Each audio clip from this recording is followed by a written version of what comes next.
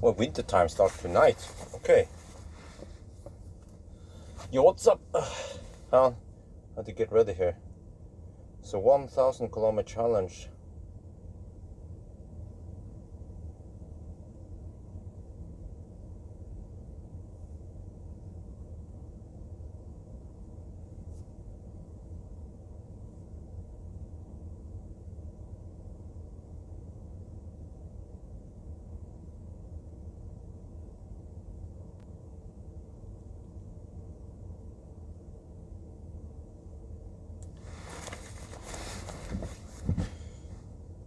Okay.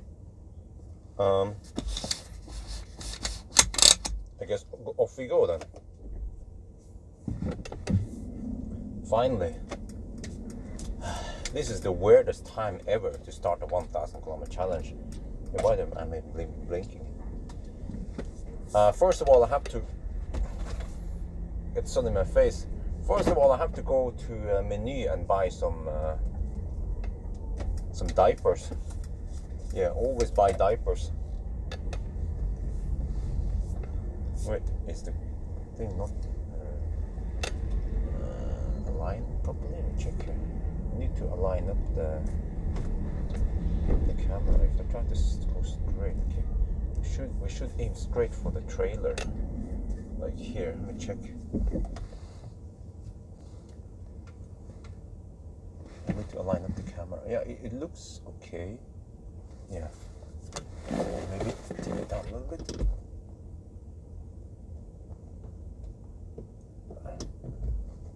There. Yeah, that's pretty much spot on. Okay. Sweden good, yes. So yeah. What's up with the EQV suddenly? Well, because the EQV is, what is this? Oh, okay. EQV is the more expensive, but in my opinion, better, interior-wise at least. It's spacier than the bus, and we already did the 1,000 kilometer challenge before, but that was freezing cold. So I wanted to redo it again in maybe more normal conditions. I mean, I think I saw on the table that it was minus 20 degrees at the coldest. That's freaking cold, man. It is like the premium bus, yeah, exactly. So, well, I have the info here. You want to see? I mean, this car cost 800k, but the bus I was testing cost 600k. So it's still a quite significant difference here in price. 200k more, but I also feel like you get 200k more worth of space and interior and kind of premiumness, right? But of course, charging speed, it kind of sucks compared to bus. This one peaks at around 105 kilowatt only, 107 maybe, even though it's a freaking 100 kilowatt hour battery. Minus 20, yeah, that was freaking cold, man. Minus 23 at the coldest. So we have to go and pick up some diapers first, because by the time I'm home it will be dark. We spent 14 hours on that run. I'm hoping for 12 hours, but I have no idea when I'm going to finish it. But at least we won't have any left lane huggers on the way back. So that's the good thing. Yeah, but for the majority of the time we shouldn't have too many left lane huggers in our way. Okay, let me see. I have to go over here. Menu. Let's get them diapers. What? Yielding rules? Anyone? No? Okay, maybe I'll just stop over here. Oh, that's the big brother, the Crafter. That is the E-Crafter. Oh, like a Bowels. Yeah, the E-Crafter is the big brother. He's way bigger than this one. So let's see. Wait, what the heck? Where did I park? Here, maybe? Wait, why is it so busy? The fuck? Okay. Let me just stop over here. Yeah, this is good, this is good. There's a spot here where I don't have any neighbors. Well, I know, ninja over here. Zuck. Okay, let me get them diapers. I'll be back. Oh, by the way. Since we have some time here, I mean, I don't have to rush too hard, but let me just show you guys. Let me show the external right. No, 11 hours. You crazy, man? I'm aiming for 12 hours. Huh? Look at this. Huh? Do you like this shit?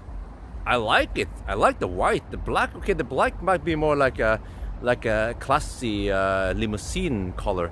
But the white, maybe I can do it on this side so you can see better because we get the sun. Huh? Do you like this shit? It's a lot bigger. Well, I mean, yeah, it should be bigger than the bus. And I mean, what's the hype with the bus really? Oh, that's great parking. Well, I'm parked on the line by the way, but is this close between Göteborg and Kungsbacka? What? Really? Shit, man. Wait, I have to take a detour. Between. Wait, okay. As long as there is an equivalent detour that is not too slow, then between Göteborg and Kungsbacka. Oh man, do I have to take some slow ass ring route? Okay, wait. I was aiming for Swedish route, but maybe I can consider Norway route then. What do you guys think? I mean, we don't have to decide yet, but how bad is a detour?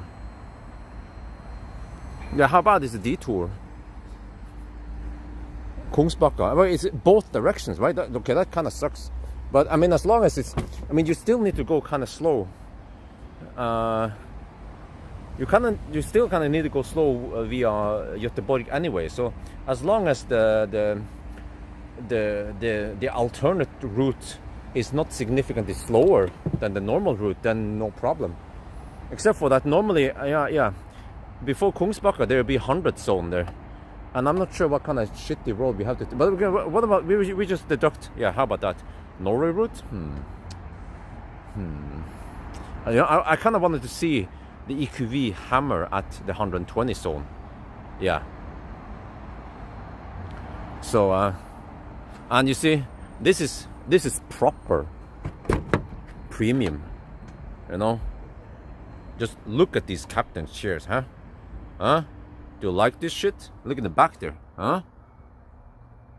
There's so much, and look here, HVAC settings, huh? Wait, air vents, huh? The fuck? Look at this. Burmester. Wow. You're taking the same detour for, okay, it's that detour. So sweet, yeah. Okay, in that case, okay, it might be a 5-10 minute. I think it was actually a roughly 10-minute detour. I mean, a 10-minute deduction, both directions. Okay, but I wanna try the Swedish route really, because then we kind of need to go fast. I want to see how thirsty this car is, you know.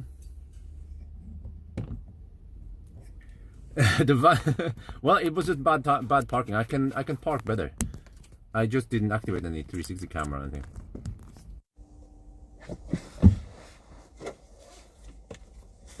But wait, I'll be back.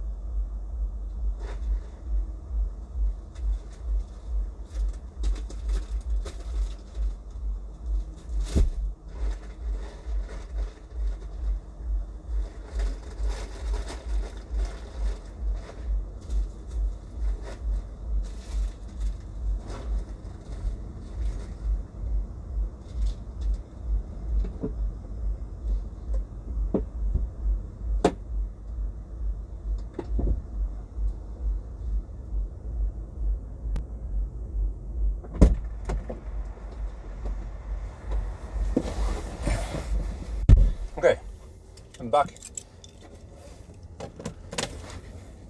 Wow, it's so busy. Wow, it's freaking busy over there at the grocery store.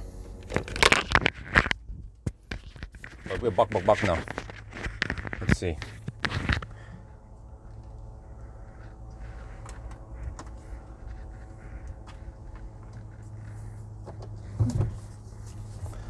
So now I picked up some. I actually picked up some salad. They have nice salad bar at Menu.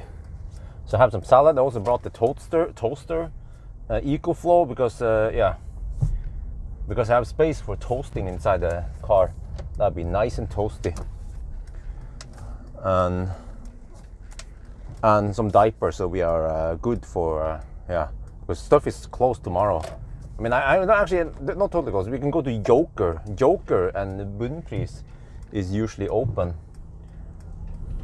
But since I'm driving past here, then I could just pick up the stuff now. So I can make a little joke about diapers. That this is the secret, that I use diapers when I drive 1,000 kilometer challenge.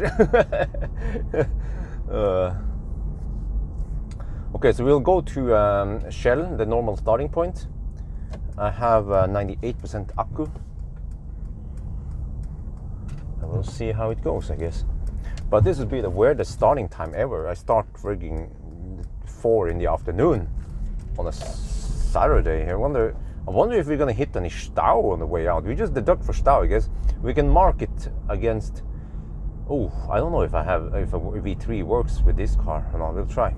But possibly, I don't know if I can make it to Spekkeret. So maybe I have to stop at Håby, or actually maybe even Strømstad. Oh, yeah, it braces yourself for stopping at Strømstad already.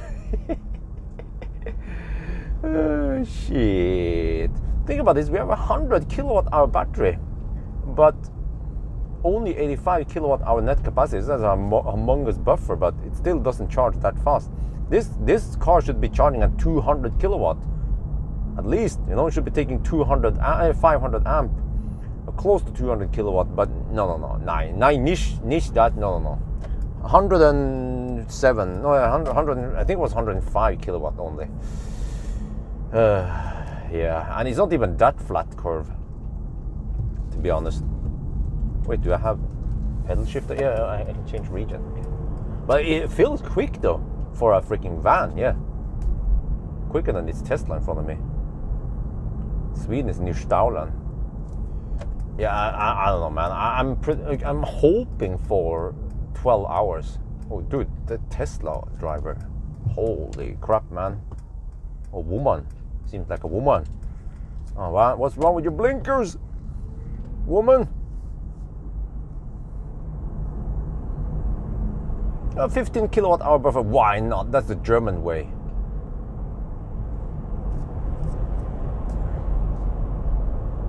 Okay, but I want to set a good time, and it's not going to be. Wait, is that the freaking? It's not going to be freaking cold anyway, so that's good. 10 degrees Celsius maybe.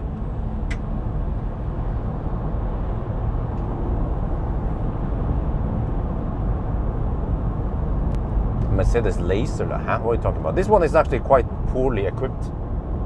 Oh, it bounces though, like a freaking truck. Well, the seat bounces up and down. Yeah, I'm a mother trucker today. Okay, let me top up. We have 98%. I think I need to go to the restroom.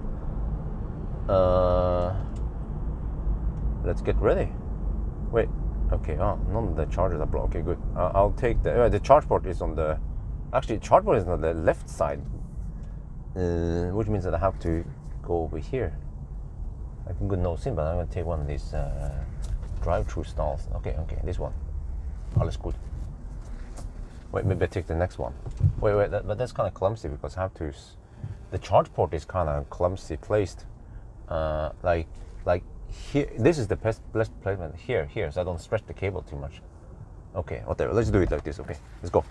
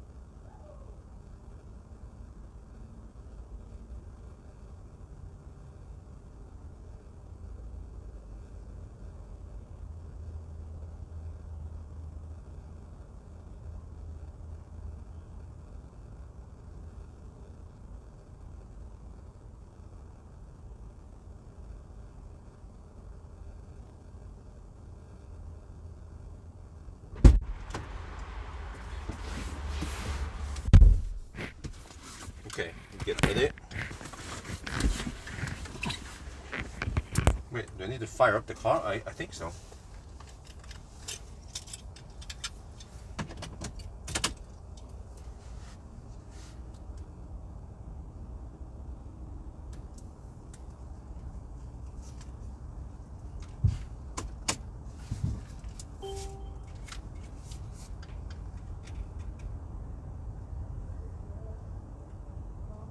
Where's the navigation?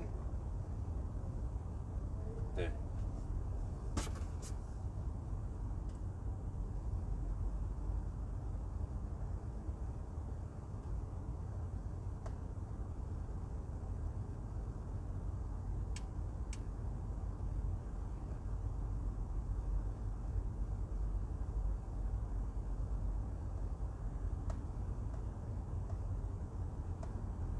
Wait, CC chargers. Cool. Come on. Wow, that lag though. I'm just trying to navigate. Let me see. Does it show me any percentage at arrival? 219 kilometers there. Okay. Wait, what was that?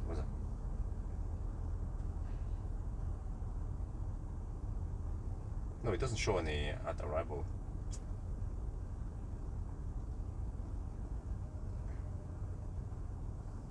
Okay, let me do the intro.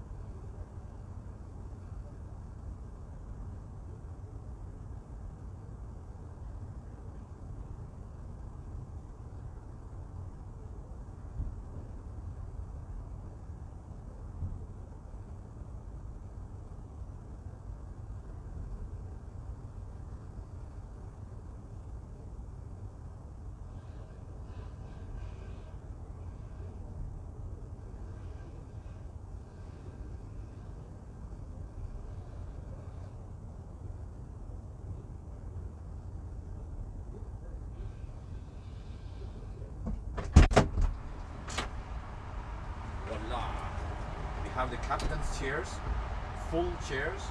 We also have third row, and these seats are super comfy.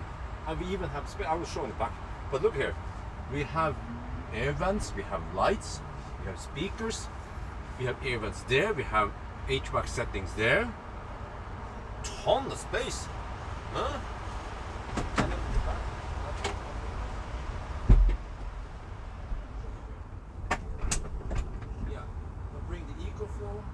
I bring safety equipment. You see, this is the secret of doing 1,000 kilometer challenge. I always bring diapers. Yeah. So and here we even have space here. I put the salad there. So this EQV is a lot spacer than ID bus, but somehow.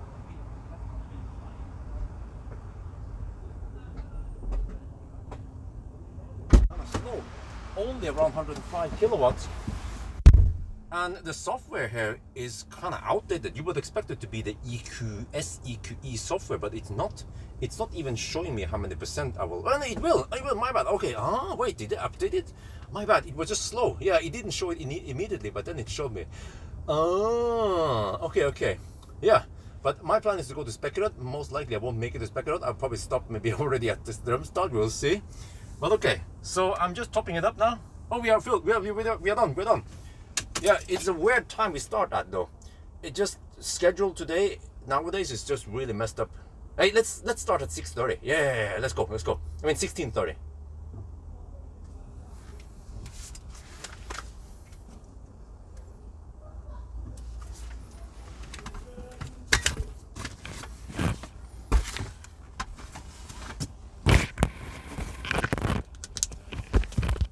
Okay, that sounds like a good idea. Maybe I'm good.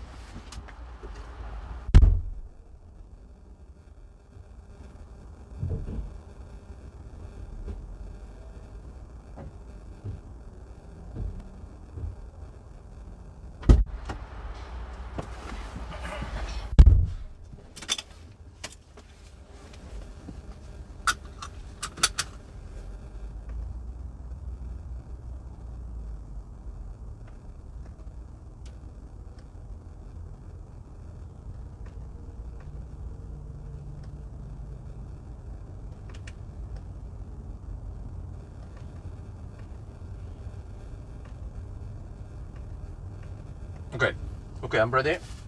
We're gonna start at 16:30, guys. I will count it as 15:30 since we have to turn the clock. No, how is this? We have to turn the clock 1 hour backwards, so it would be as if we started at 15:30. So in 2 minutes, I have reset everything now. We're just waiting. Okay, let me set up this. It wants me to add charging stops. What? How do I change navigation settings here? Advanced. Map orientation, route, electric intelligence. Okay, I need to have the electric intelligence active, otherwise it won't show me the charging stop. Okay, maybe I might as well aim for Strømstad then. Wait, or yeah, might as well just go for Strømstad. This is kind of crazy, man. You start the trip by visit. It wants me to visit Strømstad. Okay, we're gonna visit Strømstad. Okay, wait, I want to cancel it. There, and then navigate to Strømstad. I own the Strømstad. That's crazy, man.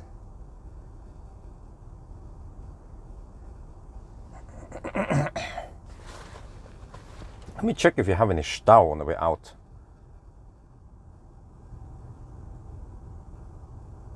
Oh, a little bit. Okay. Right, put the car in drive. Region. Maximum.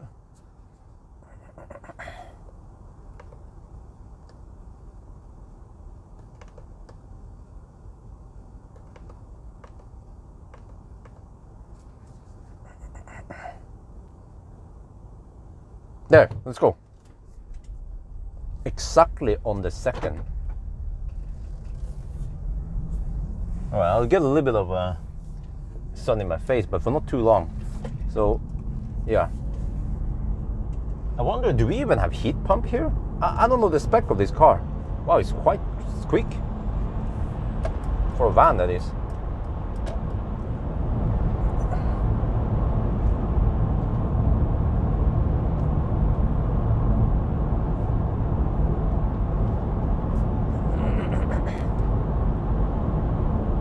Yeah, so this is a really weird time, but at least I'll be driving during prime time for the majority of the time. But then I have to finish really, really early or late, depending on how you see it.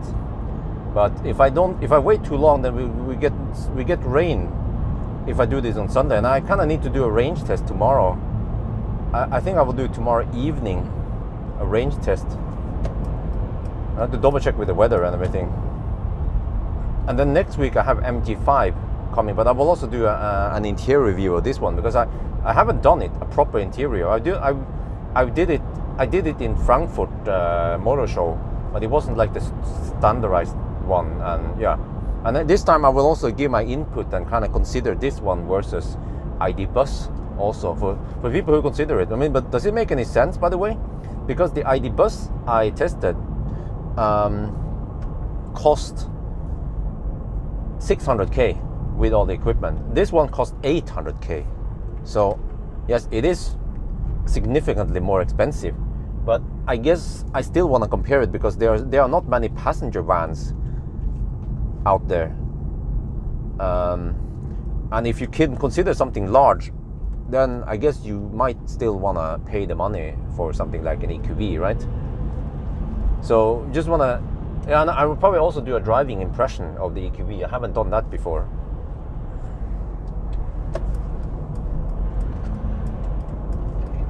Achtung, Achtung, bus coming through.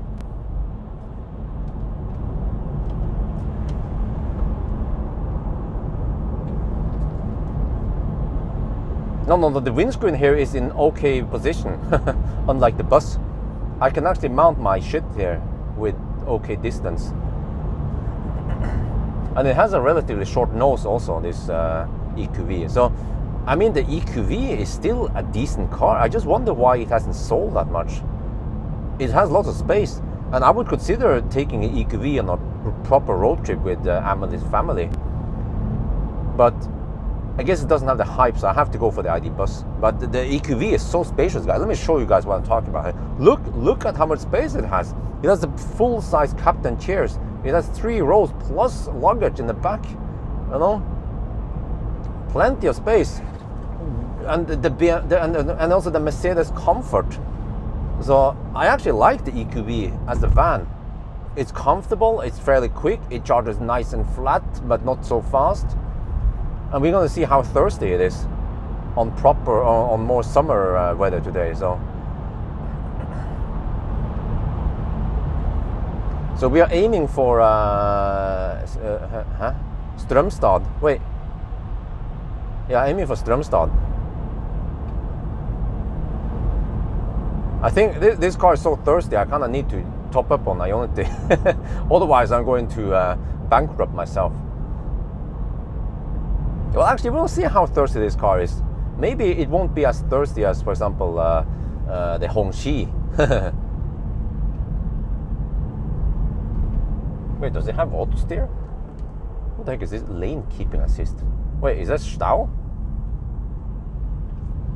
Oh, no, it's low sun. People are driving slow because of low sun. But yeah, maybe. What do you guys think of the EQV? Would you consider EQV, or is it all about the bus and the hype around bus? Yeah, 12 seconds. I think I even did an acceleration test on the EQV. I'm not sure. I have to check. Can you guys check for me, please? Did I do an acceleration test of the EQV? If not, then I should do it. I should definitely do it. I have time. I have this car until Thursday next week, and then on Thursday next week I'm picking up the EQS, the beefiest EQS with over 700 horsepower. But it will be on winter tires. Well, actually, I wonder if I requested summer tires.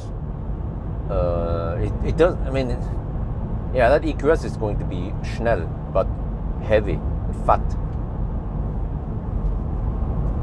Looks comfy, yeah. Okay, you prefer the bus, yeah.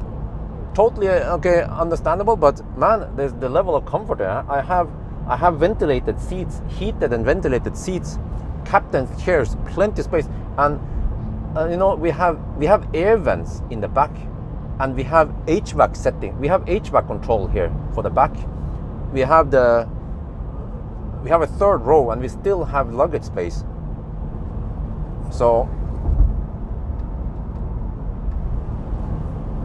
I mean, if I just need lots of space, totally this one. The only problem with this EQV is the charging speed. It's a freaking 100 kilowatt hour battery. And why is it charging at only 105 kilowatt hour per hour? You know, it should be 500 amp, boom. It should be 180 kilowatt at least. That's a disappointment.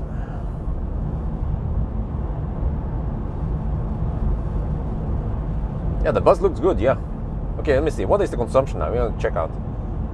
290 watt hour per kilometer. What is this lane? This is lane keeping, huh? What the heck is this lane keeping assist? Is it lane departure or what the heck is it? It claims lane keeping assist on, but it just vibrates. Wait, let me see. There's some settings here. 280 watt hour per kilometer, yeah. Now, I'm hoping for, well, according to my calculation, it's supposed to be 12 hours and 15 minutes. According to my estimation, but I haven't done the range test yet, so I don't know about that one. But it's based on the perfect charging curve, which we will hopefully get today. But I wonder if we may. I think back then when it was freezing cold, minus 20 degrees, maybe the car cold gated, but it shouldn't cold gate today. Yeah, I mean, it's nice here, it's comfy, it's quiet, it's spacious, it's the Mercedes interior, you know, nice soft materials. Yeah, this is the one I'm talking about, man. Not too much hard plastic. Burmester. Well, too bad I didn't bring the USB stick. Yeah, it's actually in Millennium Falcon right now, the USB stick. I forgot it there. Wait.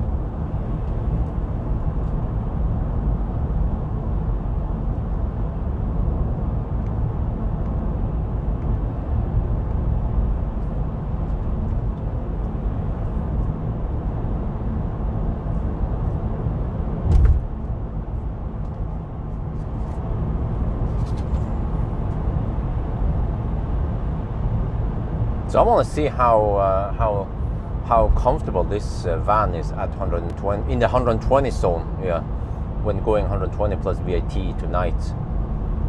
So we'll see. And the car now estimates we will arrive Strømstad with 55%. Really? Nah, it can't be. No, that ain't right, man. This car expects us to have 300 kilometers of range. No.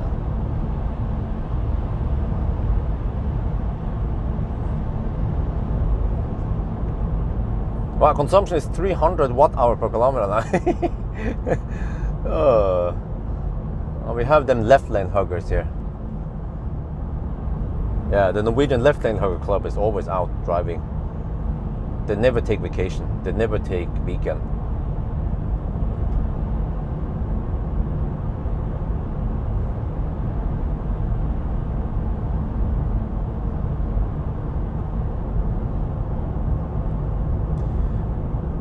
But man, I gotta tell you guys, why do I? No, perfect one would have heat and massage and all this. Okay, well, that would be something Chinese, I guess. Chinese massage, they are the best. Wait, do I have massage here? No, I don't think so. Wait, do I have? What are those symbols? Oh, that's lock, unlock. Okay. Wait, what is this? Is this the ventilation? No. Oh, no, my bad. It's not. It doesn't have ventilation. It has only heat. Yeah, heat. There is a button here that is not a button. That could possibly maybe be. Okay. Wait, let me see. What is this thing doing? Does it really do lane keep assist? No, it doesn't. This car has no lane assist, so that's a bummer.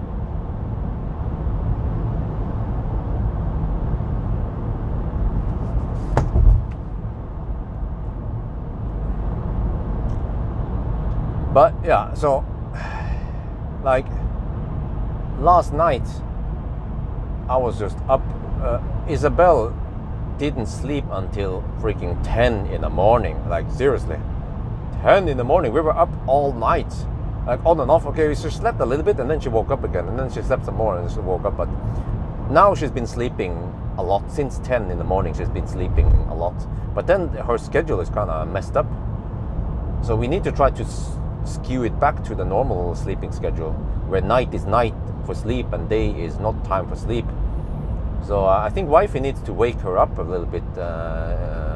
She might be a bit grumpy, but that's probably how we have to do it, to kind of twist it back to normal sleeping schedule. But we were just exhausted, both wifey and I, last night. And I was like, do I start driving 10 in the morning? I'm dead, man. So I passed out. Slept for a couple hours, but I did sleep a lot last night. I slept between when was it? I slept around 6 hours last afternoon, and then plus the nap today. Then I should be good, because I'm going to be driving through the night, so I better be fresh, not fall asleep. Well, if I'm sleepy, I can just go in the back here. Oh, I didn't bring the heater. Oh, okay. But I can always just pass out in the back there. There's plenty of space. Yeah, the bus is prepared for 7-seater. You can see the third row.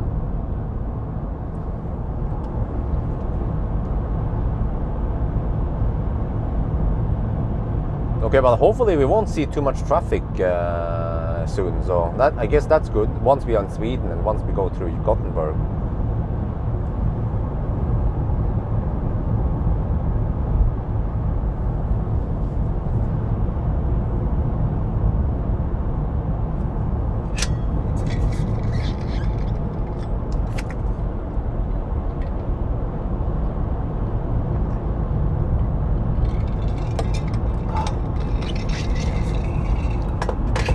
Wait. Maybe I should not stop at Strømstad. We'll see. If I have semi-low juice at Strømstad, I will stop there. But if not, then maybe I can go to like Kempower, Ljungskile, and then I can go straight from Ljungskile to Varberg. Yeah, I might do that. We'll consider what to do. once we are closer. And I don't know how much we have, consumed, but what I know is that we have 85 kilowatt hour net capacity. So if we consume, wait a minute. If we consume 300 watt hour per kilometer, then we have at least 250 kilometers of range. That means we should be able to reach Spekkerød.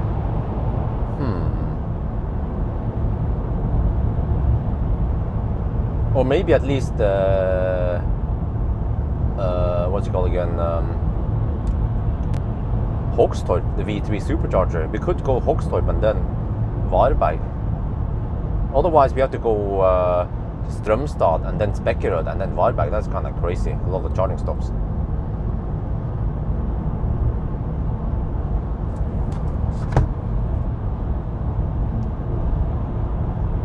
Oil consumption is 270 watt hour per kilometer. Wow, it doesn't even have decimals.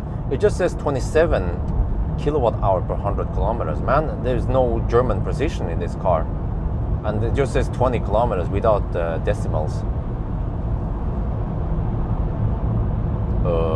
Okay, I actually don't know the distance error either. So, yeah, we'll try to figure out the distance error, I guess.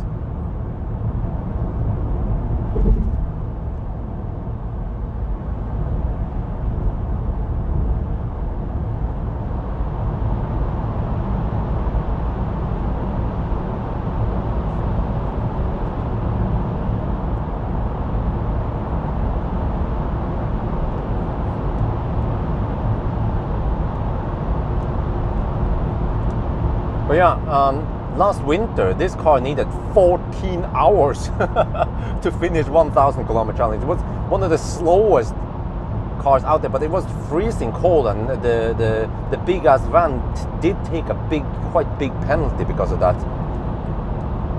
That's why we need to find out today. How fast is it really? When we don't have too big disadvantage.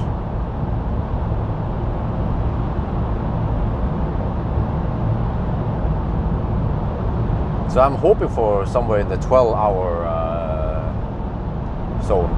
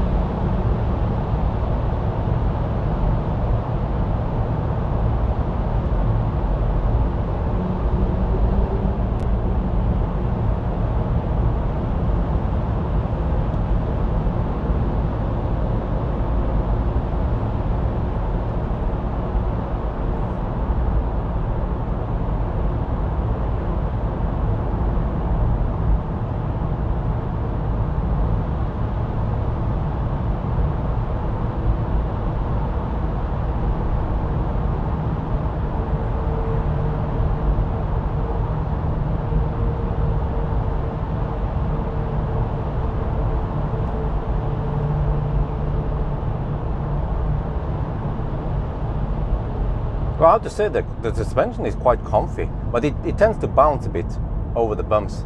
It bounces like a truck a little bit. Boing. They had to soften out everything.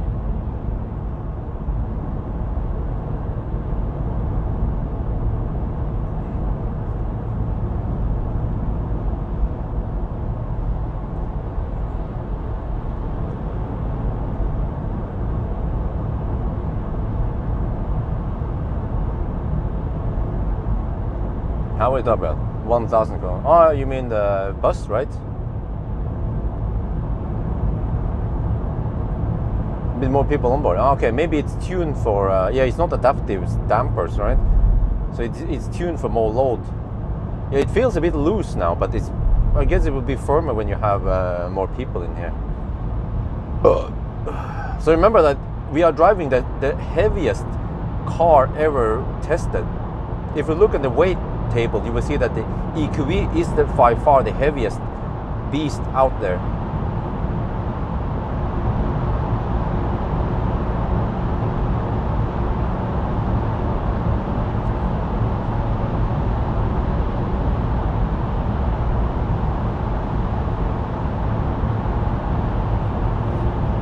Well, I hope that we won't have a freaking 14-hour result now, 14-hour run. It should be a 12 something hour run.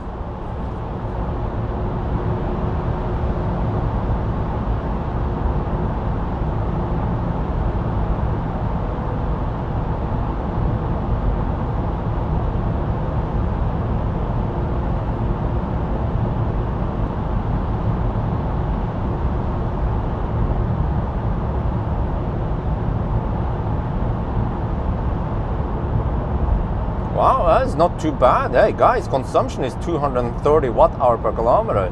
Huh? e-tron, go home.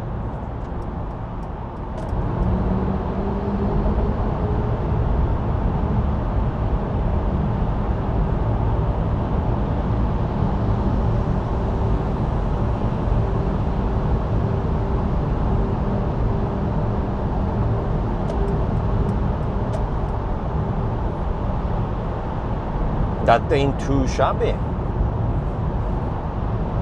Not too shabby at all.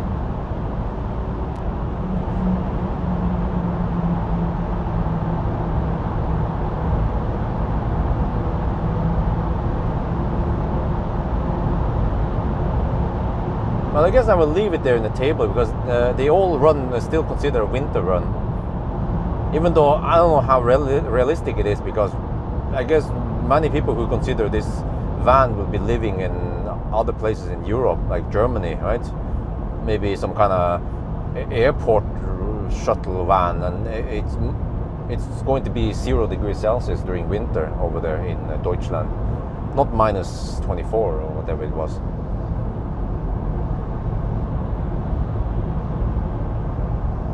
Right, so how is it again? We turn the clock 1 hour back.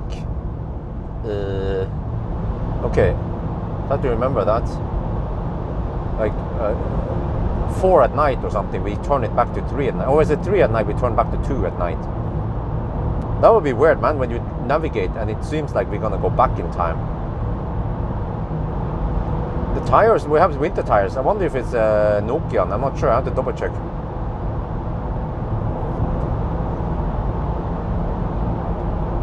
Change the clock now? Well, maybe I should, but whatever.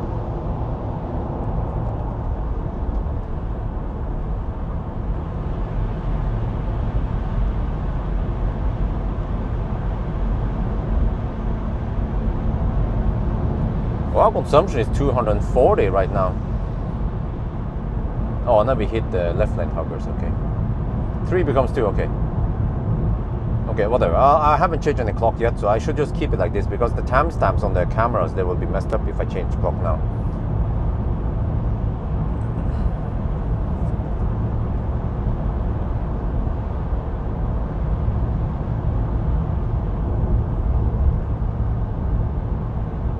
Yeah, from what I remember, we turn the clock towards the summer, which means in spring we turn it forward towards the summer.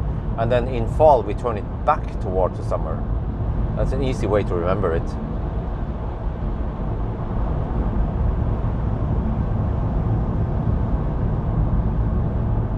But yeah, I'm getting excited for the Thailand trip now. We have around 2 weeks left.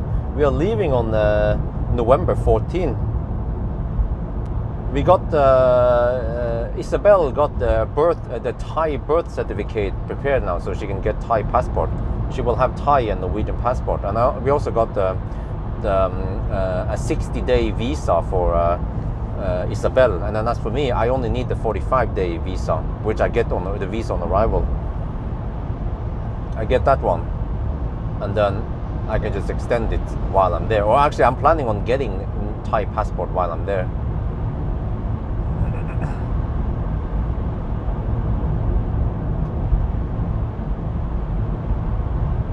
So if these people could just get out of the way, then I could hammer it. Like the consumption is 240 watt-hour per kilometer now, probably because I'm semi-drafting behind some slow pokes.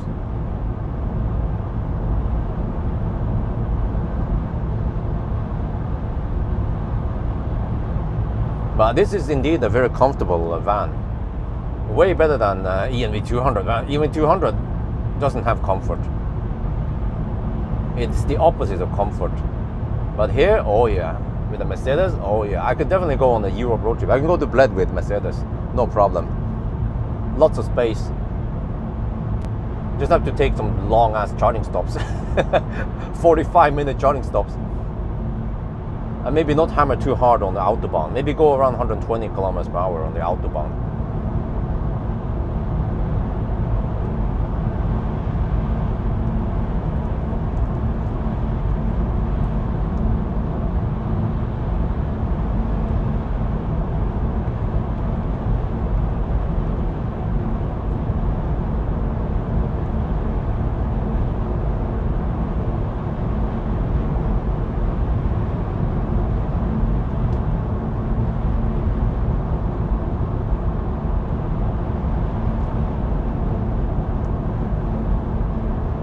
Well, it's still green over here. Wow.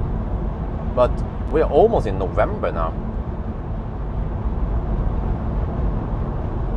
Winter is coming. There's been some really cold periods earlier where we had 0 degrees Celsius at night. But nowadays, it's quite hot. It's remarkably hot for late October.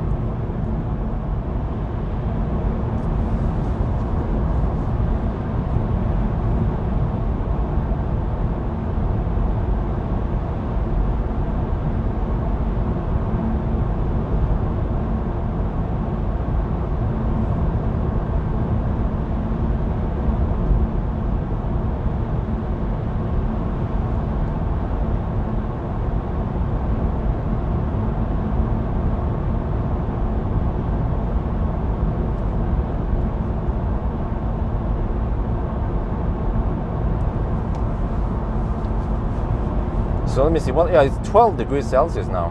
I think it will stay around 10 degrees during the night. So we'll see. Okay, now the car still estimates 55% at Spekkerød. No, what is this? Strømstad. Okay.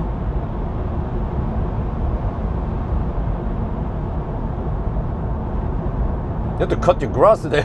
What the heck? Yeah. A bit harsh suspension. Yeah, nah, it's soft. It's soft. It's a little bit bouncy for a Mercedes. But well, it's typical Mercedes suspension setup.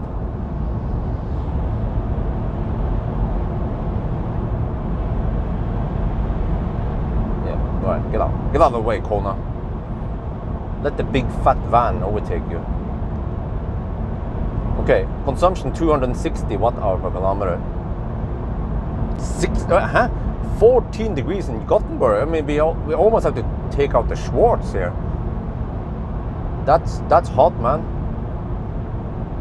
We are at the very end of October. Wow.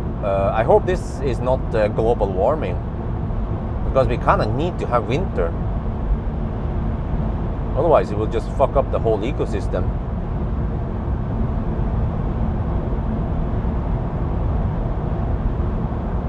22 in London. What the heck? What?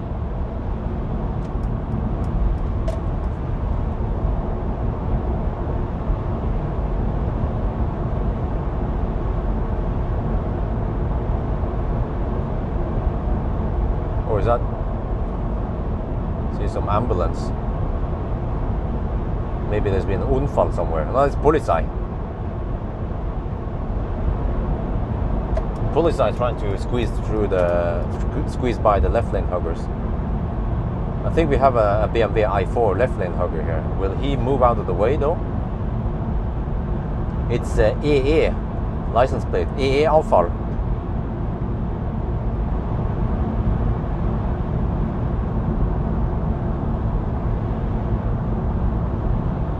I mean, should I blink at him or?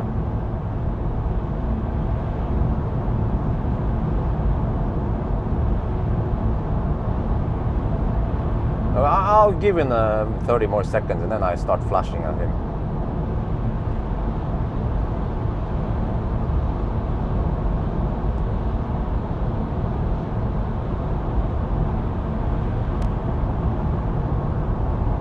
Or I can just undertake. Flash or undertake? What do you guys think? Flash or undertake?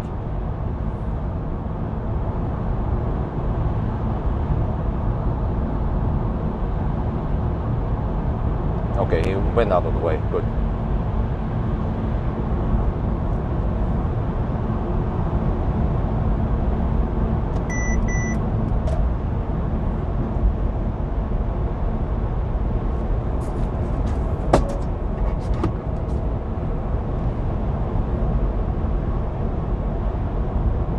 Oh, he was just derpy like a typical Norwegian this.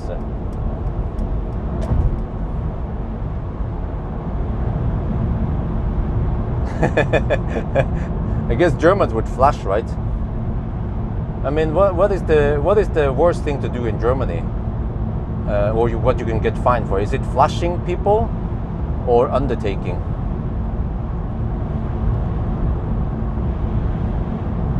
Oh, Unfall.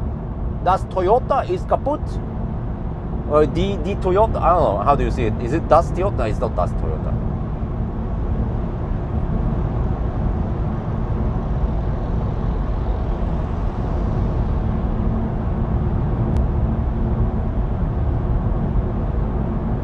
Oh, I see the screen is a bit shaky. But the car is super smooth. It's just that the screen is a bit shaky. Oh, more ambulance. Wow, there must be some big Unfall here. All the emergency stuff is being called over to Ås somewhere.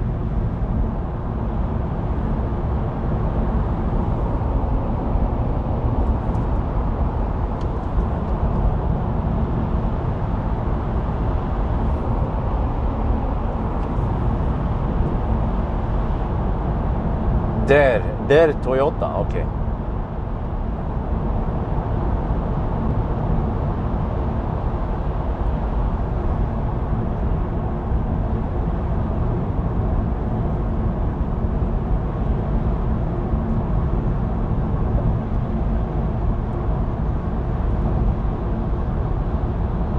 Well, I'm actually surprised with the consumption here. I mean, we don't have tailwind even. You know, I'm not sure where the wind is blowing. I have to look for some flags here, but well, wait. Consumption is 270. Wait, is Mercedes cheating? How the consumption be so damn low? This van is more efficient than Hongxi. Huh? The fuck? I was expecting 350 by now, or at least over 300 consumption. It's staying at 270 right now. That ain't too bad. Because think about this, a van has a pretty good aerodynamic shape, right? It's just a big box. Okay, as long as you kind of make the front and the back not too bad, then it should be fairly efficient. I mean, fairly aerodynamic.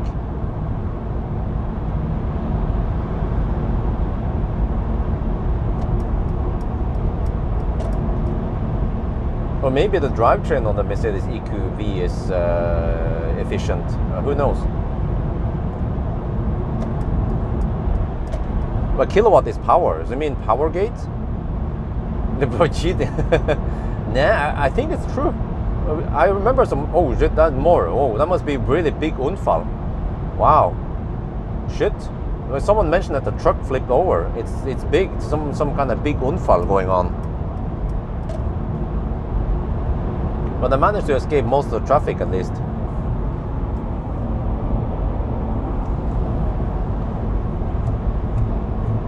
Yeah, that could be it. Oh, yeah, it just takes out. It could be 279. It's placed at 270. Yeah, that's true. Sneaky Mercedes. I mean, Mercedes might not be the most honest German brand out there, along with Volkswagen. Yeah.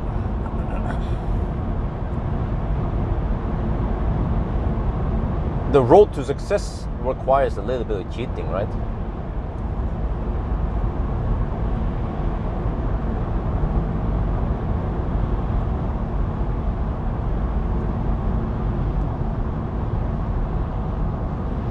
Wait.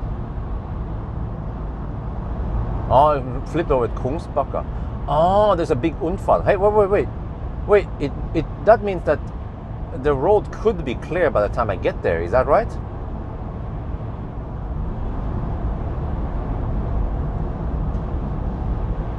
But guys, I just thought of something.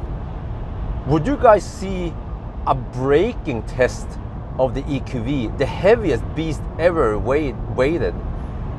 A braking test with freaking winter tires. We will see 50 meters of braking distance. Alright, come on, dude. I'm the bigger van here. Get out of the way, man. Seriously? He should know that the EQV is above transporter in the food chain.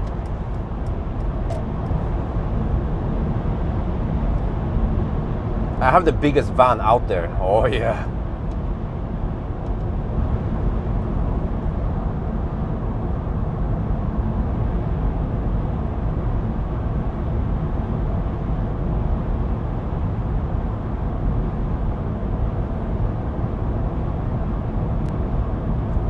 Okay, consumption is 280. Wait, let me see. If you have 300 consumption. Okay, now the car estimates 54% at Strømstad.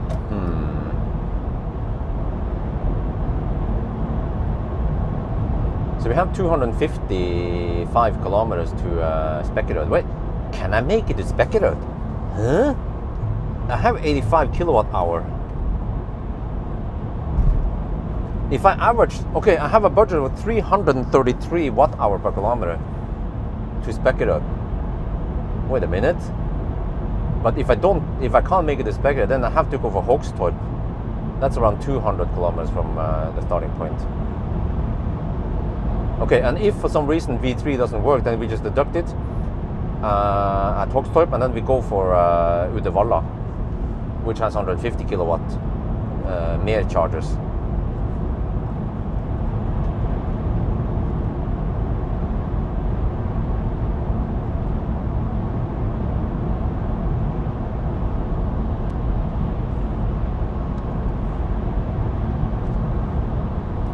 But you know what? I actually feel like the EQV is noisier than bus. You guys can hear it, right? Yeah, the E-Craft is bigger. I know, but at least today, right now, right here, then I have the biggest van. Yeah. You wanna rub my van? My big van? It's over 5 meters long and almost 2 meters tall. Oh yeah. Reason for some cars not working with V3? Well, actually, it was just a buggy V3 stall I tried with the other cars. You know, the one at Vestby. It kept failing, but until I moved to another stall, then it worked. So, and by accident or by coincidence, I used the same stall on some of the BMWs. So the BMW should also work there, because the i4 work at the V3 at Varberg, for example. But for some reason, the Kia did not work at V3 at all. So I think it's just a rare case where the Kia didn't work at V3, but then most other cars work at V3. Oh, more police! Whoa, like, get out of the way, left lane hugger. Shit. I mean, people could be dying and the idiots are hugging the left lane. Seriously. It might sound like I'm bitching about left lane huggers, but sometimes you really need to stay the fuck out of the left lane when you have emergency vehicles behind you. Then it's serious.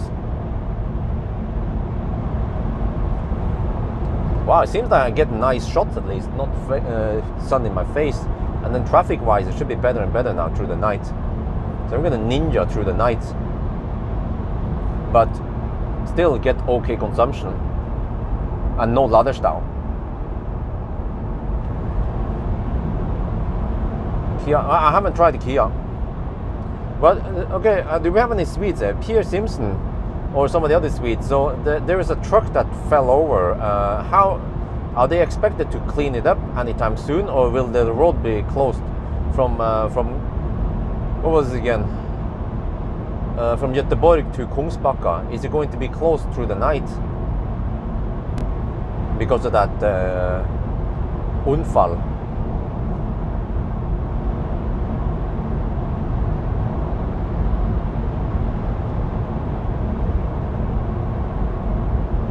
No. If there's another lane, then the idiots will just hug that lane. We have seen it, for example, in near Oslo, towards Karihaugen, where we have 4 lanes. Then the Norwegian idiots, they just hug the leftmost lane still. You try to check it. Thank you. Okay, consumption is going up 290 watt-hour per kilometer now, and rising. Okay, probably not Spekkerud, but I'm just thinking maybe I should just ride on Ionity Wave. But then I have to stop so many times. No. Okay. What else do I have? Chem power. Okay, how about that? It's gonna be freaking expensive. Recharge in Sweden versus Ionity in Sweden. But it's probably just that one charging stop. Yeah. And then I'll be riding on Ionity Wave for the remaining part. So no big deal, right? What? That was 8 in the morning and still, holy shit. Okay. Why do they really need all night to clean it up? Because it will take many hours before I'm there. Well, actually, I'll be there in about I don't know, 3 hours from now. So I'll be there at 8 maybe.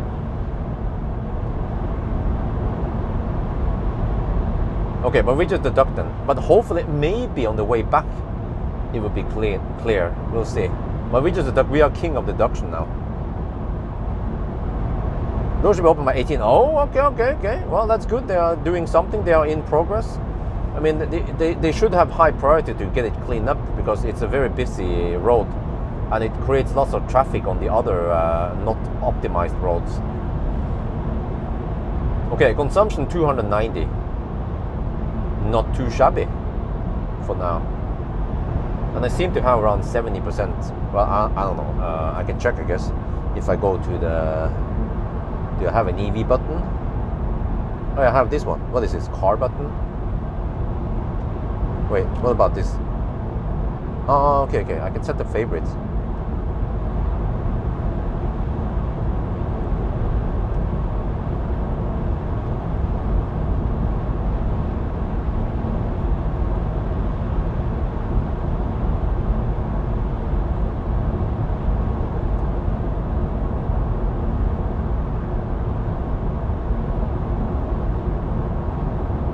Wait, info, what is this? Oh, consumption, energy flow. There, energy flow, okay, move it. Move. Zup. Okay, good. Yeah, then I get, okay, I have 75%.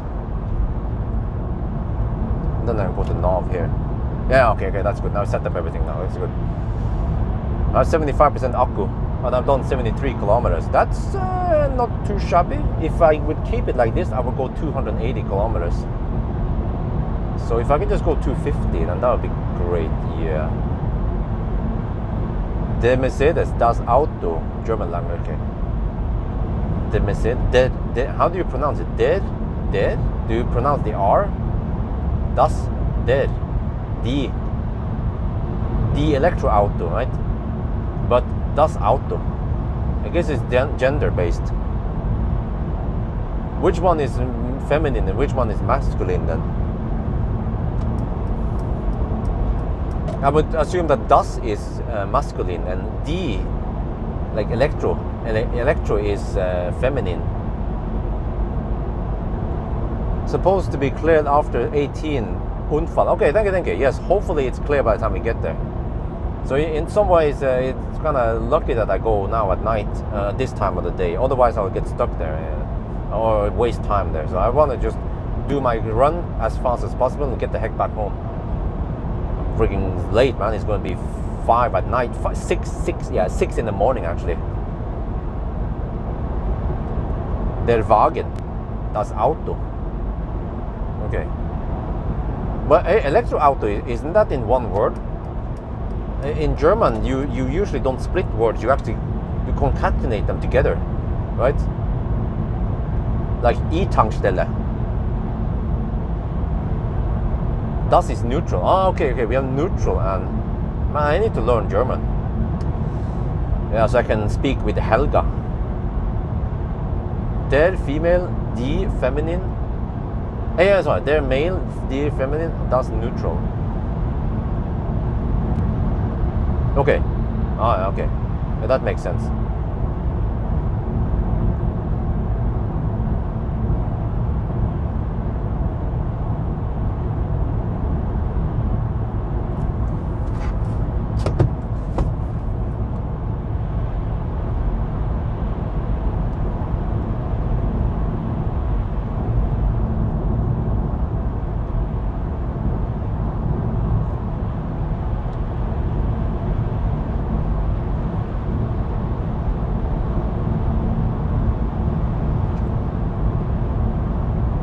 I'm probably the fastest EQV around here.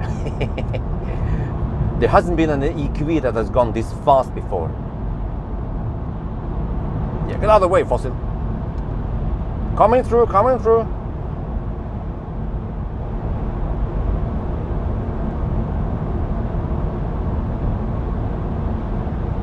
You know, it would be interesting to drive to the Arctic Circle with EQV. Guys, I was at the Oslo Motor Show. Well, you probably saw today's video, but I was at the Oslo Motor Show yesterday, and I managed to at least grab some interesting cars there. They were mostly fossil cars, so that I was feeling allergic, man. But they were mostly fossil cars, but some electric cars. But like Hongxi, I've seen it before. They showed it there. Huoya Free was also there. Polestar Roadster or Polestar 6, and also Lotus Electre was there. So I managed to review Lotus Electra before they locked down the car. That was quite a big catch. I did a proper, like a interior view, Tesla Bjørn style. I knocked on everything. I slammed on the doors on the hand-built prototype before they locked it down. What else? Yes, and I did do a quick review of MG4, and I have to say, I was disappointed in the MG4 because it's cramped, and in the interior feels plastic. There are lots of hard plastic. Like the ZS EV has a lot more premiumness and space in the trunk and in the back seat, so you get actually a lot better car with the ZS EV. So that I don't know what's up with the hype around MG4. Or yeah, actually I don't know, man. It's just it did not impress me at all, the MG4. But I requested to borrow it, and I will go to the Arctic Circle with it, since it's a hyped up car, and I'm gonna punish myself trying to squeeze in there in the tight back seat and back side. Yeah, hopefully I can get okay sleeping position. I think maybe I should bring some banana boxes to kind of build up some space so I can sleep. Yeah, I had to push the passenger seat forward so I can get some flat sleeping space there. ID3, no, it's nowhere near ID3. ID3 is way better than MG4. I don't know why people are so hyped up. Also, Thai people are hyped up with MG4, but efficiency, well, okay, maybe the efficiency is good, but still, I mean, even if you have an efficient car, which is unlikely for a Chinese car, then the interior is still so cramped and kind of shitty. So I wouldn't buy that car. Okay, I'm gonna test it eventually, but really, for me to get that, for me to give the MG4 like a highly recommended rating, it needs to be efficient. It needs to charge fast. It needs to have nice interior. It needs to not have annoying software. I don't see MG4 being any top tier recommended car so far, but okay, we haven't tested yet, so we'll see. But the interior review did not pass, really. Why don't you test as where you try, or should like ability to park automatic? I don't test that one. It's so random. It has some kind of curb rasher, so I don't like the auto parking in general. I tried a couple of them in the past, but really they are kind of sucky, many of them.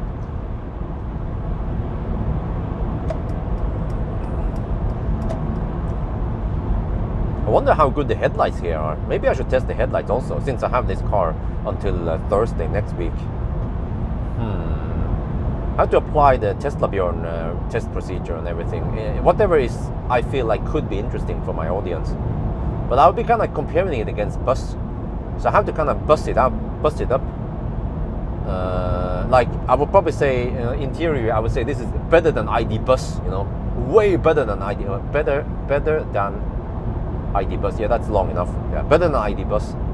You know, but of course more expensive. But that's how it is. It's still better, even though it's more expensive.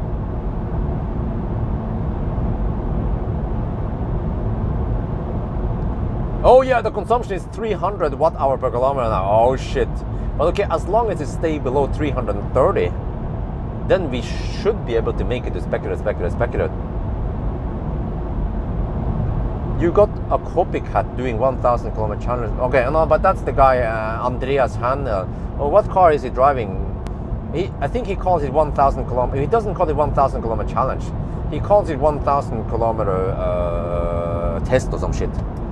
Yeah, but I mean, what do you expect? I mean, if you make a good product, people will copy you, right? Just look at Supreme, look at Louis Vuitton. There is Louis Vuitton pattern on every bag in Asia I see. Those are not true. Those are not real Louis Vuitton bags. And you see Supreme shirts all over the place. Those are not real Supreme shirts, man. And the real 1,000 kilometer challenge can only be done with one man. One half Asian, one half Thai, half Norwegian, half German, and half Chinese.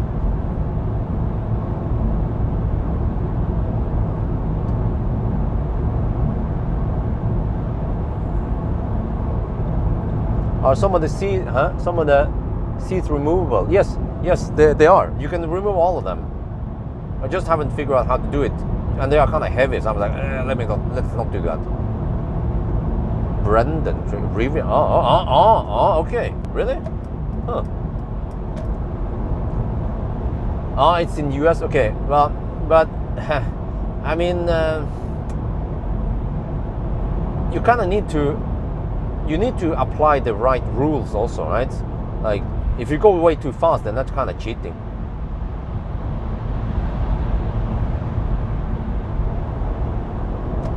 Oh, right now I feel like having that salad. I think I'm gonna eat the salad first, and then I'll eventually tonight I will take the toaster. I have toaster with me, and I have salad. I'll probably eat the salad first. I'm getting a little bit hungry. Sun is setting. Wow, really? 5:20, and the sun is kind of setting. Winter is coming. Time to move away, to get away, try to run away to Thailand, escape to Thailand.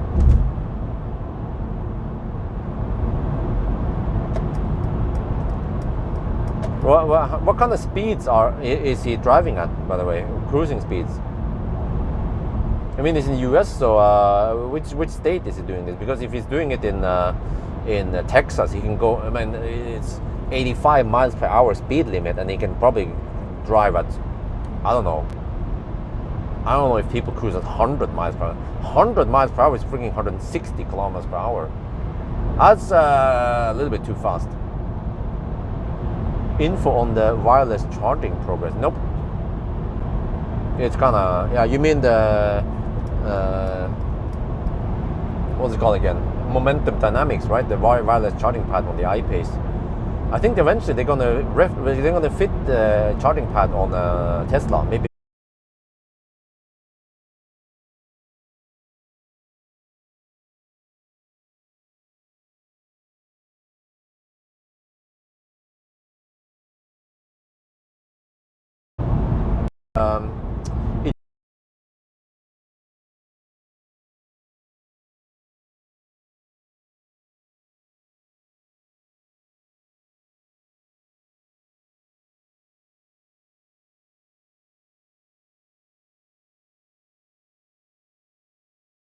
We have charging stations and avoid options.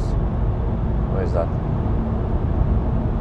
Minimum charge level at destination. 10% is the lowest.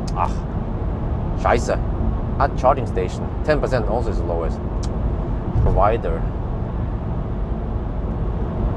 Avoid options. Okay, whatever. We can't change, but we just have to use whatever settings he has.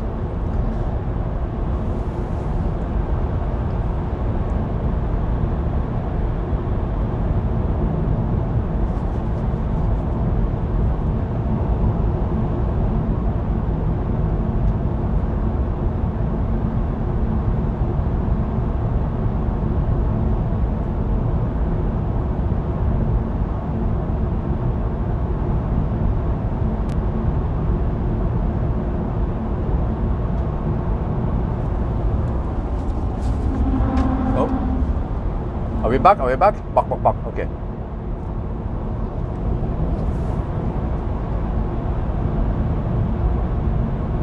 $19. Oh shit.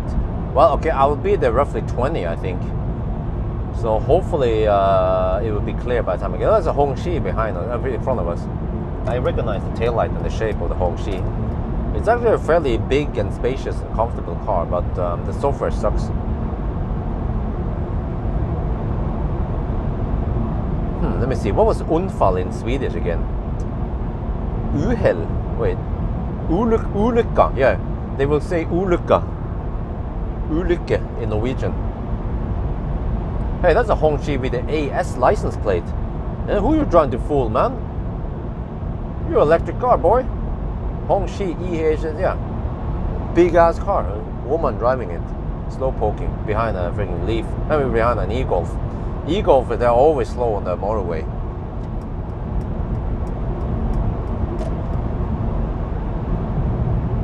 Wow, it's so empty now. Oh, I like the traffic. Okay, but, well, okay, I guess we could stop at Ljungskile. Top up there. We have to top it just a little bit. Wait, but then... And that's... okay, let's see. Consumption is 310 now. Could be 319, who knows. I guess the temperature will drop a little bit, but not too much. I guess there was a time where earlier when it was really cold at night. But nowadays it's kind of warm, so that's good for this van. But I remember we did get something like 450 consumption with the EQV. It was crazy high consumption during the freezing winter. Still 21 degrees here in Germany. Yeah, you see, this is why I wanted to move to Frankfurt. What is the temperature in Frankfurt, by the way? Just as a comparison. Here it's 11.5 degrees with a German precision on the temperature at least. Although the e-Golf, I mean, e-Golf is still a nice car if you don't drive too far. It is nice interior, but I heard that it has some trouble, and once you have to repair the e-Golf, then it's freaking expensive. People are not too happy with the repair cost. And the stuff that start breaking, like the charge port, the door handle stuff. Yeah, what is the drag coefficient? I would also like to know that.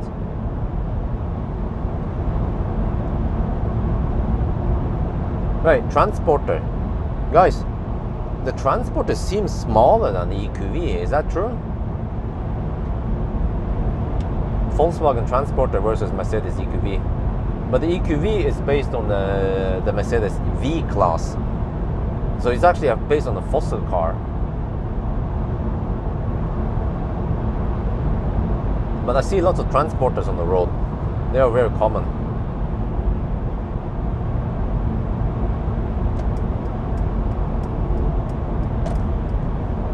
Wow, it's still green over here. 19 degrees! I'll take it! I'll take it! 19 degrees! Wow! Which means that it must have been over 20 degrees earlier today, right? In the daytime, if it's sunny. Wow. So, okay, I might not want to move to Frankfurt, but at least if we can kind of camp there, we can be stationary there for about 3 months, and I need to make connections with Frankfurt auto importers, dealers that can borrow press cars in Frankfurt, and I could stay there, let's say 3 months. That would be sweet, man.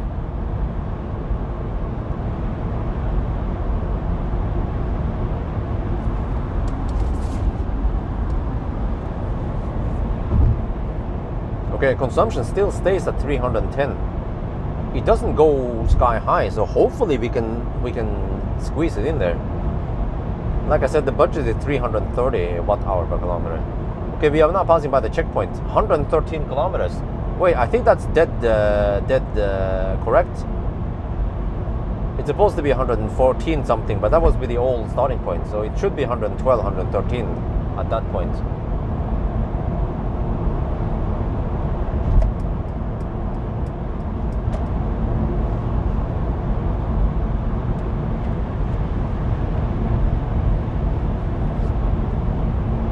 Wow, 12 degrees Celsius.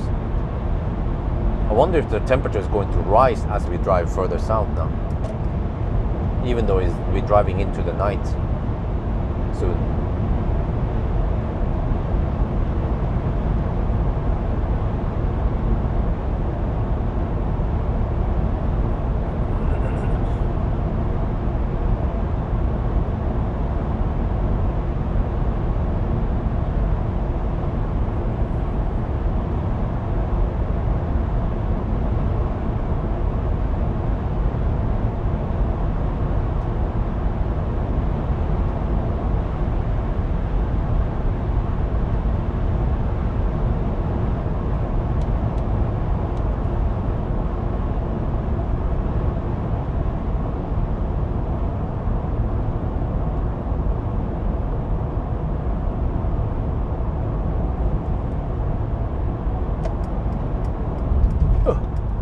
Welcome to Sweden, the land of the Sotabror.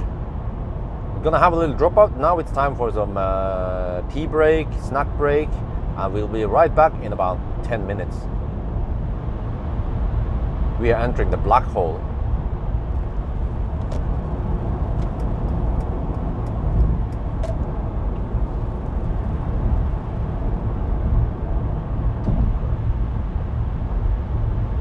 Okay, side wind.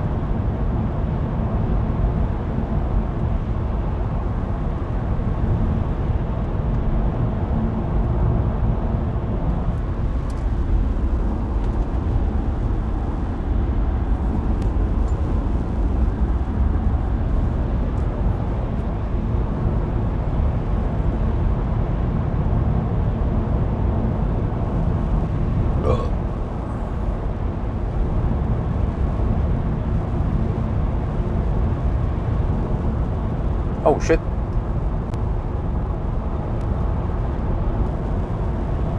Okay, back. Yes. Welcome to Sweden, the land of the Söta Bror. Yeah, we're now hammering it. Oh shit, the consumption has gone up until now. With the consumption is 330 watt-hour per kilometer. We're about to blow the budget. Yeah, which means that the consumption now should be more like 350 watt-hour per kilometer. Okay, so we have to stop. So I guess I'll stop at Ljungskile, but then I have to charge enough for any detours, and then we go for it for Varberg, I guess.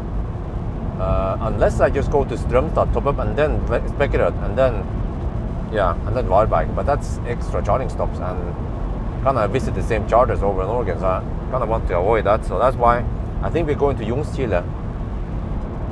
Why so much? Well, it's a van, you know. I mean, I wonder if there will be some noobs in the comment section on the video be like, huh, my Model 3 is way more efficient than that. Be like, that's like, yeah, very intelligent to say.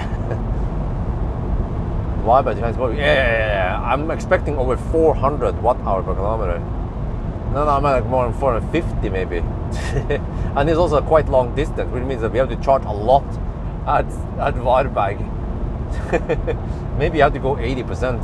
So I'm expecting to have a nice and long food break with some toaster action maybe at Varberg.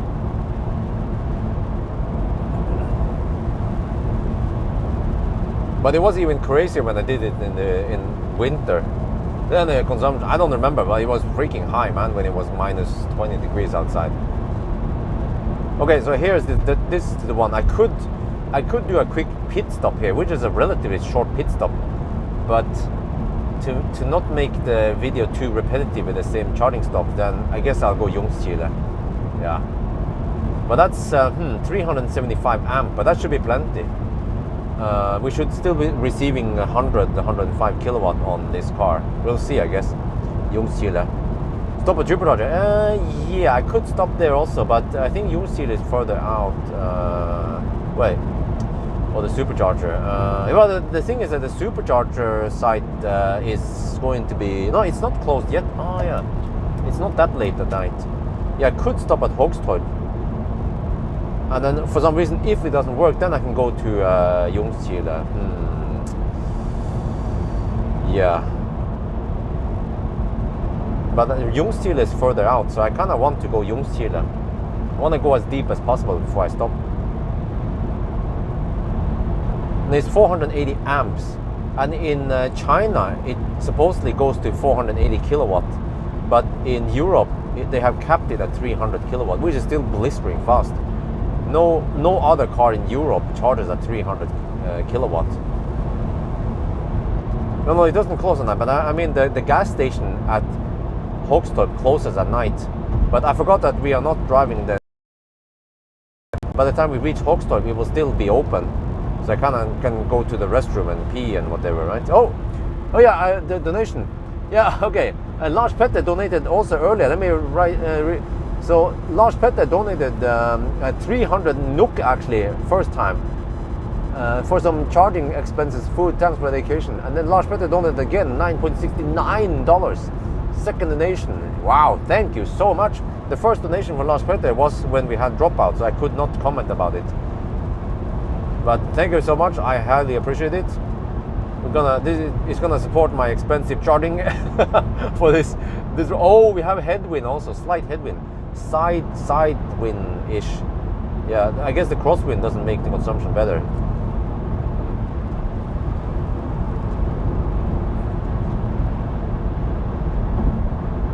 Why not 500 amps? I don't know. Maybe by coincidence the car has been capped to 480 amps in China. But then, yeah, because maybe 480 amp with the voltage becomes 480 kilowatts. Wait, that means 1000 volt? That doesn't make any sense. The car doesn't have a 1000 volt architecture. Yeah, that's weird, because I estimated that in China it should be at maybe 650 volt, and then around 700 amps. Well, okay, 10 degrees. That's good. That's good. Not too cold. That's good. Right, consumption 330. We're just gonna wait until it hits 340. Then reality hits us in the face. But traffic has been flowing quite well, how to say. So we don't have to deduct from the left lane huggers. Actually, voltage will vary depending on charging power, because it's a charging voltage, not the resting voltage of the pack. So the faster you charge, the higher the voltage is actually for the charging. It took me many years to learn about it. So for example, 2 cars at 50% state of charge. If one car is charging at way higher power, then the voltage at 50% will be higher than the other car charging at lower power.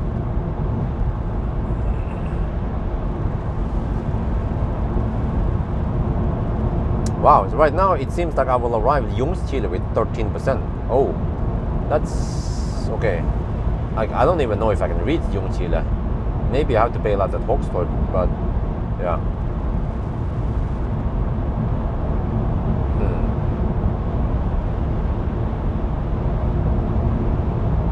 But yeah, guys, I can confirm that I have booked ID bus for Arctic Circle, and I booked ID4. I booked MG4. Yeah, MG4 and ID bus on the time when I'm home alone for Arctic Circle and some other stuff. Maybe some winter. I should do a winter range test with the ID bus also. I wonder how much time I have at all. Guess I just have to bring all the video with, but I still need to publish videos while I'm doing my test and shit. So I need to start stocking up on videos.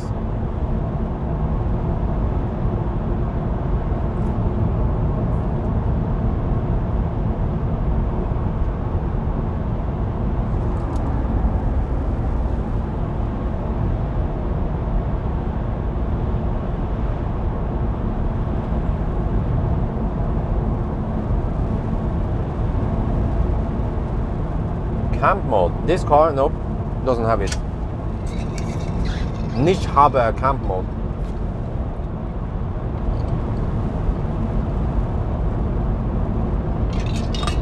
The Schuko, I don't know. I'll find out once I get it. It doesn't matter too much because I'll be bringing EcoFlow anyway. And even if the bus has Schuko, it's low power. It's not 2 kilowatt or whatever we want for stuff. I need to figure out if I will probably bring the air fryer and maybe some chicken in a cooler bag. We're gonna fry some chicken and maybe some French fries. Yeah, oh yeah, that sounds like awesome, man. Oh, French fries and chicken drumsticks in the bus. Camp mode, nope, not in the ID cars. You have to use the rice trick, or maybe the EcoFlow trick.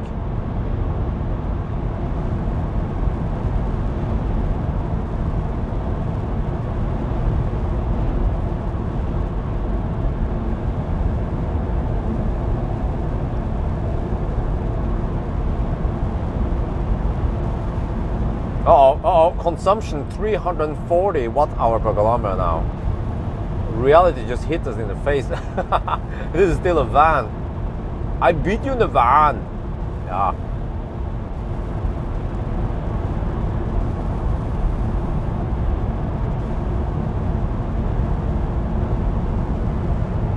Wait, what kind of feature? Oh, this is the wheel. Oh yeah, okay, you found it. MG5 review. It's coming. Wait, I think I don't have a MG5 confirmed yet. Wait, my bad. MG5 was next week. Yeah, I'm picking up MG5 next week, Monday.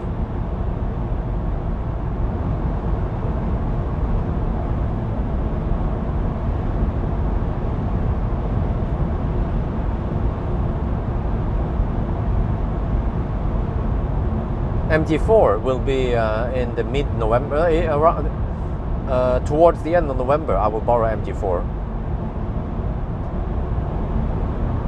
Yeah, MG5 is next week. And then ZS EV has not been confirmed yet.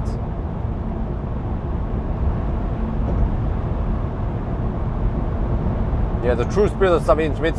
Oh, rest in peace, Sabine Schmitz. I actually met her when I was at Nürburgring many years ago. She will always be the ring queen. How many horsepower? Battery size, 100 kilowatt hour horsepower? I don't remember. Do you guys know the specs? Was it? It was more than 200, right? Someone check up the stats, please. I think it had okay torque numbers. That's why it's still fairly quick, because it's a freaking heavy car. Almost 3 tons, 3 metric tons. It's crazy. It's 2,900 something.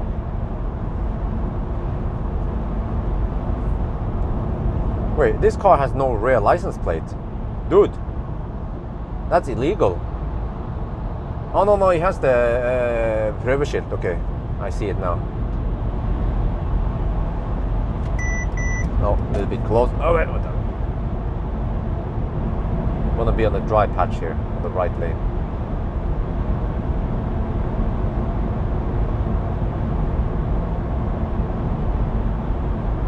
Okay, so we can either go slow poke and reach Spectrum, or we can hammer it, and I chose to hammer it because I want to build up the heat in the system.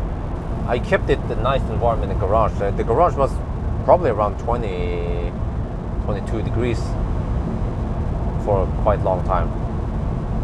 I'm going to Thailand on November 14.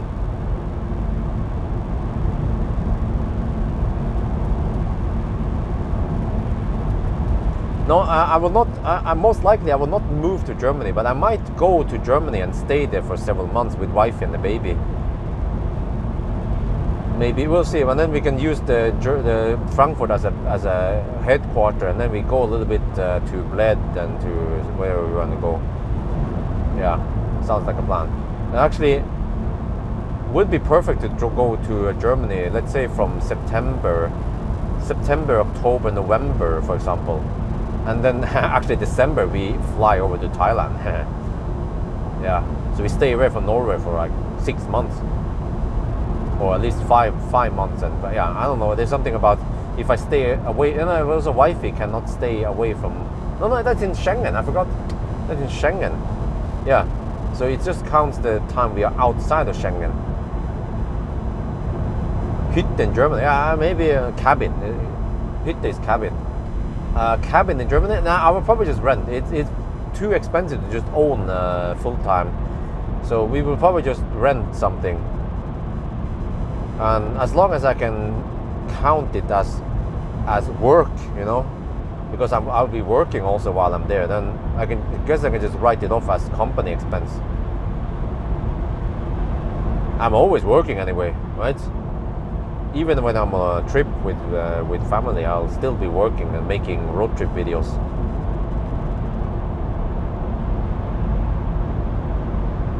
Toyota, well, I haven't been able to get it, so next year maybe.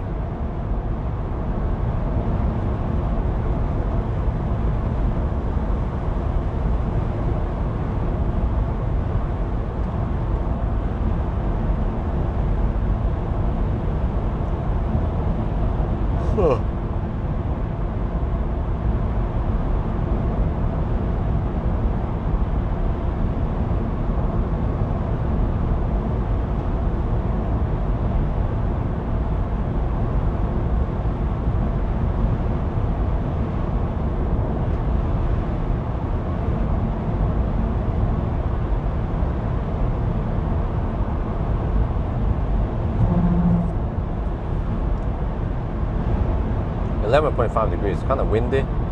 How is it going now? Oh, it's getting kind of low-ish on juice here. 10% at Ljungskile now.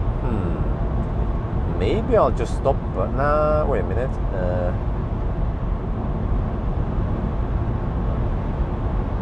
No, I misread it. It's 11% at Ljungskile. 67 kilometers away. What does GOM say? Wait. How do we? Oh, 92 kilometers of GOM range left. Oh, okay. I drive around 100k per year, roundabout.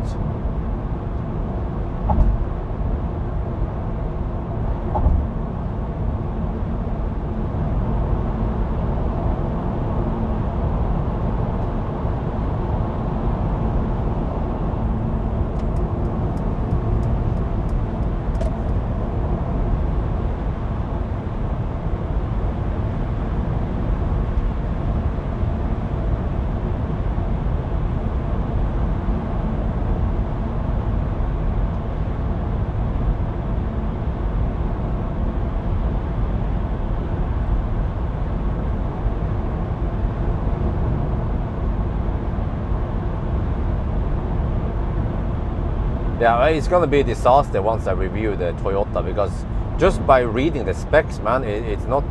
It doesn't look nice. It seems to be like in the middle, not that bad, but not that great. So we will see, I guess, once I borrow it, maybe next year, next spring, maybe. Who knows when I'm gonna test it? But it's not really gonna be that hot car.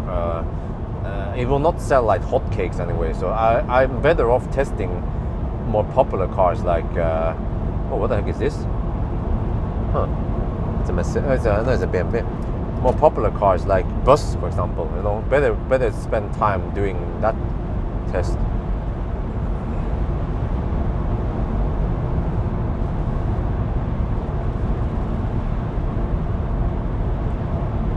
Well, consumption stays at 340 right now. Right. Wait, how did I start at Ljungskile again? I think I had to start from the app. Yeah, I kind of want to stop at Ljungskile since it's closer to Varberg. Well, unless the split is already good enough. Let me see. 360 kilometers, 170. It will be 230, and then I have another 130 only to Varberg. Ah, okay. Actually, even Hogstorp would be sufficient. That would be a little bit over 200, and then I have around 150 something left for Varberg. Yeah, but with Kempower, I can show you guys a charging screen, which is nice.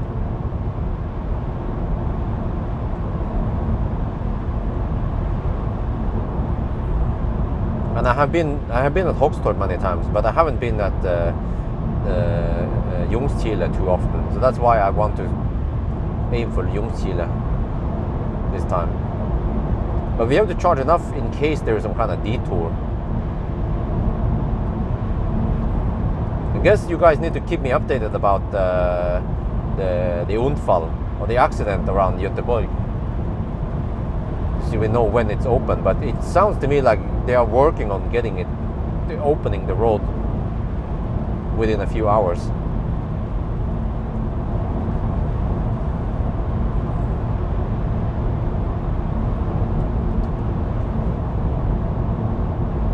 Oh shit!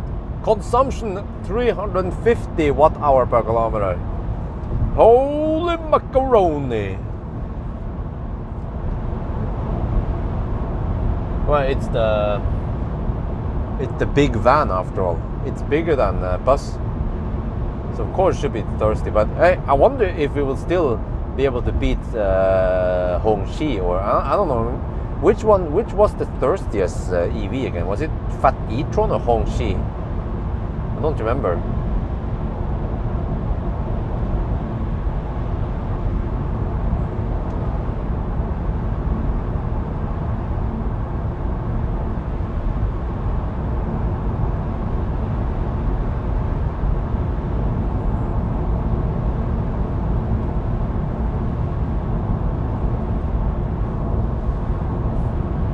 No, that's fine. We don't want to cruise at 100 kilometers per hour. That would be slow.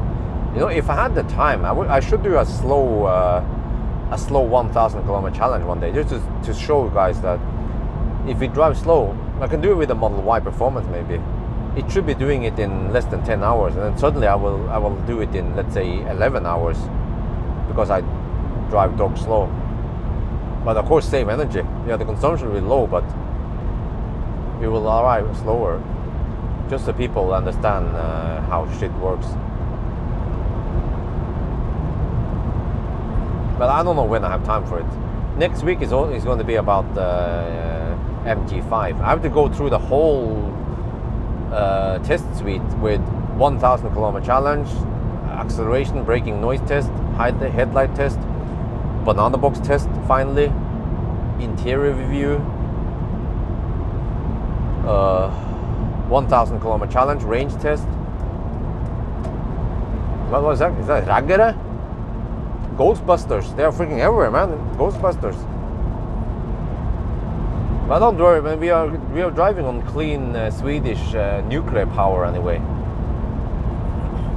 Nukes. Yeah, we are sucking on the nukes.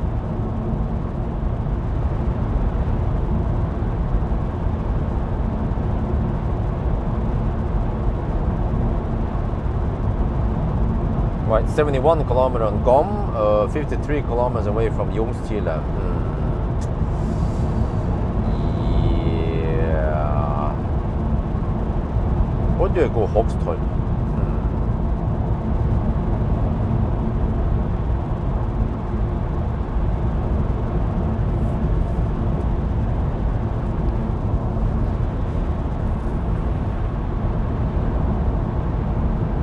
Yeah, exactly.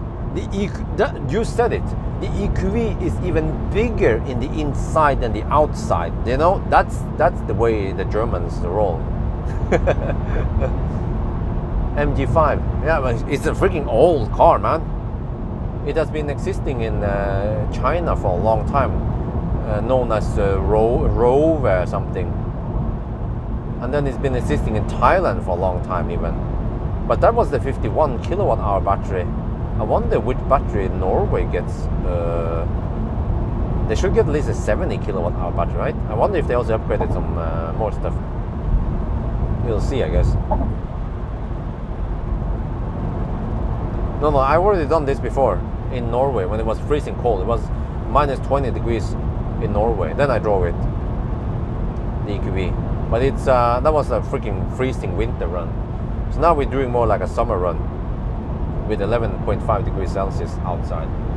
Yeah, that's summer, man. That's summer in Nord-Norge. Unfall, Kungsbacka, blah blah, unclear, okay. Shall clear, prepare for start, okay. Well, I'm still not there yet. I still need over an hour, more like almost 2 hours before I'm there. So I will be there at around 8, I think. 7:30 to 8 roughly. So hopefully they clear it up in 2 hours now. So I can just go straight, hammer, normal route. But yeah, it seems like the Millennium Falcon chill trip was popular. I'm not sure if it's because it's Millennium Falcon or if it's because it's like a chill trip. Maybe a combination. So I should have more of those. But I'm not sure how I'm going to do it, because nowadays, well, actually we can't do any Sunday driving anymore since it's not that hot outside. But I could just have some kind of, I don't know, road trip. Ideally, I need to make that iconic road trip music and the whole thing there. But then normally when I make those videos, it's a longer trip with a sleepover, and nowadays I simply can't have a sleepover because of Isabel. So it would be like a weird short-ish trip, 1 day trip, maximum, especially through Norway, it's like 600-700 kilometers only. So it doesn't make any sense to make the road trip video style out of it. Heater repair. I made it. It's in my upload queue.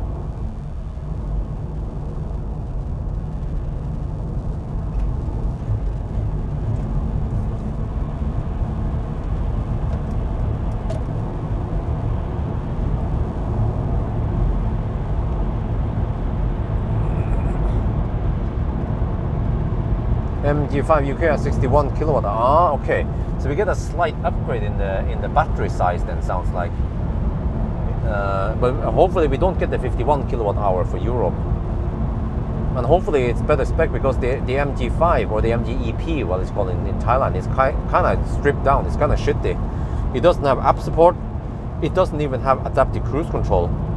But it's cheap though, only 700k baht roughly, which is around 200k NOK, a little bit over 200k NOK. So that's a big bargain for a decent sized car, station wagon, and okay range, like at least 350 kilometers of range, I suspect.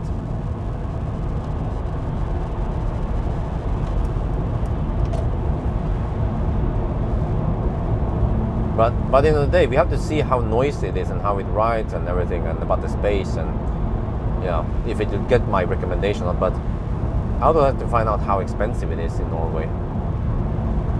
Maybe you guys can find out. What is the price on the MG5? It should be something like 300. Yeah, I suspect 320k NOK. Price similar to the ZS-EV. But the ZS-EV has a bigger battery. No, actually, it should maybe be cheaper than ZS-EV. Yeah. Maybe right below 300. Maybe around 300k NOK. And that's a. If that's true, then that's a good deal. But by the end of the day, we have to test it. I have to find out if it's annoying or not, and if it's good or not. And the banana boxes. Oh. Okay, consumption still stays at 350 watt-hour per kilometer.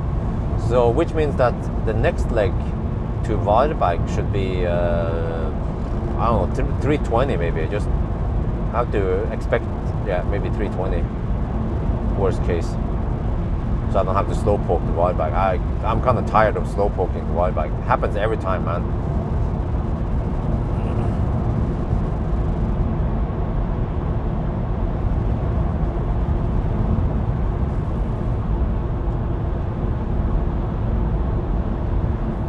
Oh, I'm down to 21% now.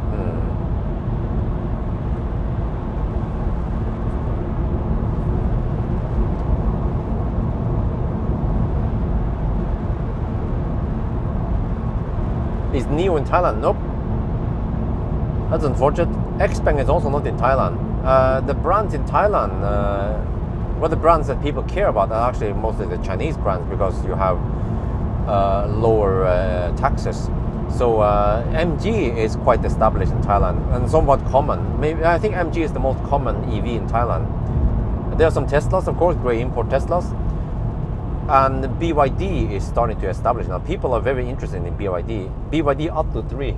It comes in the 60, but also in the 50 kilowatt hour version.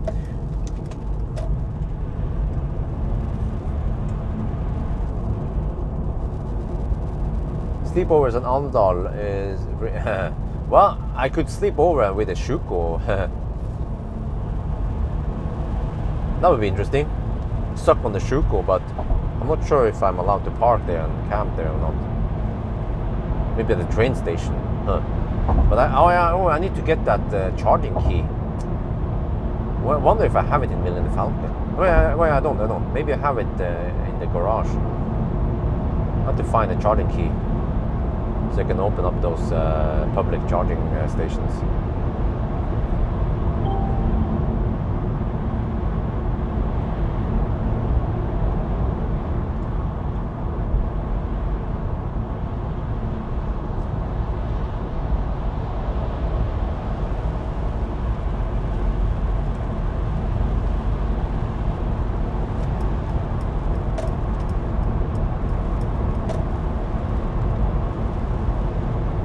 Okay, we are passing by Hogstorp.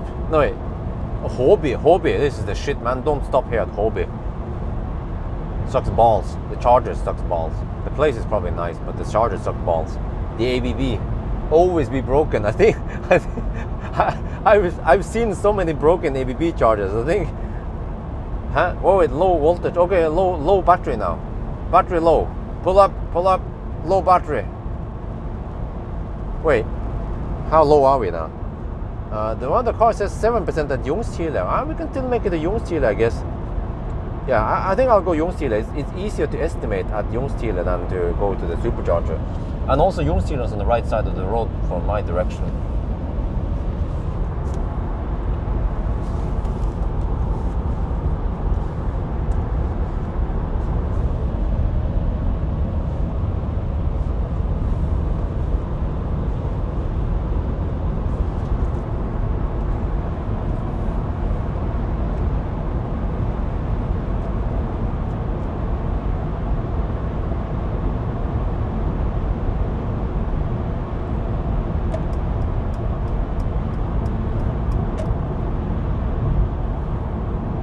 Wait, let me see. I need to check if I can trust that number.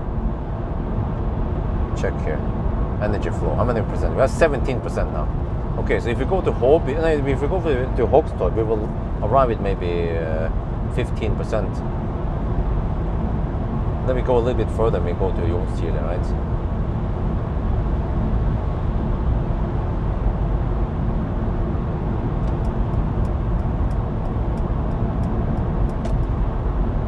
ZSEV is 20. That's okay price. You guys have the 51 kilowatt hour in UK. That's the one that is sold in Thailand. No, wait. No, the ZSEV gets... Yeah, my bad. ZSEV gets the 51 kilowatt hour, the new one now. So, I guess it's okay.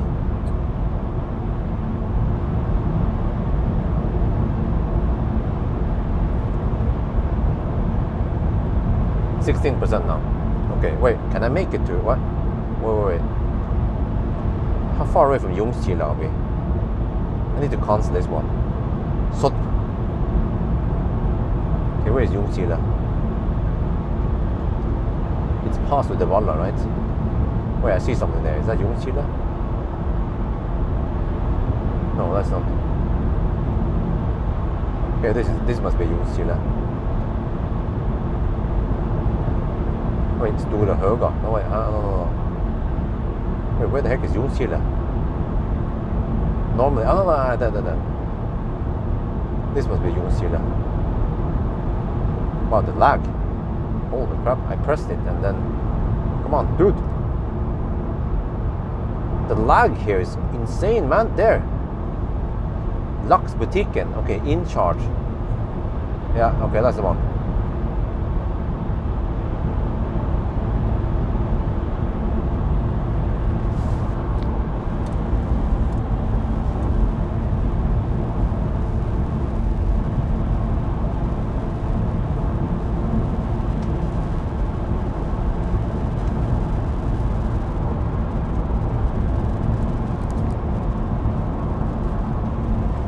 Okay, yeah, so we are 14 kilometers away from Ljungstile. That's fine.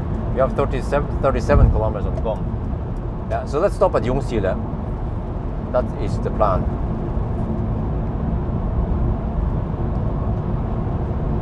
Yeah, consumption still stays at 350 watt per kilometer.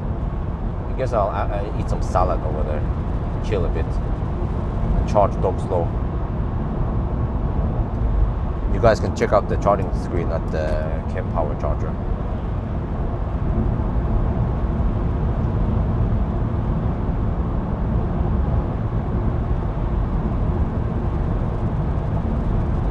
MG4, okay. Well, but dude, I wait until I review the car in late November at the MG4. And I also need to review the new ZS EV. But even the new, the new ZSEV has 360 camera. The old one didn't have it. And the new ZSEV also has bigger screen and more power, 170 something horsepower. What else? But it has the same trunk space, interior space, and it has slightly refreshed charge port and better charge port solution. So it is a better car than the old one. And I used to own the old one in Thailand, and I tried also the old one in Norway. So it's going to be interesting to try the 51 kilowatt hour in Thailand, but that which I'm going to buy, and also the 70 kilowatt hour in Norway.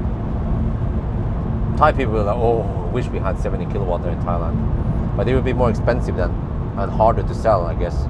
So they go for the low ball versions there. Okay, it's past slightly past Uddevalla we have Ljungskile. Okay, and then but before Uddevalla we have Håkstorp.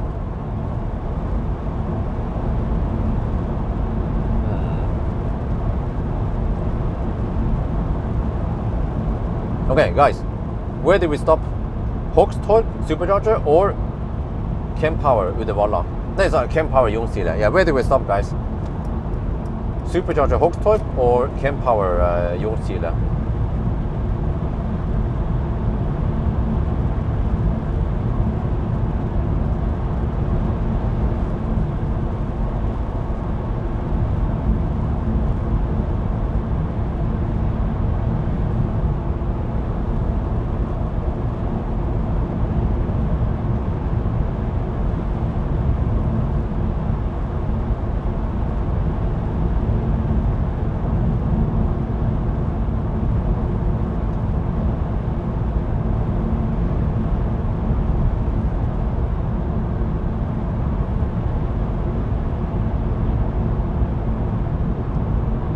Okay, this is Håkstorp.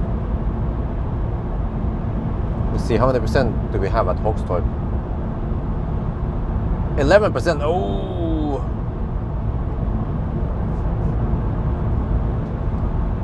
Kempower, better price. Oh, okay, well, you go Kempower then. Wow, so supercharger is really expensive. But I have the membership pricing. But you can see the charging screen at Kempower. Whereas here you can't see any charging screen. And there's also yeah, actually there's no charging. Wait, no, I think actually you can see the charging screen on the car. Yeah. It shows briefly on the instrument cluster, and then you have to press some buttons. But with Kempower, you can just show the app, the charger. Yeah. Yeah. Okay. We go for the Kempower. It's my sponsor anyway. And Kempower, by the way, in the Kempower YouTube channel, which has really low subscriber count, like 695 subscribers.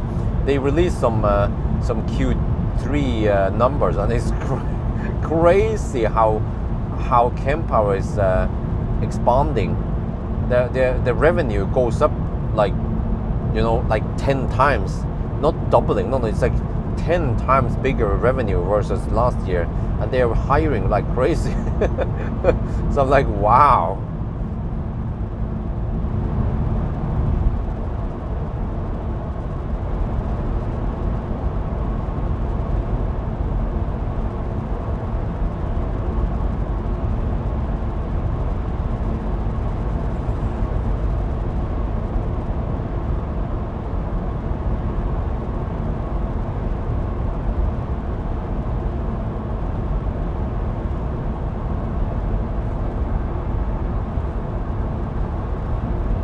Okay, 11 degrees over here. 9% at arrival. Consumption is still 350 watt-hour per kilometer. Okay, in that case, I suspect that the Varberg stretch, I need to estimate around 400 watt-hour per kilometer. Yeah, but also with a little bit of margin in case I miscalculate. So maybe the hard limit should be 420. Yeah, that's the number. 420 is the number.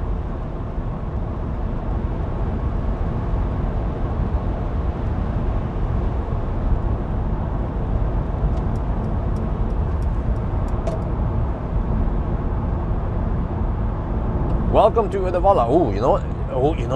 If they had high power charger. Wait, chop would have been nice, but I have salad with me and toast. Or what about chop at Kungsbacka?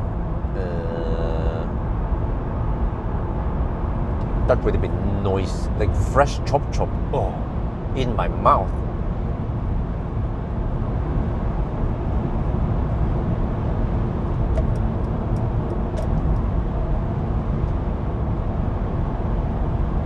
But this guy is not too stingy this guy is not too picky about charging sites.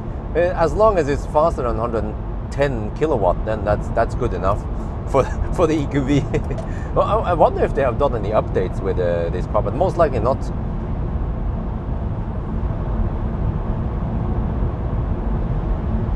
Yeah, did you guys see the video? You should check it out. It's a short video from Kempower They actually shot some video and talk about the earnings report or something. It's really impressive numbers, and they also opened up the new factory. So I'm like, wow, I'm honored to be to have them as sponsors and to help them promote the brand. And we're getting more and more Kempower in Norway and throughout Europe, I guess. Okay, I guess the standard is to shoot Uddevallabroen. Would be interesting if they could change color in Uddevallabroen, but it's always blue. I think it's just single color. But at least the bridge at the Stange in Norway, that one can change color.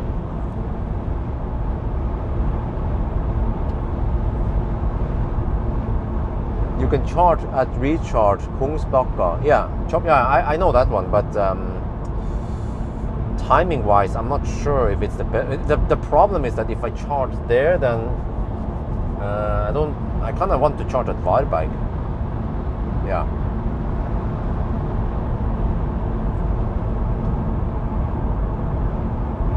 And the thing is that I already brought lots of food with me.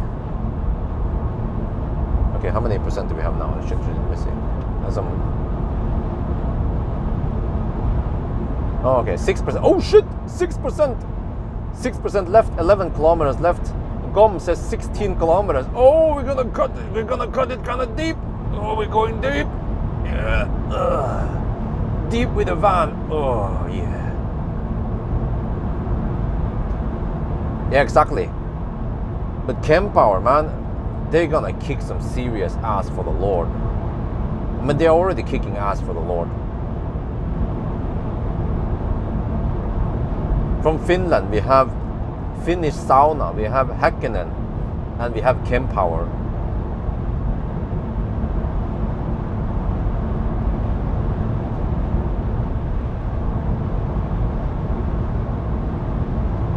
You have 5%. I need to shoot some video now.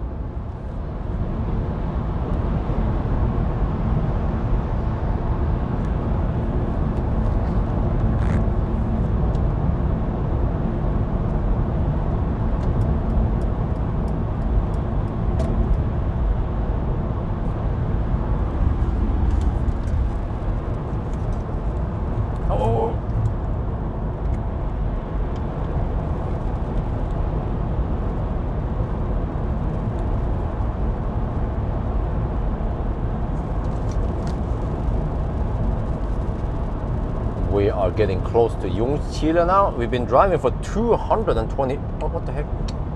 Oh, this camera tends to bug with it. Okay, let me switch batteries now.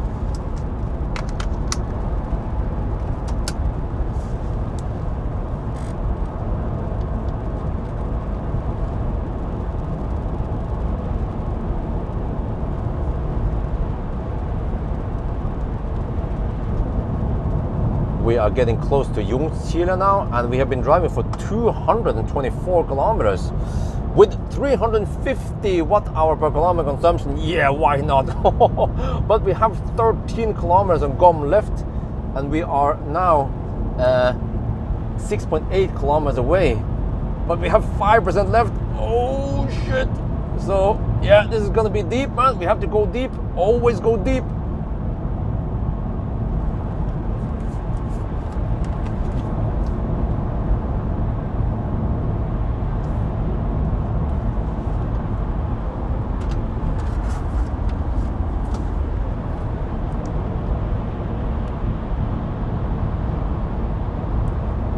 %4 now. Oh. Can I make it there? Taking it slightly easy now.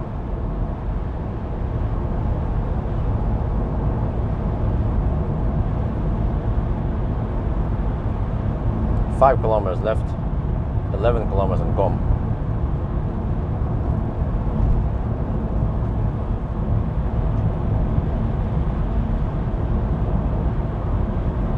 Do we have power limit? Oh, we have 50% power left.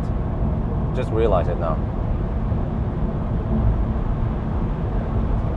Wow, so it means that the percent estimation this car is kind of off. So I have to, yeah, don't trust it too much.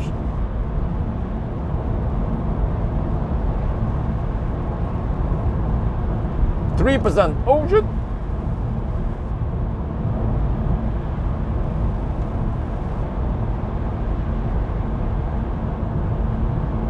Schneider so far. 228 kilometers done. 350 consumption. And the average speed since Oslo was 118 kilometers per hour. Very legal. 3% left, but 50% power left. We're getting close to Ljungskile. Oh, Sanctuary is coming.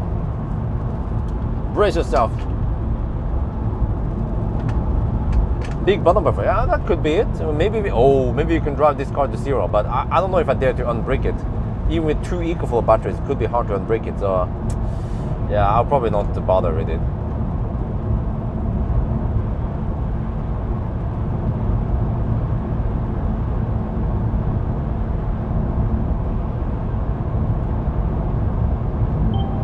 Oh, reduce driving. Oh, turtle mode. Ah, no. Oh, this is just the yellow turtle mode. Okay, yellow turtle is no problem. The red turtle on the hand, that was a scary one. See, where did I see the red turtle again?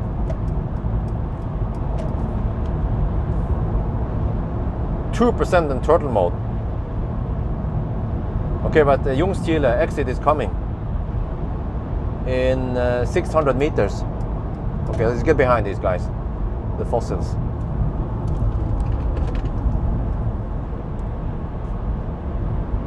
%2%, yes, we go proper deep this time.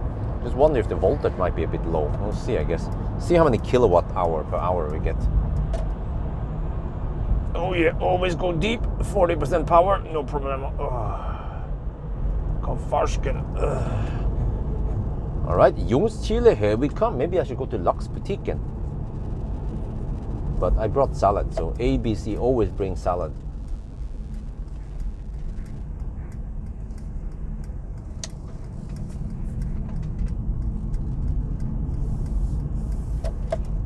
All right, chem power action coming up. Yeah, it's tortoise. I don't know.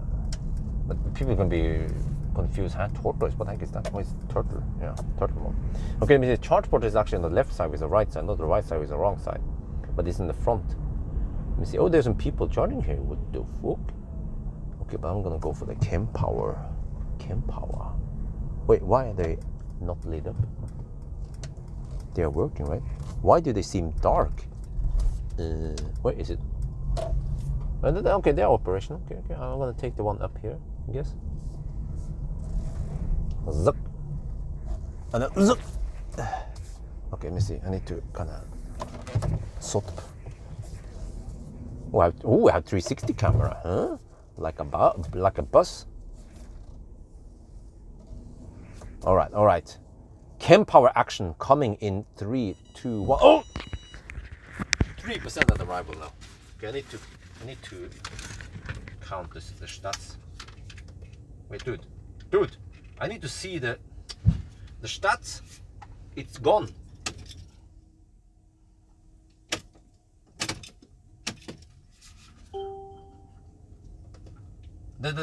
Yes, I got it. Briefly now. Okay, 232 kilometers so far and 350 consumption. Let's plug it in. Let's get going.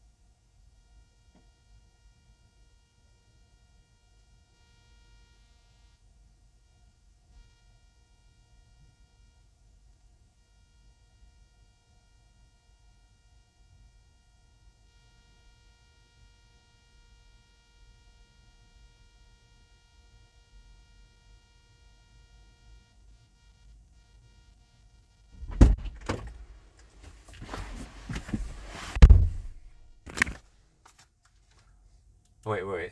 Oh, it is actually on. Okay.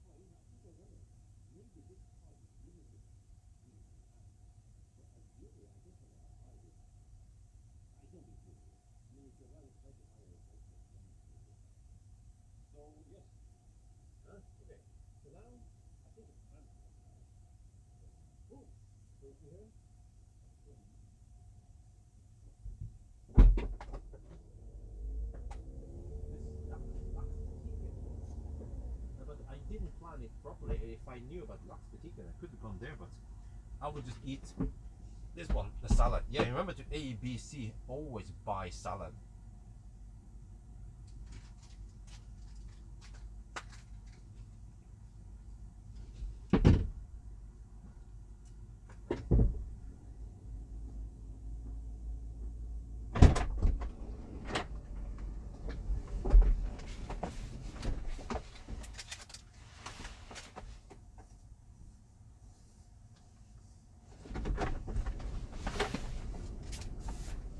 Wait, I need to kind of fire up the car in front there. Yeah, okay, let's do that.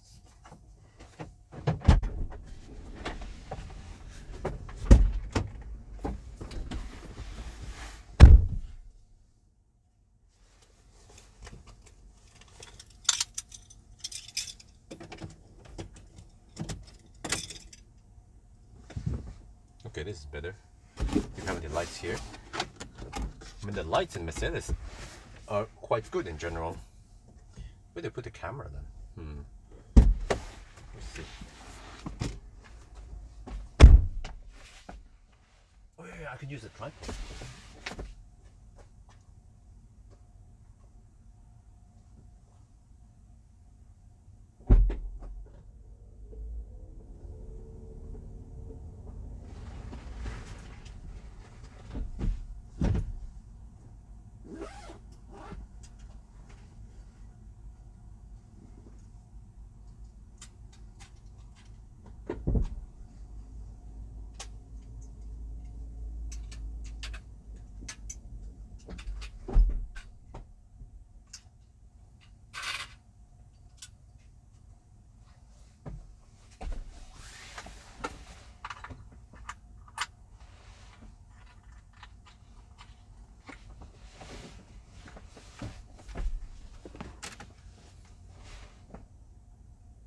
Wait, is it not working? Dude. There.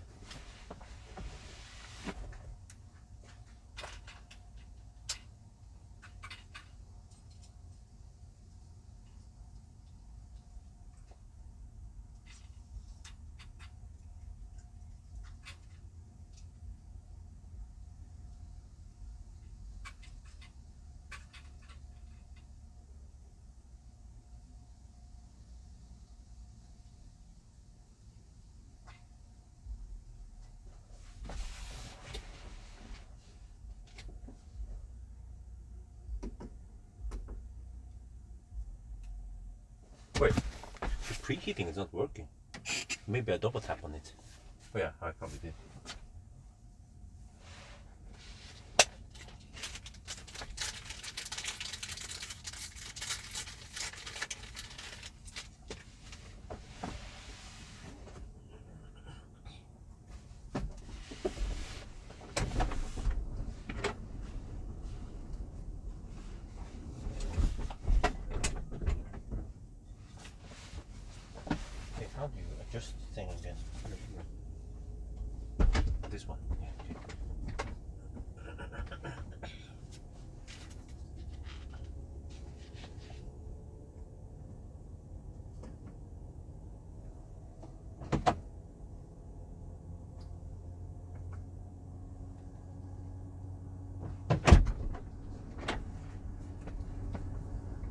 Mercedes, you travel in class.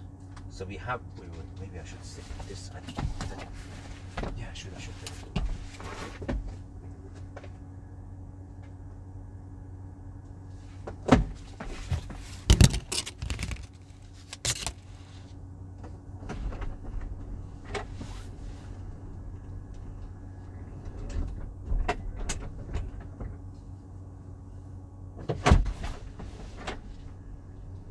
And the Mercedes, you travel in class. Oh, I have so much space here in the back. I can just chill and recline the captain's chairs. Huh? ID bus, go home.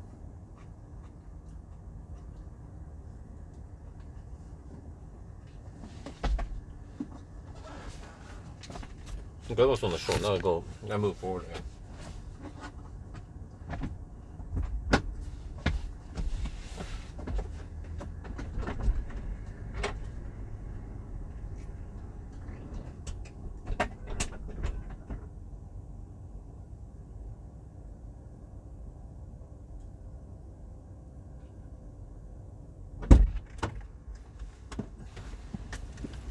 Maybe I should go pee because I'm ready for leaving.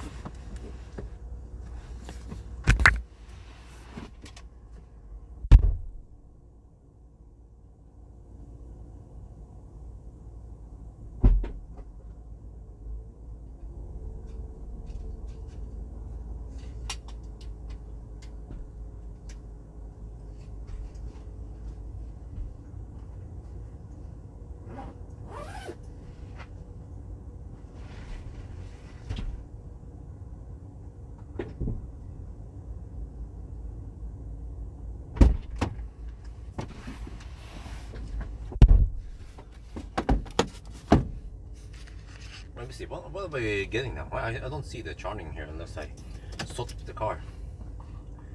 107 kilowatt. Oh.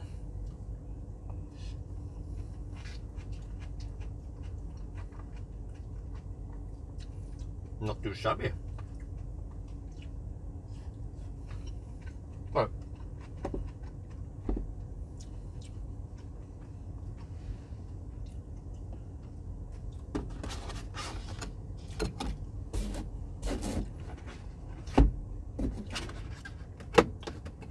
okay, then you have to fire up the car. Okay, and then there was a button I could press, I guess. Okay, maybe. Yeah, there.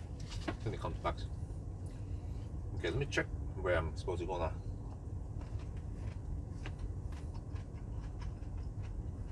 Knob.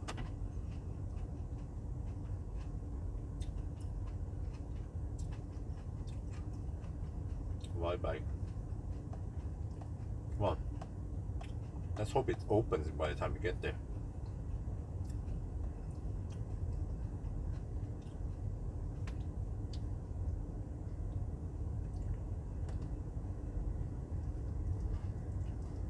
Wait, is it now running HVAC on the back also?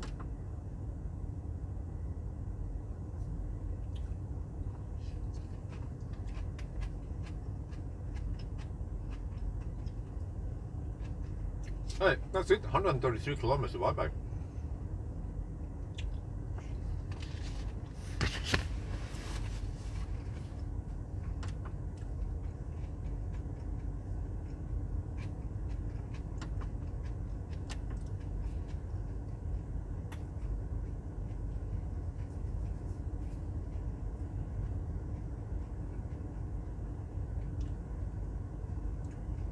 Oh, I need 50% plus some margin. Damn! I need 50%. I need to spend 50%, just that tiny stretch. Really?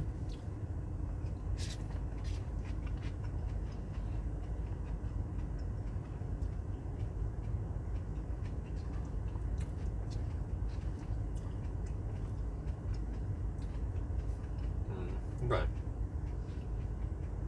Well, we have 23 now. Maybe I should get ready to leave. I should pee.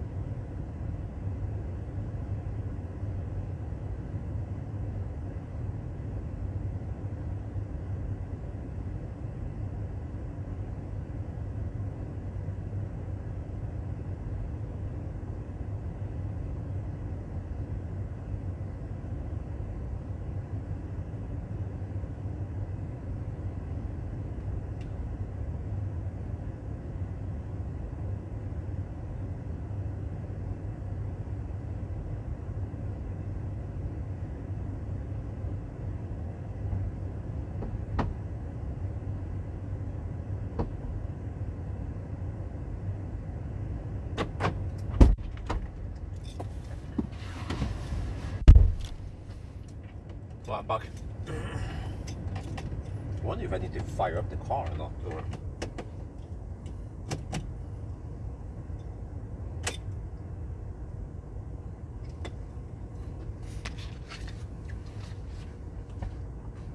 I don't see the charging screen. That's kind of silly.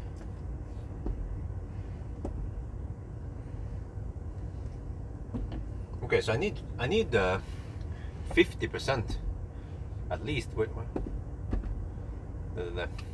I need 50%. I estimate I need 50%. So I could go 55, but maybe I'll just go 60 because I think this has a relative flat curve to 60%.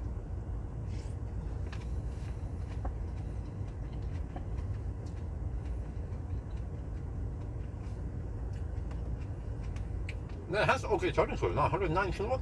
I'll take it.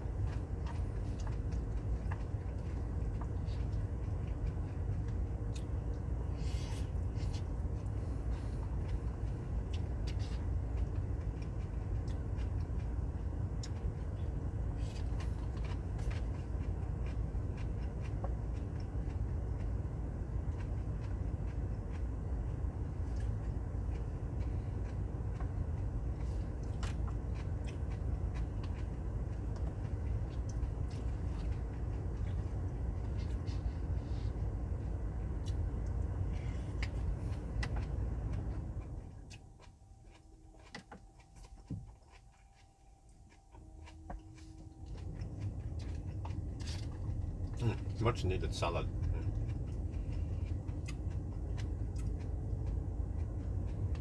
So we have to pass through Gothenburg soon. It'll be in Gothenburg in an hour or actually less than that.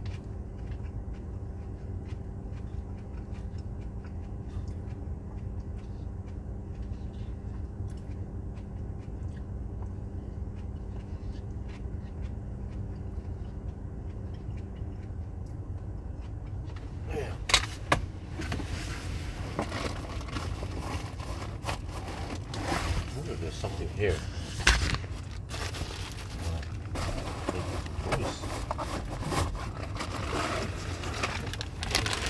Sure.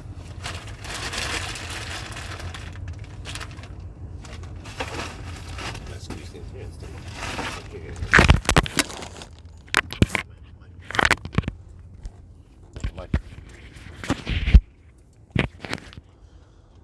Okay.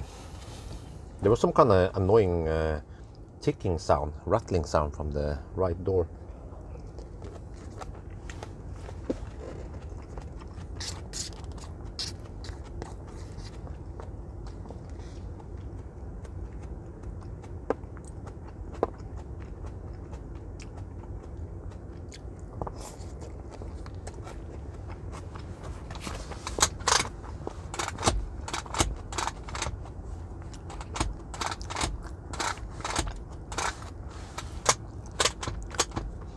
This is a nice car.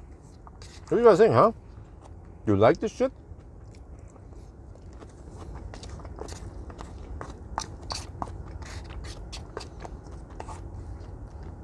But I wonder why people don't want to buy vans. Like E-Space Tourer. And also actually, well, I cannot understand EMV 200 because EMV 200 has shitty range and shitty charging. Even though it's cheap, it was never popular as a passenger car. More like a van, more like a cargo van.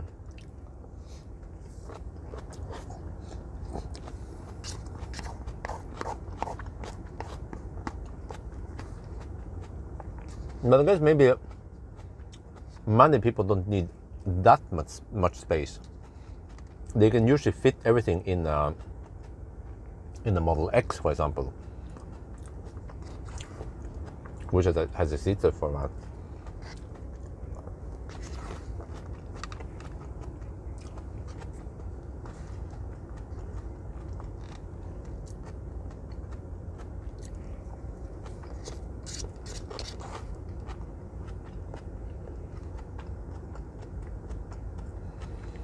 Much needed charging stop, man, and food stop. I ate 2 slices of bread before I left. But I did get some sleep. So I should be fairly fresh now through the challenge.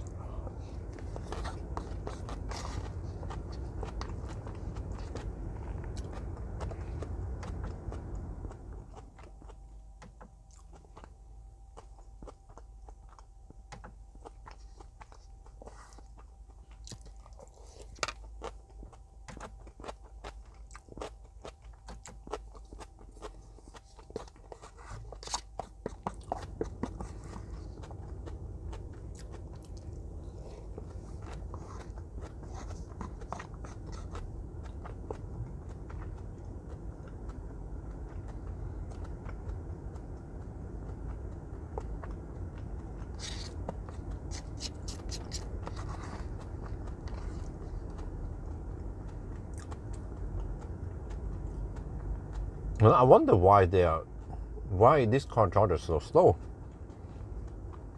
It's 100 kilowatt hour pack.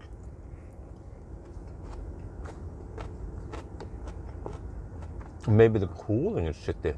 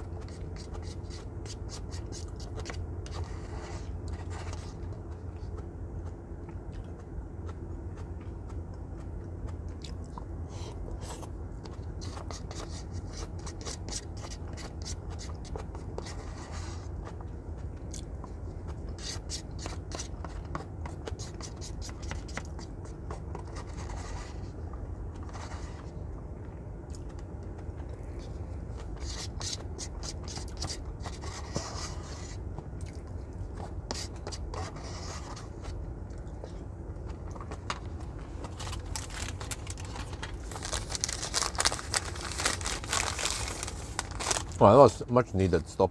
I mean, food.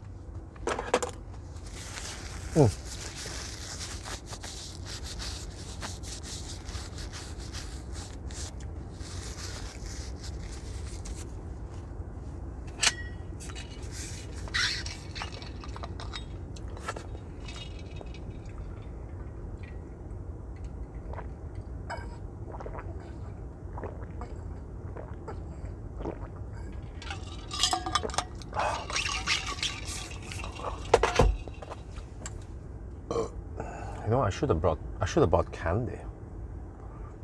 Do I have time for it? Let me go buy some candy. I feel like munching on some candy. It's weekend after all. Yeah, I'll be back. I'll be back. We need to go 60% anyway. We're at 45 now, so have a little bit of time to grab the candy.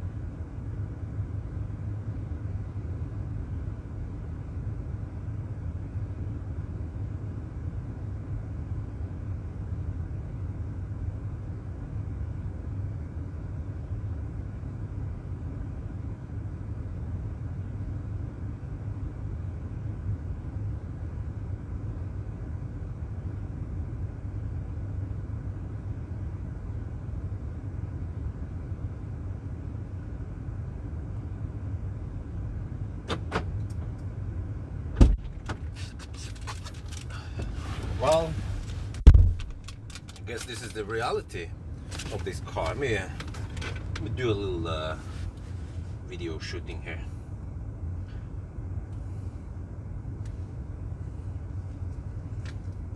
Oh, you need to fire up. Okay, whatever.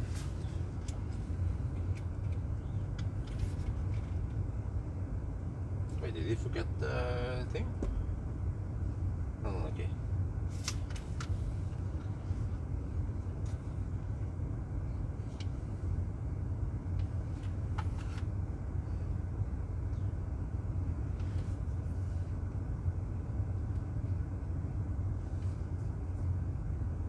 We are now at 51%, taking 83 kilowatt. What the heck, man? This is a 100 kilowatt hour battery.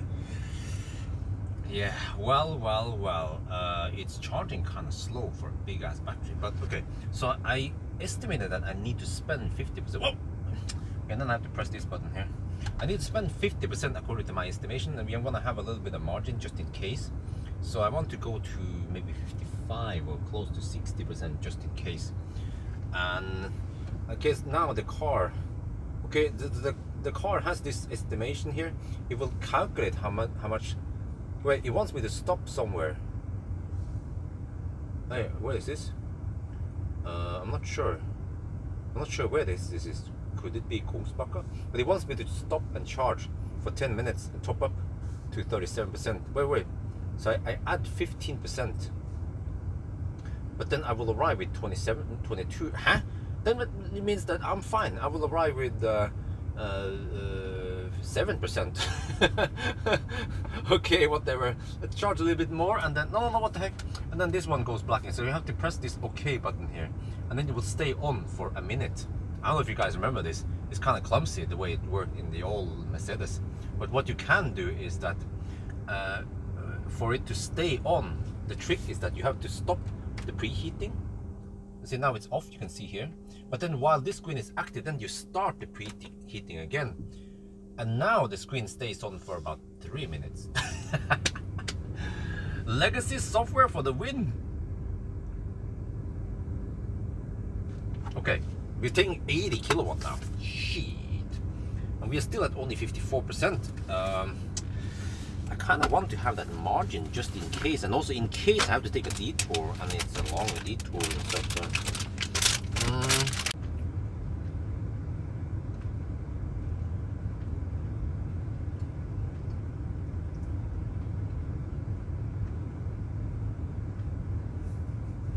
56% now.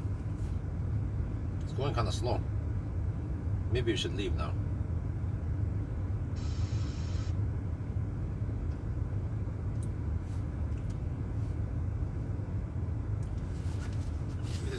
I think we should have enough, right? The car claims I will arrive at 12%, so even if I arrive at 3%, 2%, that would still be fine.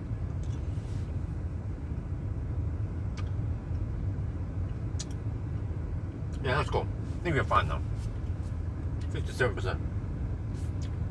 Drop.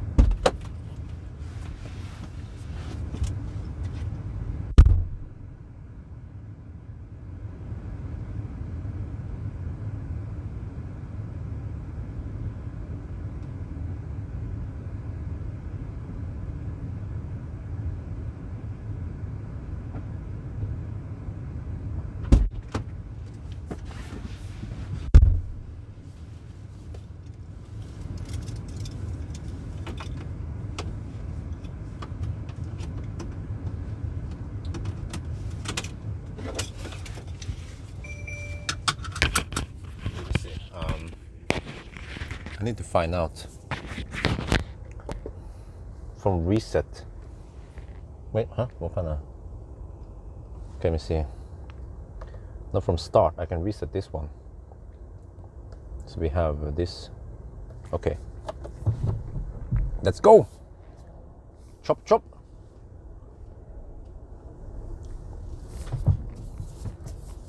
And I guess on the next stop I will.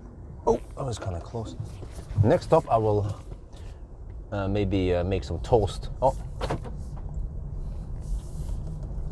All right. We should have plenty of juice now. The next one, but that was freaking half an hour stop. Long time, like not even before speculative we have to charge for freaking half an hour. Okay, at least we can make it to Varberg. Okay. Man,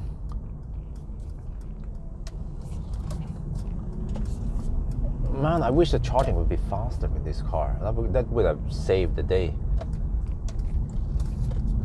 Come on, at least 150 kilowatt flat or 180 kilowatt, right? That would be nice. But they're probably not going to update this car. Mercedes is like, they built this car and they'll keep it like this for 10 years.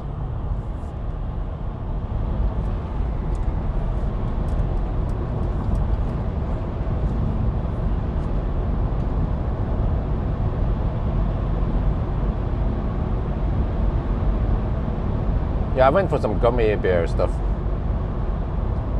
Something similar. Oh, that guy's slow. Car's adaptive cruise control. It's like, oh.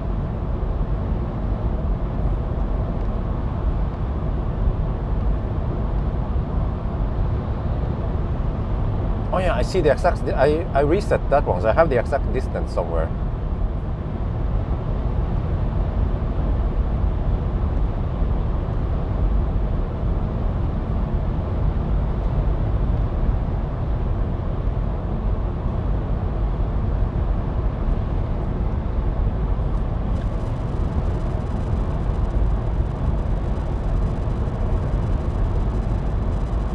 I think we have a fairly accurate distance, so we will just do the 9 on the 9.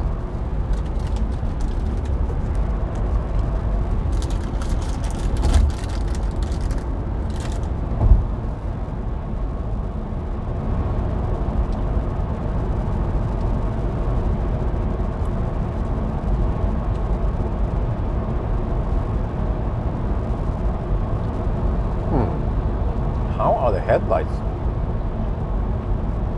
Yeah, I guess I mentioned I will test it tonight. Mercedes is known for having good headlights, so this one should be no exception, but probably not any adaptive stuff, any pixel light. This car in general seems to be kind of stripped down in equipment. It doesn't have auto steer even.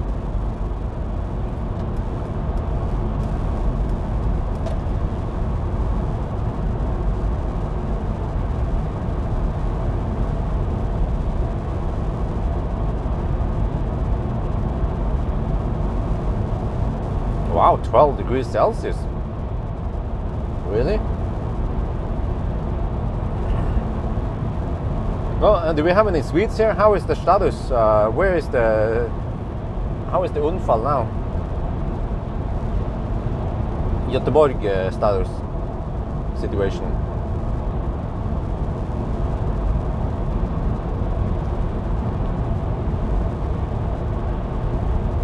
Oh, of course, they're freaking Norwegian left-hand hugger.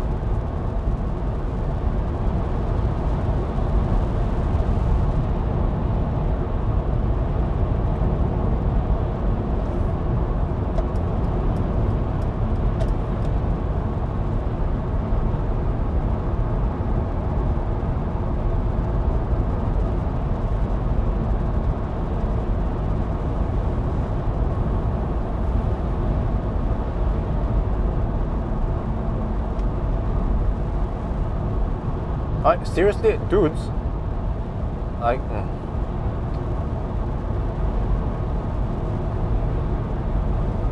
I think we need to test the high beam soon.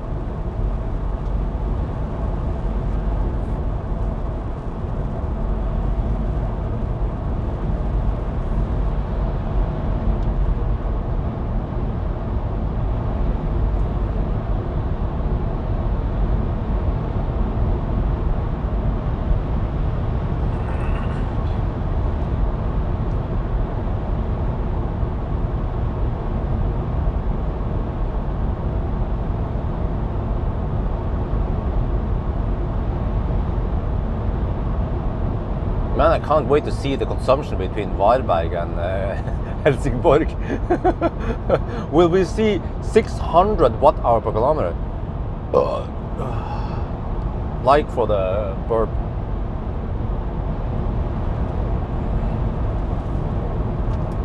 No, I think the Norwegian driving school, they're not strict about left lane hugging. Or the general driving culture is quite bad about left lane hugging. Everyone does it, so yeah. And I guess people are not being fined for left lane hugging, so that's why it's that bad. Just like in America. America is even worse than Norway.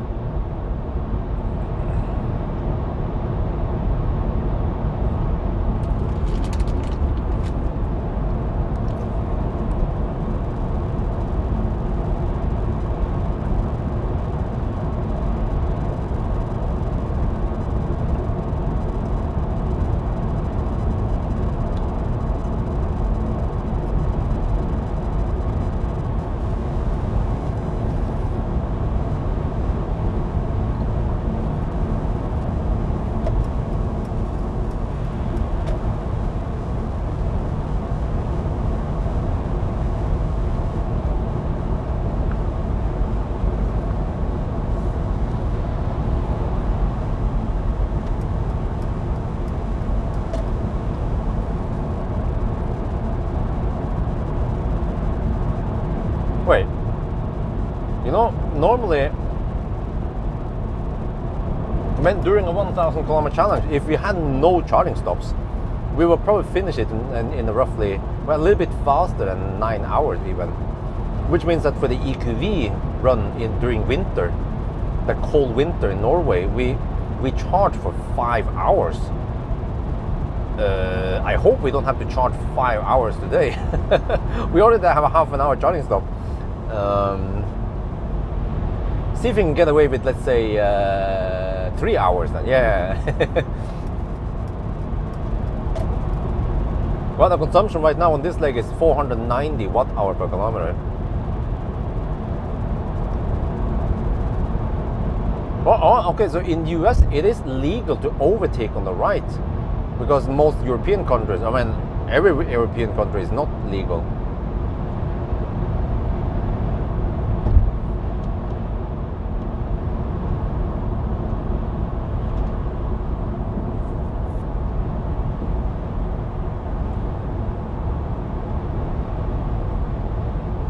Oh, this one is still 90 zone until almost at Spekerød. There's a slight slowdown. I'm not sure if I would bother deducting. Well, I guess I could. I should deduct everything. So, but maybe this car is not that affected by it. I'll probably not bother deducting it, because we had a really good no traffic advantage until this point. Anyway, there's still something rattling. Ticking. There's like a little ticking sound from the right door. I can't figure out what the heck it is. 490 watt-hour per kilometer budget, okay. Yeah, I charge you 57%. I'm not sure if it's linear. It seems to be linear. Well, or is it? Well, right now the car estimates I will arrive at Varberg with 14%. But I guess the car has not been adjusted for. Well, I'm not sure if it takes into account that we are driving through Gothenburg.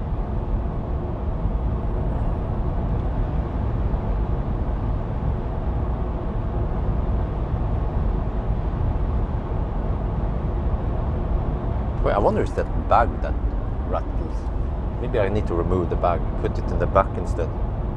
There's some kind of safety bag that could make that sound. I'll try that on the next charging stop, I guess. Because I'm not keen on listening to that ticking sound for the next 10 hours.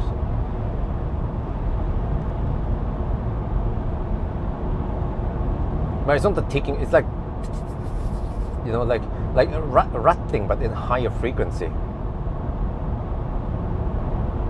And it rattles with the vibration with the car when you drive it.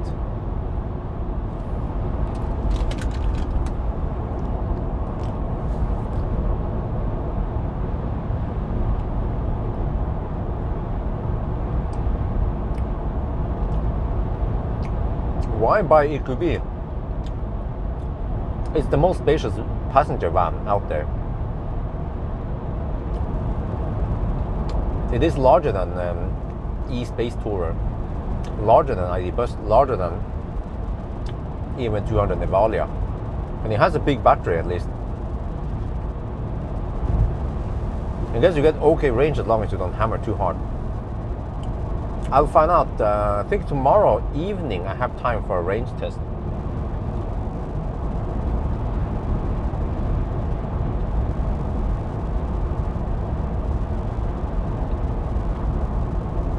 But tomorrow afternoon I have to pick up Millennium Falcon after the event. Wait, unless they can ship it back to me, but I don't know. I need to contact them. Elbilforeningen has Millennium Falcon at their stand at the Oslo Motor Show. But it's finished tomorrow, 5 in the afternoon. And I can get Millennium Falcon back because I'm putting on winter tires on Millennium Falcon. And they even have Falcon winter tires. I'm like, oh, okay, I'll try it. I'm happy with the Falcon summer tires, so I'll try the Falcon winter tires. See how that one is. Should do a braking test. Oh yeah, that would be interesting. And a noise test.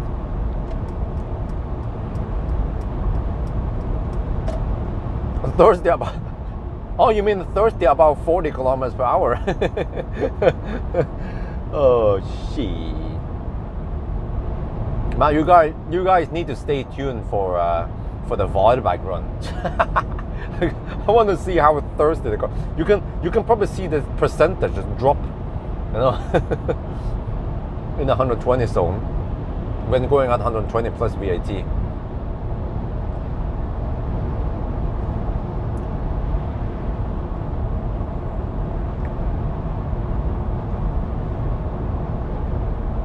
EQV test. What kind of EQV test?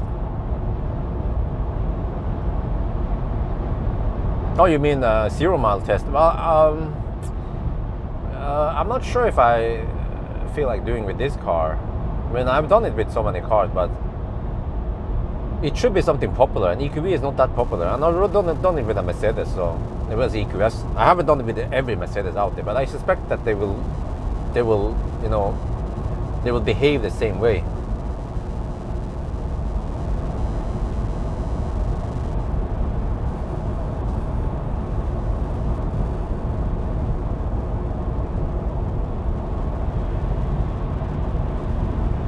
Okay.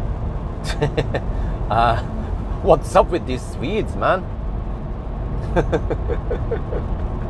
Well. Welcome to Speculate. Wow, someone is hammering it. Even faster than me. Wham! Swedes, man, they're crazy, I'm telling you.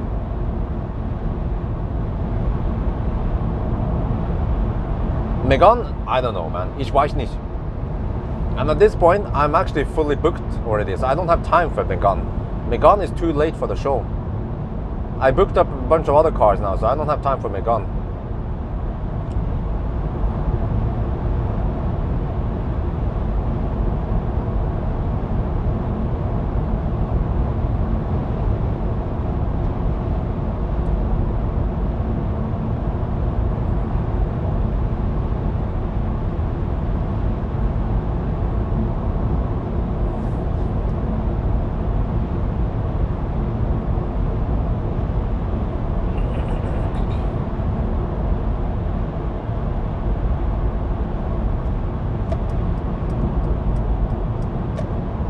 It's been raining. Man, it's raining a lot.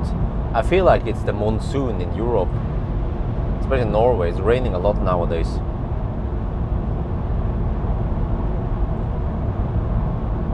Best competitor for IE83? Yeah, that could be. Would be interesting for me to test it. Unfortunately, I can't test it.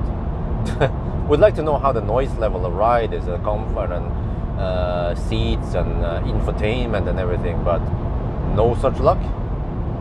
And I haven't seen Megane around, so I wonder why it takes so long for them to bring out the car for the customers, but also for press. I mean, is the car not ready yet? Does it have software problems? Does the wheels fall off? Who knows? All I know is that I have not been able to borrow it yet. Solterra, nope, haven't booked it.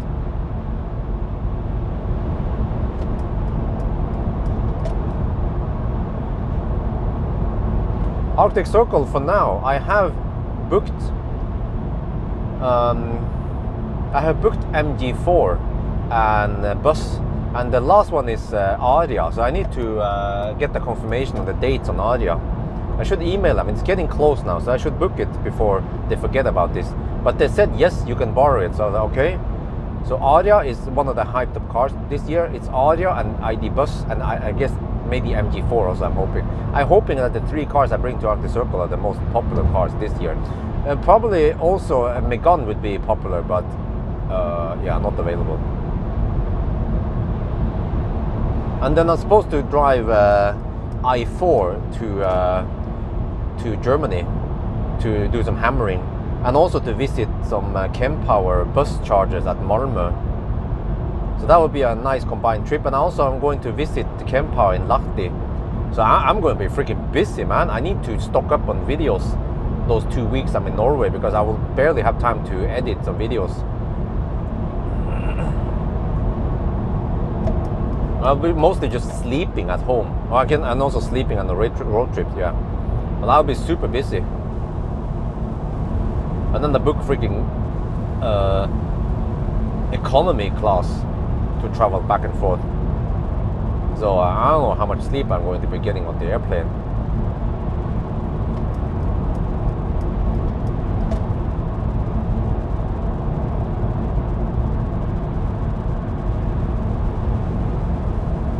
Yeah, well, camping idea, oh, that would be heaven, man. Plenty of space. I'll bring mattress and stuff.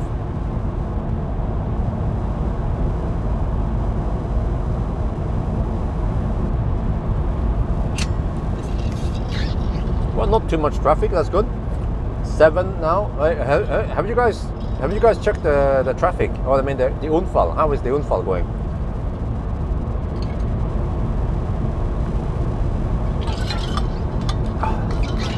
And I see I need to buy drinks at the bar bag. Running low on drinks.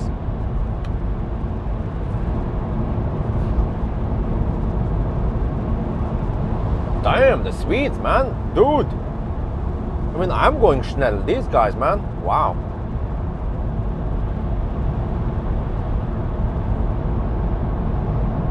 Oh, you get a Megane soon. Wow. Okay, so they are delivering it to customers, but they don't prioritize press cars. That's a bummer.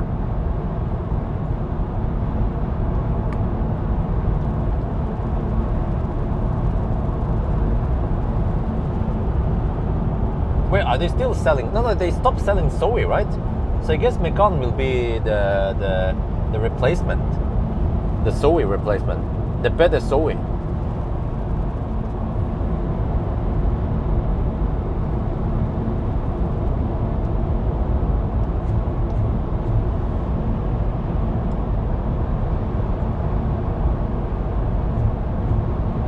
Oh, the accident. Well, I'm not sure. I don't think it shows me any Unfall delay, whatever.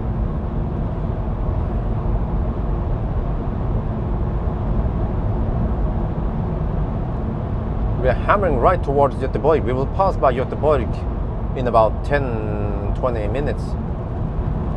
So just as I predicted, we'll be there at 7-ish, 7:30.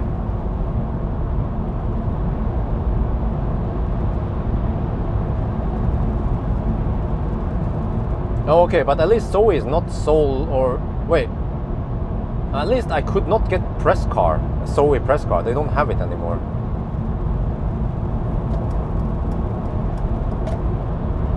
Wow, the consumption is 400 watt-hour per kilometer right now. I mean, it's gonna drop, right? It's gonna drop, right?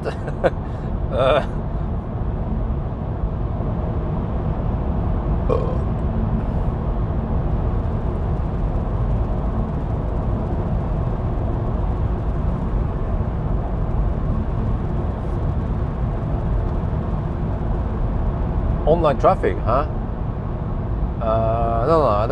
What online traffic? What do you mean? Using internet?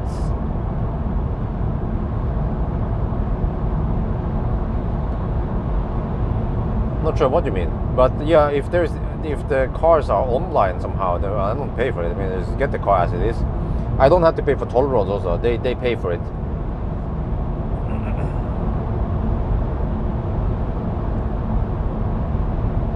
Oh, we have light pollution from Göteborg.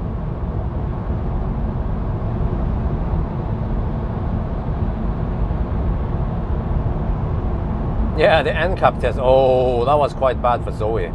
That was like the nail in the coffin for Zoe there. The people found out that it's not that safe.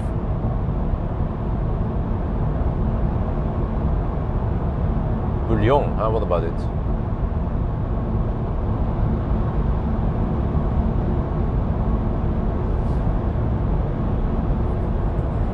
Yeah, it's called bouillon in Norwegian also.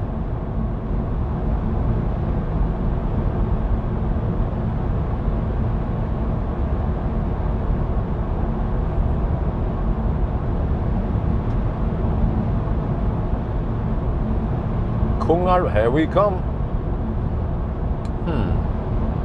Okay, I have a few more 1,000 kilometers. You know, I will have a break in the 1,000 kilometer challenge. Well, actually, I will do 1,000 kilometer challenge for MG4, but I might not have time for a winter 1,000 kilometer challenge for the ID bus, unless people want to see it. Yeah, because it's the hyped up shit. But at least MG4, I will do it. MG5 next week. But then, what else? I have some EQS next weekend again, but then, so then we will have a little break in the 1,000 kilometer challenge, especially when I'm in Thailand, yeah. And then we'll have Bangkok runs. Oh yeah, Bangkok challenge. Looking forward to that one.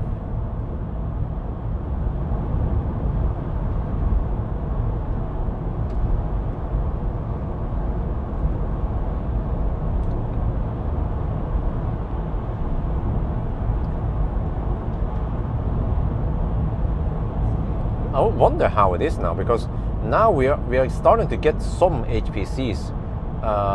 The PTT, no wait, yeah, the PTT stations. They have 160, so-called 160 kilowatts, but at least the cars I'll be using, they can receive 75 to 80 kilowatts only. But that's still faster than 50 kilowatts. So, but they only have one charger. So I wonder how I'm going to deal with Laderstau and all that. And the messed up shit is that people can book the cars beforehand. No, 1,000 kilometer Thailand challenge is not going to work, and it won't be comparable to the Norwegian, I mean to the European 1,000 kilometers. So it's just too slow. So I will just kind of take a break from that one and just go for the Bangkok challenge instead. I like that better. So have a little mix. Otherwise, it will just be the same. And of course, go up Doi and Kang. See if I can overheat some of the cars I borrow. Yeah, I want to do Leaf, man. I need to try to get a Leaf, but I'm not sure if I want to go for a dealership or not, because we will not be friends after that video if I do a Rapid Gate run. Yeah. So I need to ask the audience, I guess, if there's someone who wants to lend. I mean, I can rent it. Let's say I can actually pay 2,000 baht for it, which is not that much. It's like 2,000 baht. That's around 600 NOK, 60 euros. I can pay 60 euros to rent one for 2 days, or maybe 3 days. I need 3 days, and it's gonna replicate like a freaking mofo.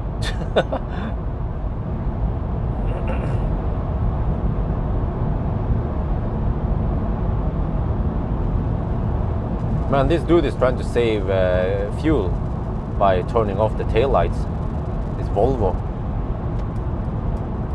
I guess fuel is expensive over here, man. But that would be hilarious, man. Leaf Rapid case like crazy.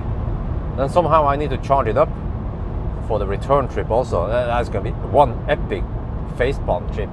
Like good old days, and it's a freaking 40 kilowatt hour. No, they don't have the good shit. They don't have 62 kilowatt hour, and the 40 kilowatt hour one is the one that replicates the most, which means that I have to expect freaking 18 kilowatt charging sessions. Like the charging sessions will be 2 hours long. I'm gonna take my time and chill and eat, and yeah, and then of course once we drive, we can drive quite far, kind of. Yeah.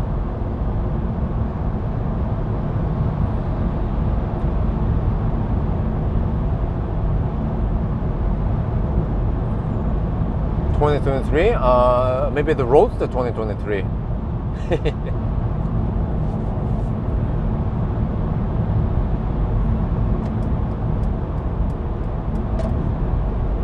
But guys, I have to say, speaking of Tesla, I'm borrowing a Model 3 Performance nowadays from Marcus, and dude, like, I've been testing so many cars lately, right? Everything out there with 4 wheels. Mercedes, Audi, BMW, Volkswagen, and when I get in the Model Y Performance, wait, did I say Model 3? When I get into the Model Y Performance, it just works wonderfully. The navigation, the infotainment, you get in there, the car starts immediately. I don't have to press any start button. I have to wait for the infotainment to boot up, and the car rides smoothly, and it's fast and snappy, and it's light. Wow, I'm impressed of how well the Model Y Performance just works as a day-to-day car. When I went with wifey grocery shopping, we have to keep climate on. I loaded the baby stroller in the back there without having to take off any wheels. Wow, like, I totally understand why Tesla is selling Model 3s and Model Ys like hotcakes, because they kick ass for the Lord. They just work great, smooth.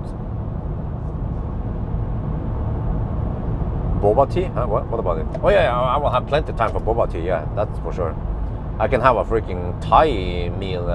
I can have a Korean barbecue during the charging session while the battery is barbecuing.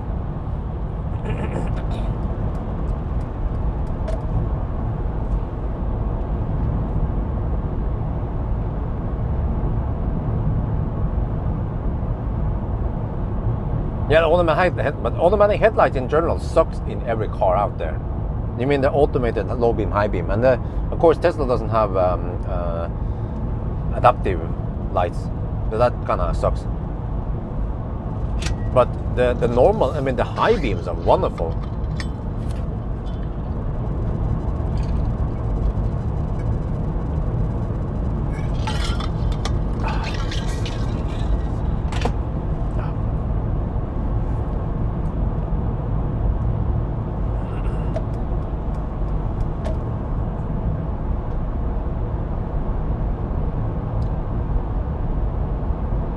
Wow, that's a brick. A Volvo. This is XC. Oh, Volvo X. Wow. Why does the Volvo XC90 look so small next to the big fat EQV?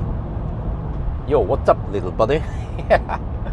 EQV is just so damn big. Over 5 meters, 5.1 meters long. Freaking huge, man.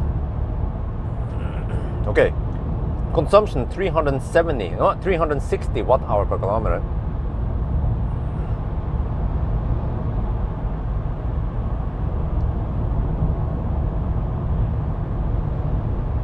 Hey guys, what is van called in German?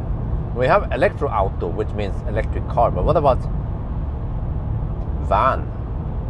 Does it have a name in German? Wagen? No wait. No, Wagen just means wagon, right? Like Lastkraftwagen, Volkswagen. Probably just means wagon. Wong.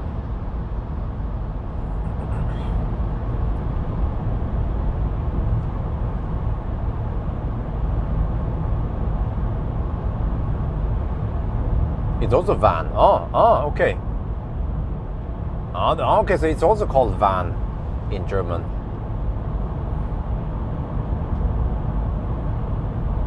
Well, do you say Elektroauto van then? Electrovan. Is that how it works?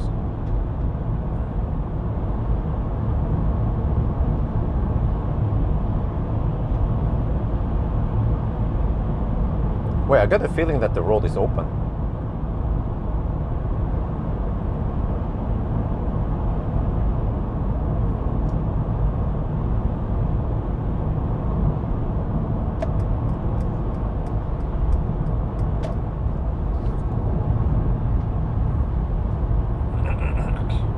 transporter. Like the Volkswagen transporter. So the Volkswagen transporter means the Volkswagen van. That is 1000 IQ right there.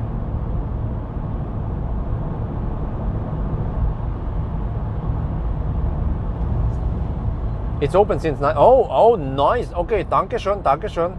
Alright, that was the news we needed. Hey, dude. Freaking BMW left lane hugger here. Come on.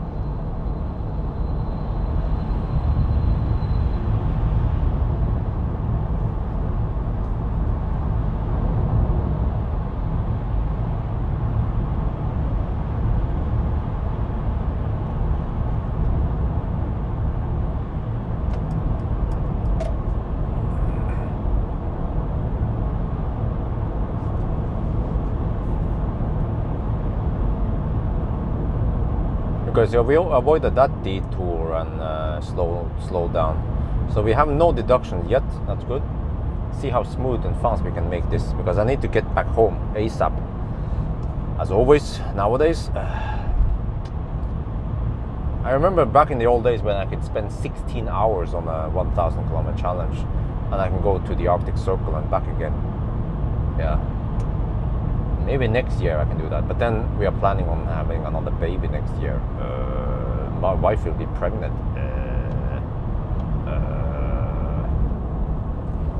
Wonder how pain in the butt that would be.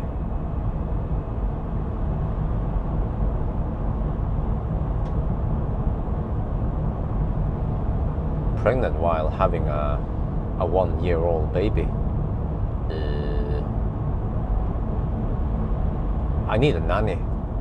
Can someone tell me how the whole stuff works? Some Norwegian, preferably, who knows how this shit works. Like, can you hire someone? I mean, you have to. Can a private person hire like a nanny full time? Like, you know. But then you need a work contract. But can a private person set up that against another private person who will be the nanny? And then I tried to calculate how much will a nanny cost per month, but I cannot write it off as company expense, unfortunately. But I guess the number of hours the nanny helps me, it will pay off, because I will be able to work more and have more free time. So I think it will pay off.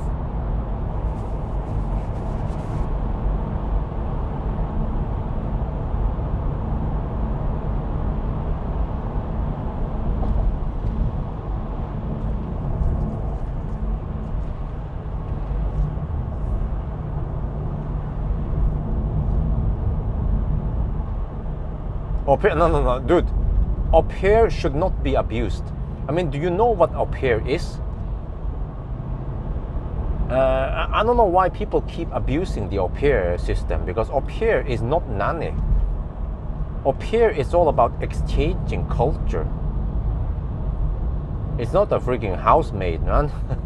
But too many people abuse that thing, and so to the point where most people think that au pair means nanny, but it's not.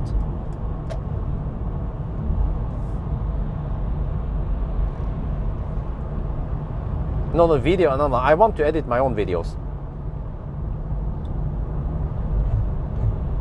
There's about the thing that I've been shooting the stuff and I want to edit it myself. But that's not really a big problem. What steals some precious time is the stuff I need to do, like you know, housework and stuff. That, okay, I don't mind doing it. I've been doing it for decades, but maybe we could just hire someone else to do it, because it's not really giving me anything but just shooting videos, editing videos, me just slacking, looking at, reading car articles or watching car videos will actually give me something in my business and give me pleasure. But then vacuum cleaning, or yeah, I can get a robot, I guess, but still someone needs to vacuum clean the stairs and some other places where the robot cannot reach. What, seriously? You don't know what au pair is?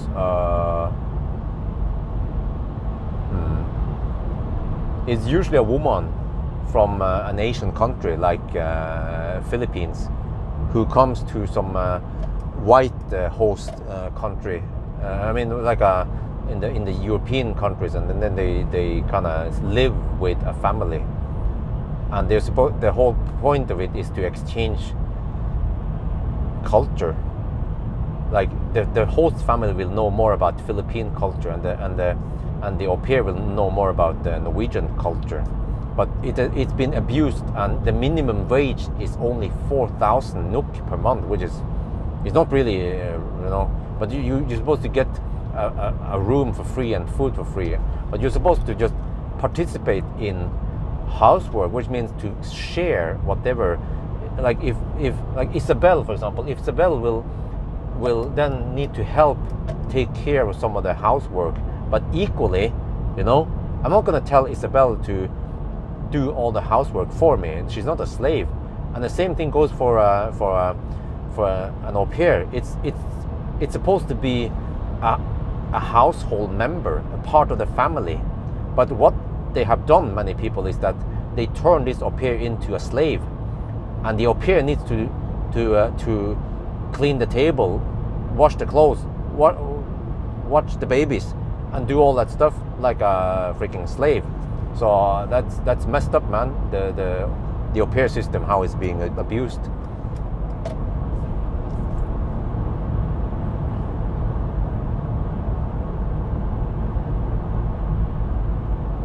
Place kids kindergarten with a person. Yeah, actually, I guess it would be a lot easier once we put Isabel at kindergarten.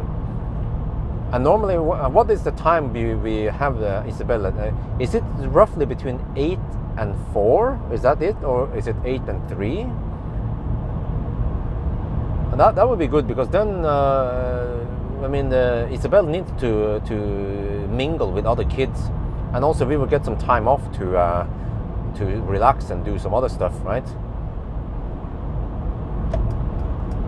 So just the kindergarten time will be very precious for me.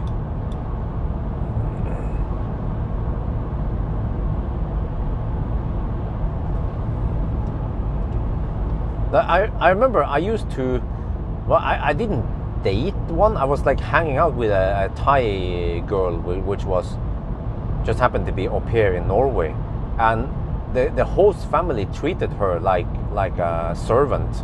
She had to take care of all the housework, the cleaning. After dinner, she would have to clean the table alone. That's messed up, man. And she will receive only minimum wages at 400 euros per month. Of course, she gets the food free and the stay there for free. But yeah, after 1 year. So Isabel will start kindergarten around May next year. So that would be good, man. Oh. But I'm just wondering what time. I mean, you can probably deliver it around 8 in the morning, right? And then you can pick up around, when is that, 3 or 4?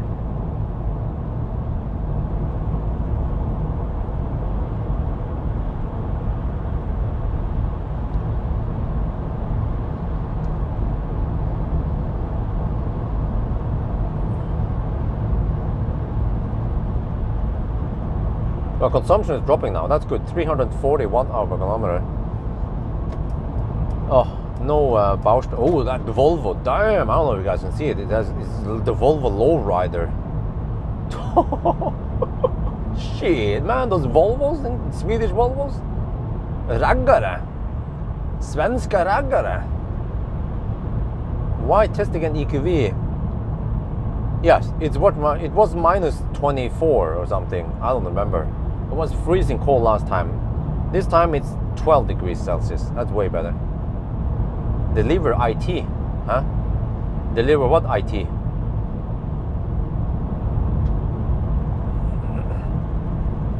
Okay, 7:30 to 18. Wow, really? 18:30? I think if you try to pick up if you leave the baby at the kindergarten until 18:30 in Norway, Then Barnevani will call us.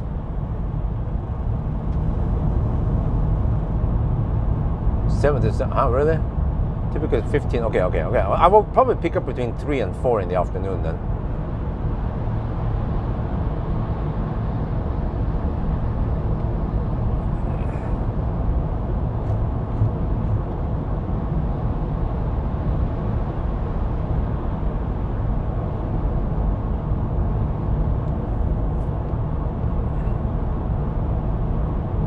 Okay, I might go a little bit over budget. Or I'm not sure. Yeah, 77 kilometers on GOM, 56 kilometers to destination. Yeah, we should make it there. The car estimates 10% on arrival, so maybe we'll arrive at 5%. It's your daughter, you said delivery. Okay, my bad. But when you capitalize IT, I thought you meant IT as in information technology. But I meant her, yeah, my bad. But you shouldn't say IT with uppercase ID4 driver. It's very confusing.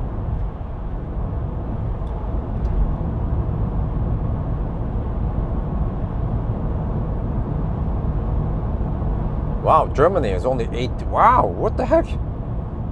Okay, but I'm expecting something between 8 and 3, 4 in the afternoon then.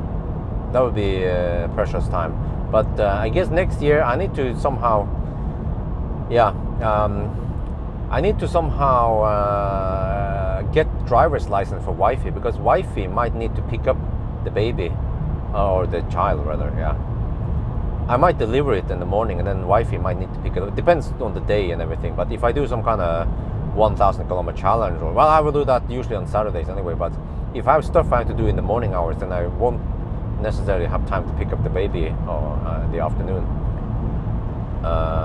Trailers on the road, because we are in Sweden.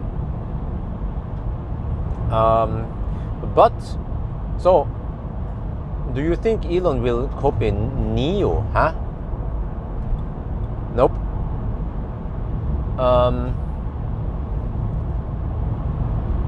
So, you know, when was this again? Yeah, I sold MC Hammer last year. It was not, I don't remember, but I think I sold MC Hammer around March last year, right? Or April. So I had MC Hammer for 2 years only, 2019 to 2021. Even though it feels like forever since I sold MC Hammer. Why was it only 1.5 years ago? Okay, but back then wifey was not pregnant. I mean, we were thinking about getting baby and stuff, but she was still not pregnant back then. And my situation was like, okay, I barely have time to drive the car, my own car anyway. But I realized that, okay, I need at least one car. It was a time when I didn't have a car, right? Or I had a Millennium Falcon only, but I realized that I kind of need to have at least 1 or 2 cars. I might want to get like a piece of shit Leaf as a press car, because from time to time I will actually borrow 2 cars simultaneously. So which brings back to, don't bomb it, huh? What are you talking about? But which brings back to that, okay, so I've been living, I have Millennium Falcon, and he kind of works okay, but then I'm not sure, should I get another Model S? Like, the Model S is coming. I got an email that they want me to finalize delivery spot place and stuff, but I simply can't buy the new Model S yet. I'm not sure what I'm gonna do. I might even cancel it, or I might let Marcus buy it and he can make a profit out of it, because I got the old price on the Model S. But the problem is that, Model Y performance? No, I don't like SUV. I'd rather have a Model S. But the problem is that wifey will also drive it, and she doesn't like big cars. But she likes Model 3, which boils down to that, okay, we can buy another Model 3 then. And that will be the family car. That will be the one with the child seat mounted there almost permanently. And that's going to be the kindergarten wagon, right? Kindergarten wagon, yeah. And wifey is comfortable driving it. Me too. So But then, so I kind of try to narrow down what car it is, and it's going to be a Model 3 then, as a family car for now. And then eventually maybe we can get something else, but we'll see. But for now, Model 3. But then the question, I'm just brainstorming with you guys. I like speed. I'm a speed demon, so I would like to get Model 3 Performance, but it's more expensive, and also the price has gone up. No, but it's clear now, the accident site. So it would either be a Model 3 SR Plus, the cheapest one, or the Model 3 Performance. My heart says SR Plus, but my yeah, but then I kind of want the Performance. No, listen again. Let me tell it again. Wifey doesn't like driving big cars. She does not want to drive Model S, because she will be driving it to the kindergarten also. So that's why Model 3 is perfect for her. And not Fiat. Fiat is too small. So Model 3, like I said, it's going to be Model 3. But I still can't decide which. The boost, yeah, that would actually work. It actually becomes quite fast when I think about it. And then I have more freedom about about rims. Yeah, that actually makes some sense. Model Y, no. Like I said, Model Y is too big, and we don't like SUV. We are not a crossover SUV guy. Like I said, it's going to be Model 3. The question is not which car is going to be, whether it's Model Y. We will get a Model 3 because wifey likes driving the Model 3. I don't know how many times I need to repeat this, probably until we are at Varberg. But I had to decide whether it's going to be a Model 3 SR Plus. The SR Plus, the way I spec it, will be 450, 500k NOK. But that one will have probably the lowest drop in price, because I have to expect that we might sell it after some years, or I don't know, who knows, but I can't expect us to keep it forever like Millennium Falcon. So we could sell it in a couple. No, I don't want a classic. Like I said, I'm not asking you guys which car to buy. It's going to be a Model 3, all right? Classic Ioniq doesn't have app support. That sucks. So it's going to be Model 3, but it's just trying to figure out which Model 3 is going to be. So maybe actually we end up that wifey will mostly drive the Model 3, and then maybe I'll just go for the SR Plus then, which is probably the most economical way. Because if the Model, my thought behind this is that there's some kind of slowness on the other side. My thought behind this is that Tesla is continuously improving the cars, which means that in just 2 years there will be something better. Just look at MC Hammer. MC Hammer was great when it came out, but when I sold it, MC Hammer, he was already outdated. He didn't have octovalve. He didn't have motorized liftgate. He didn't have double glazed windows. He didn't have the center console with a wireless charging pad. There was lots of stuff that MC Hammer didn't have. And I have to expect that the Model 3 I possibly buy next year in 2023. Already in 2025, Tesla will have something better out there. Tesla is not like Mercedes, like this EQV. It was like this 1.5 years ago. It's still like this now. And it's still gonna be like this in 2 years. So I guess I need to kind of brace myself that I probably want to sell that Model 3 after just 2 years maybe. Or I can just keep him forever, and it'll be like the wifey secondary car for wifey until the Roadster arrive. But then, is it practical to drive the Roadster to the kindergarten? Well, I guess we could, yeah. But then eventually we will probably need a bigger car as the family car, and that could possibly be a Model S Plaid, because when we have 2 kids, then the Model 3 might be too small depending on what we're going to bring with us. Yeah, SR Plus, yeah, okay. Maybe I can buy an S Plus via Marcus. Maybe get an okay deal from him. But nah, he's probably not looking for the. He's into the money anyway. Okay, consumption is 340. We are already blowing the budget here. Uh-oh. Wait a minute. Wait a minute. I think I have to take it easier. Wait. Oh, hang on. I had to disable the intelligent thing.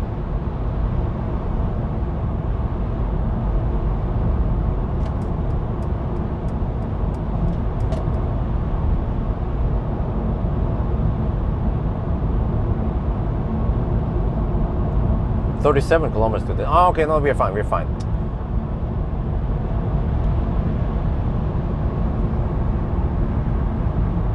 More power. Well, I mean, if we're gonna keep the car forever, then maybe we might as well go for it. But I feel like I need to maybe replace it if there's something newer out there. Yeah. Let me check the headlights now. Boom! Wait, it's adaptive. No, it's automatic. Oh, okay. Need to switch it over to auto. I mean manual. There. Okay, now it's manual. Okay, but now we have cars there. Okay.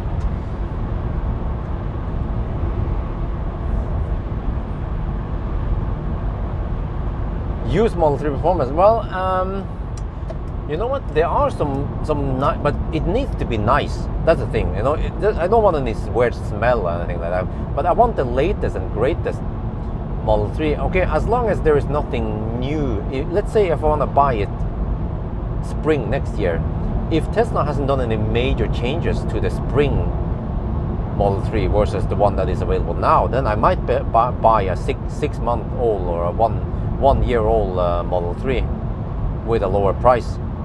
Yeah, that could work.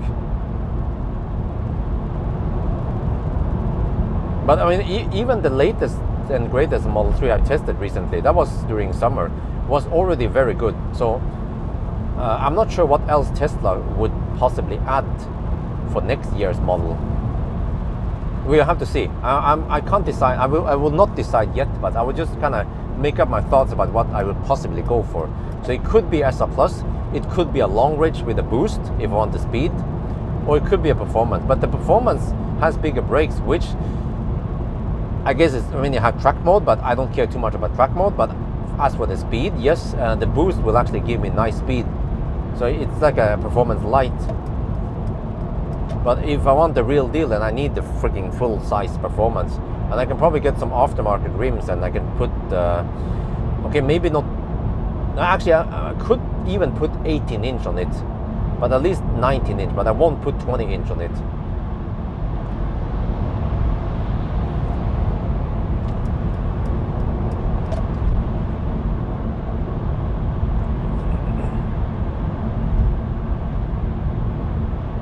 Well, I think the chat is bugged.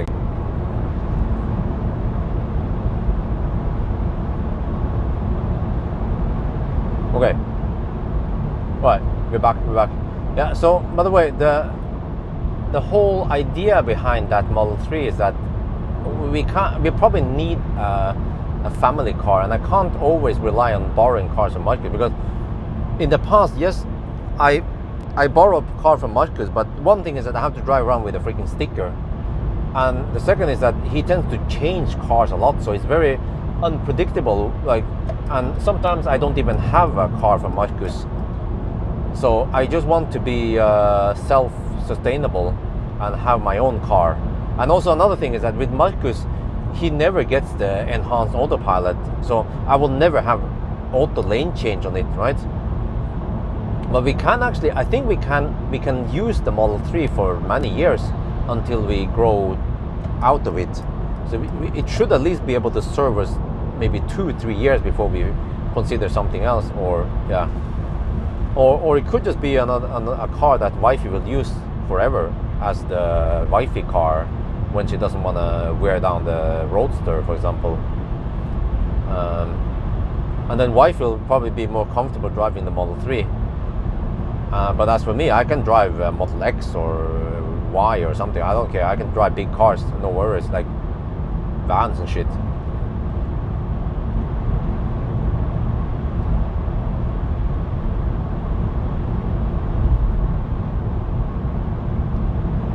No, okay, we don't know how to do with the stroller part yet. That would be interesting. There is this thing you can put on the stroller, so the bigger kid can stand on it, and then the smaller one is in the stroller. Otherwise, we have to make like we have to buy like a twin stroller or something big, and that will take up a lot of space. But there are some more elegant solutions out there, like that, what it was called again, that kind of extra buggy you hook on the stroller.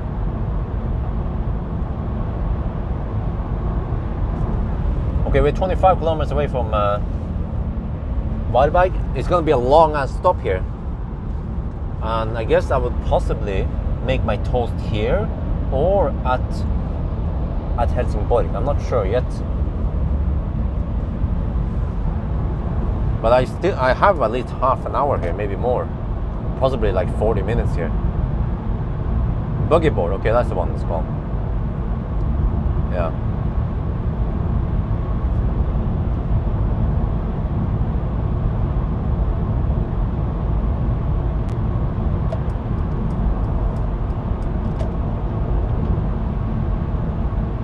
But yeah, but the reason why I choose Tesla is that wifey doesn't care about panel gaps.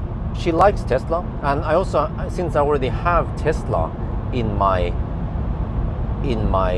household, right? I already have Millennium Falcon, and I also tend to borrow Teslas from Marcus. Then I just prefer having it in one app, and also Tesla app kicks ass for the Lord, versus some of the other apps I've tried.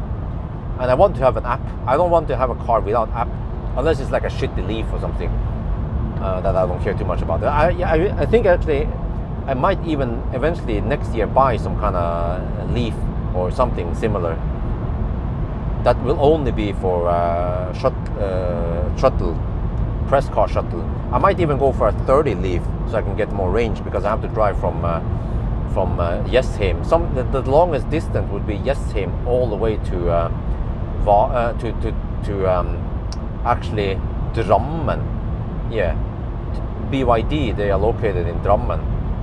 BYD and Maxus at RSA Bil. So I will have to drive all the way from Jessheim to Drammen and then back again. But possibly in a single charge. I mean, maybe in that case I will use Millennium Falcon. And then for the shorter trips, then I can use the Leaf. Yeah, something like that. That's the plan.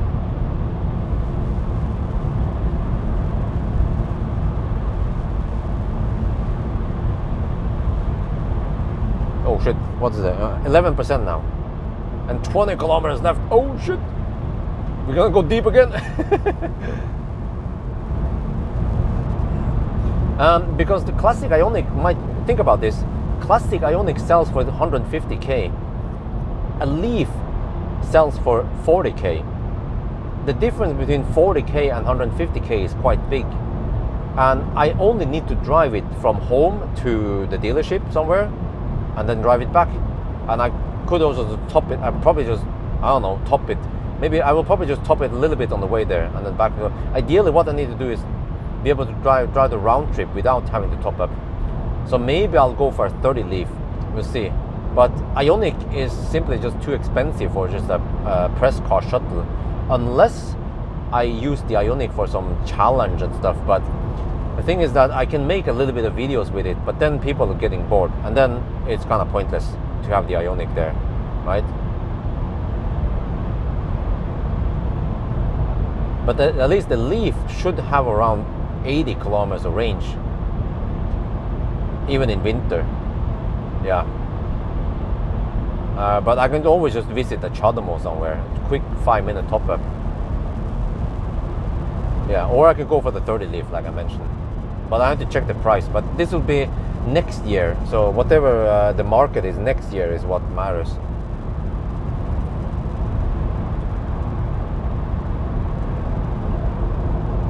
ENV 200 for kindergarten. How many kids are you gonna bring, man? I mean, if you only have one kid, then you don't need an ENV 200. You can do it in a triplet even. Okay, 10%. Still 100% power, damn.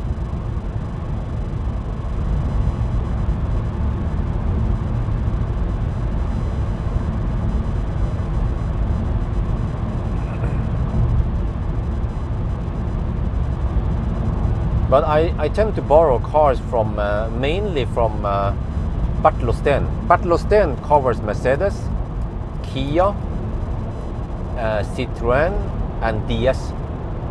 That's the one I borrow, and Peugeot. Yeah, so Bertelotsten is at Learn School, which is actually closer to Jessheim. And then the second most common one is Møller, which is Volkswagen, and Skoda and Audi.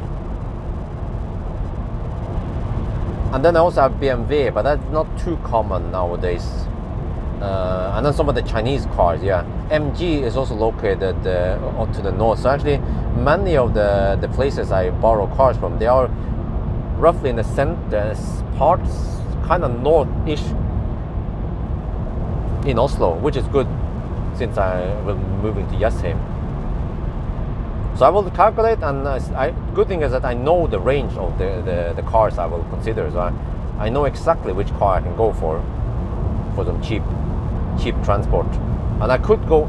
The problem is public transportation is so dog slow. Like even from Alnabru to Frysja, where Møller is, takes 45 minutes, and then by car it takes 10-15 minutes only. And you can imagine if I use public transportation from Jessheim, how dog slow it will be. Well, I'll probably take the train. First I have to get over to the train station, and then take the train to Oslo S, and then I have to take whatever bus from Oslo S. But it's going to be, I don't have time for that shit. I just need to drive directly.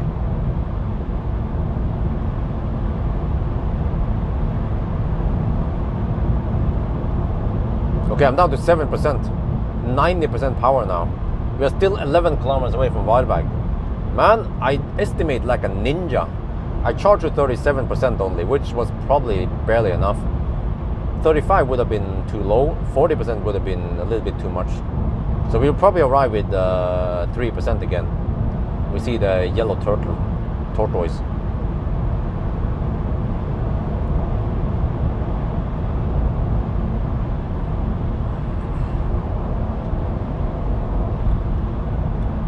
So the way it works, by the way, if you guys are wondering, is that normally I would drive a car over to Møller or Bertelotsten, and then when I borrow a car, a tip press car, my own car is parked there, or sometimes I park, actually many times I've been using Markus Bil's car, since I'm not testing anything right there.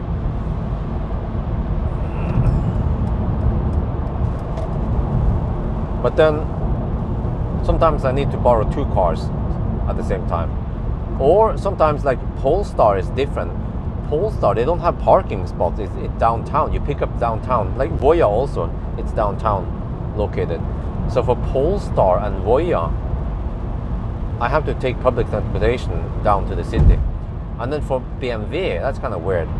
BMW is located at Fornebu. They have big ass parking garage reserved for BMW, but I'm not allowed to park my own car there.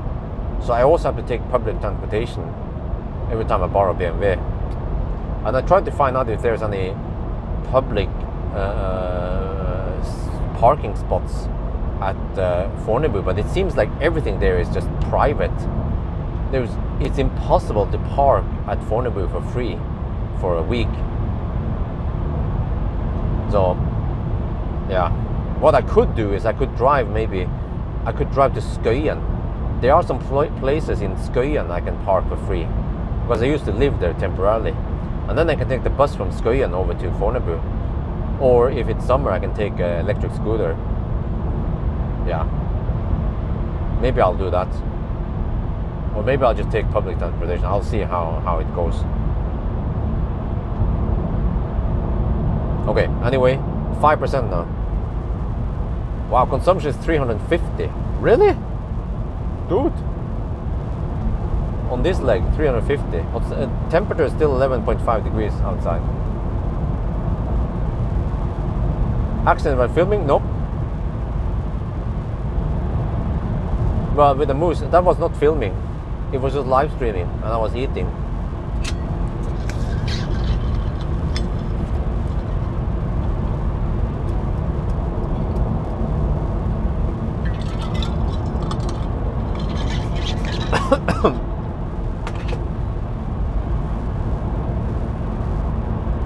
%4 now. 4 kilometers away. Oh, it stopped displaying range eventually. Okay, but I have the power meter. So see that we have 50% power, so we are fairly safe.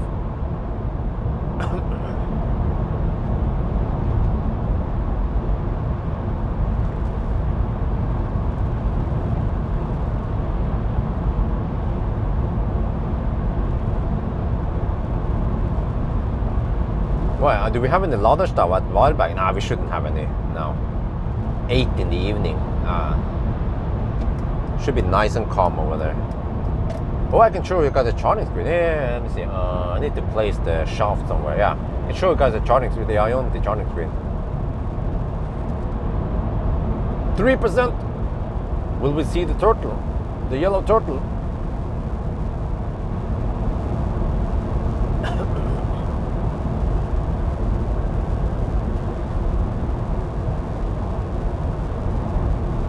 Damn, what kind of consumption do I need to expect from Varberg? I need to at least 400 watt hour per kilometer. I'm thinking maybe 420.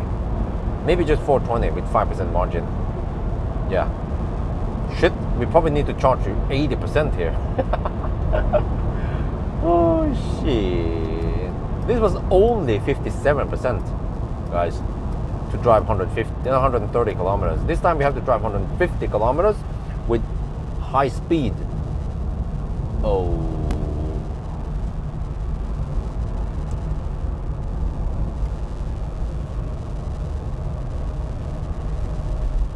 Welcome vibe. Oh yeah, I can. Oh, you know the car is so tall. I can see the. Oh, plenty of chargers available. Oh yeah.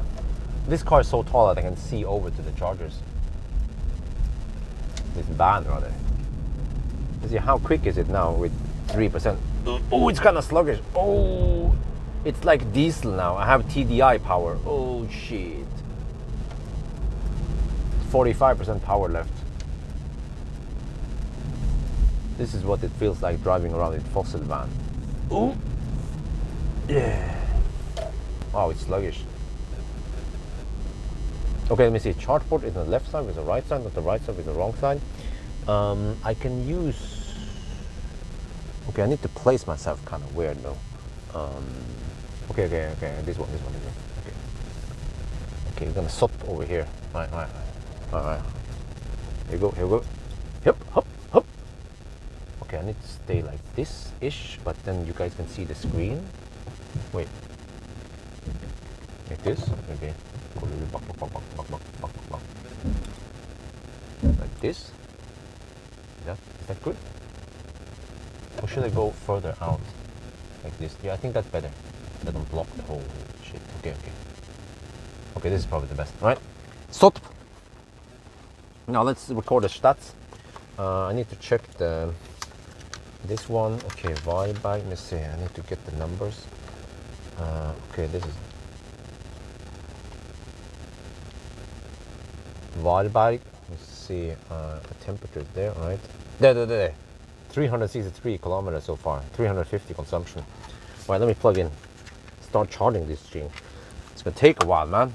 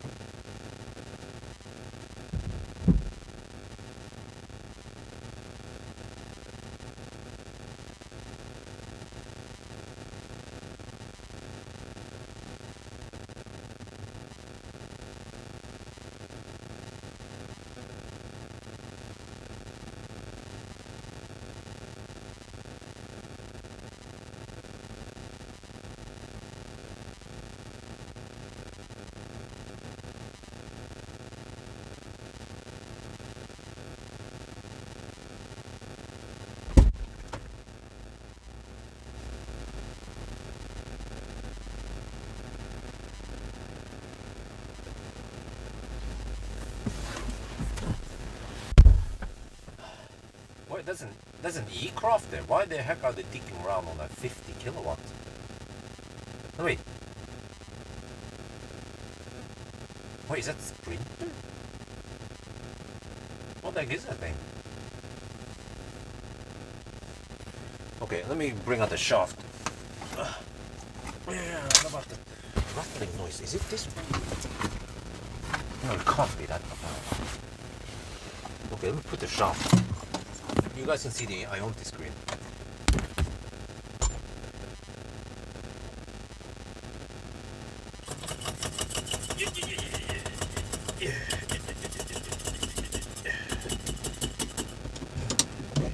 Wait, is the cable long enough? Check. The cord is long enough.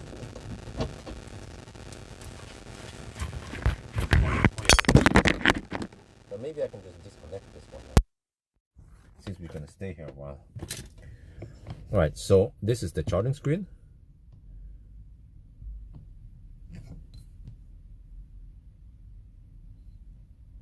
That's the new charging screen for Tritium. And it's buggy, because it says that we are done. Wow. Why are they so buggy, man?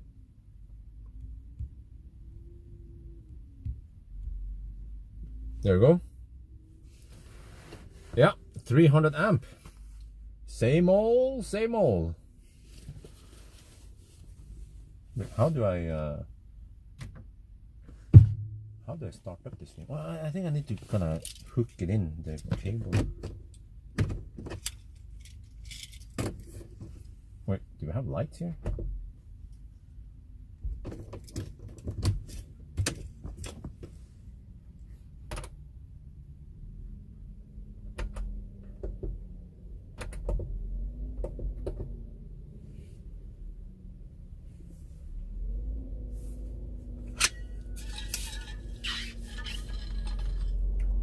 And then compared to ID Bus, then this feels so old-fashioned. 300 amp only.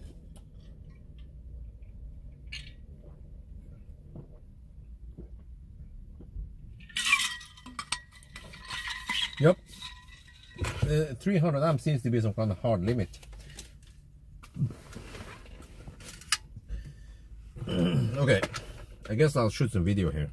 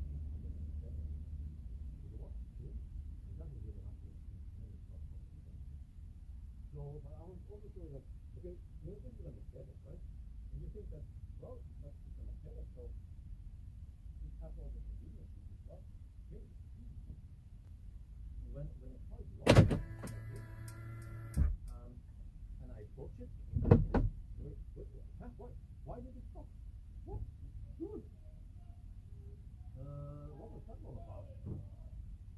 Wait, we need to deduct this. Why did you we need to just, why is it not? It's still running. No, it's not. It's not. Wait. Okay. I'm gonna show you the for the car. Unless I unlock it manually with the key. I'm done. Let me see. Are we stopped still, or are we? No, we stopped. We stopped. Let's move. Okay, we need to deduct a little bit here. I don't know what the heck happened there.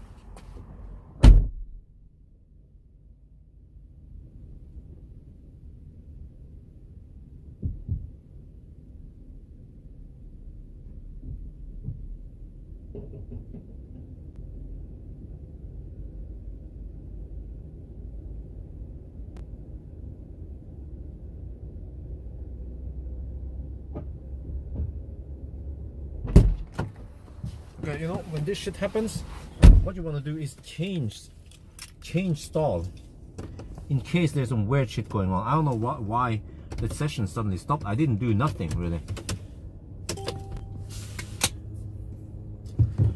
So I noticed that it happened at 17. So we will just catch again and see once we start charging again. I will go around here and take the other one.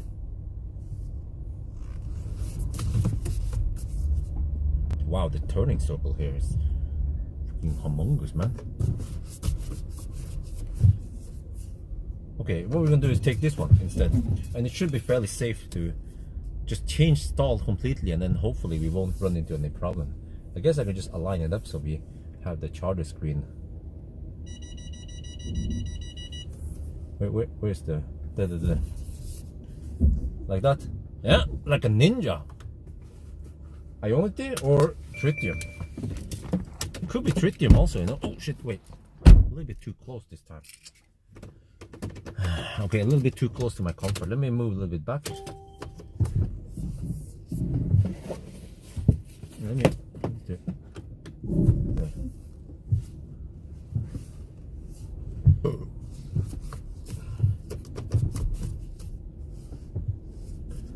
Okay, this is slightly better. Yeah. Better safe. There. Better. There, that's better. Okay. Sot.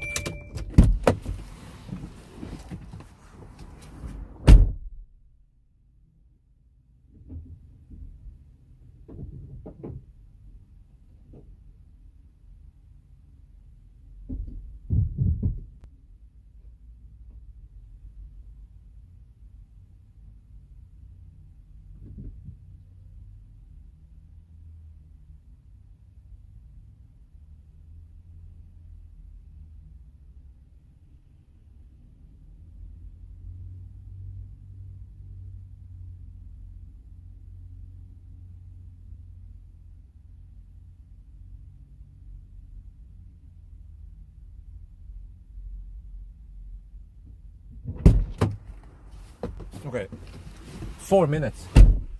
Yeah, we just deduct 4 minutes.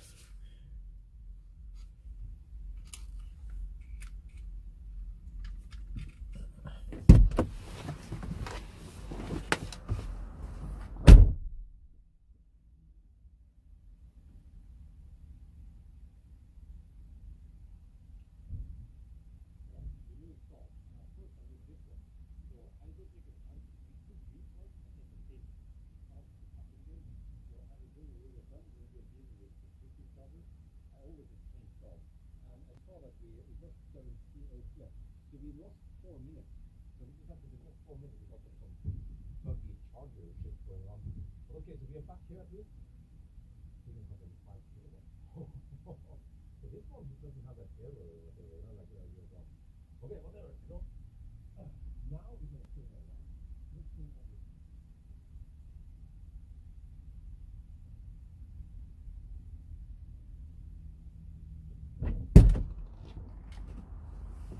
I guess I don't need to preheat yet. I can preheat in, or do I need to preheat? Because I think actually the preheat will slow down the charging session slightly. But I don't feel like eating anything yet, so okay. Yeah, I need drinks.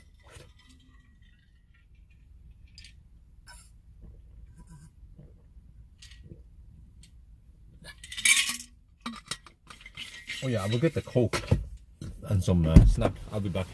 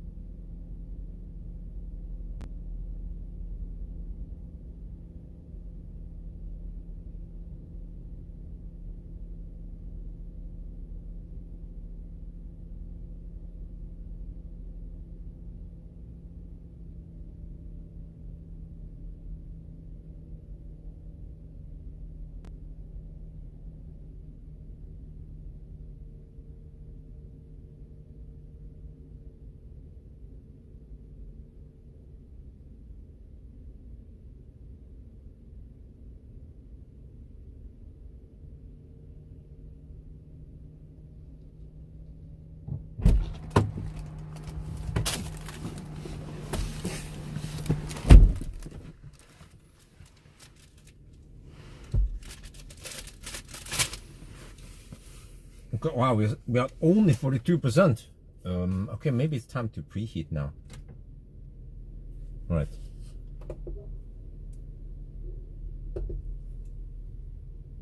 This one and this one. Okay. There we go.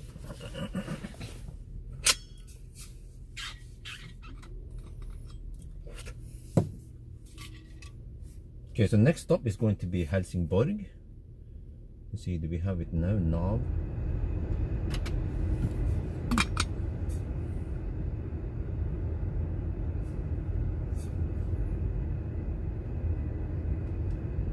As usual, we stop at Helsingborg. At the Kulla. Yeah, where is it? There.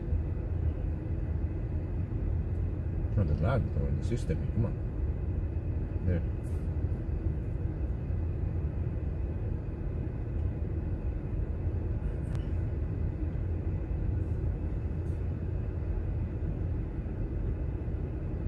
Wow, the MG4 charges really fast. Wow, really? Damn. That is impressive. That needs to be tested. Because that's a good thing about MG at least.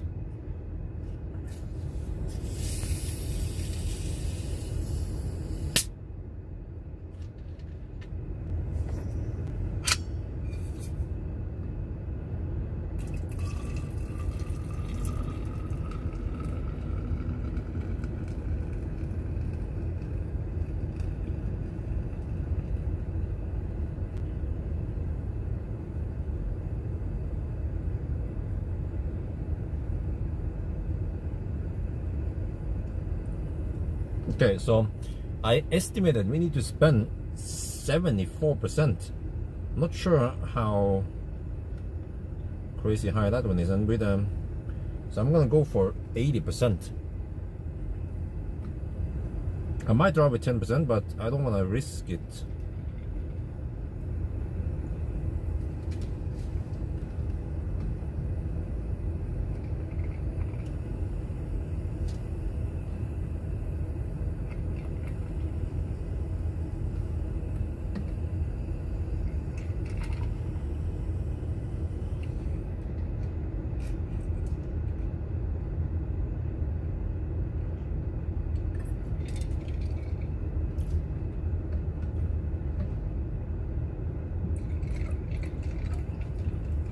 Okay, MT5 supports car scanner, right? Directly? Is there just like an MT5 profile, right?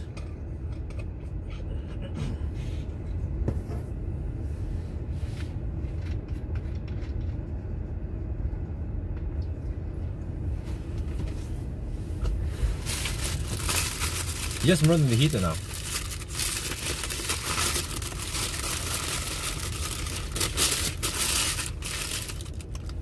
I wonder if I turn off the heater, if that will affect the speed. Let's see if the speed drops now. 101 kilowatt, right? Let me turn off the heater.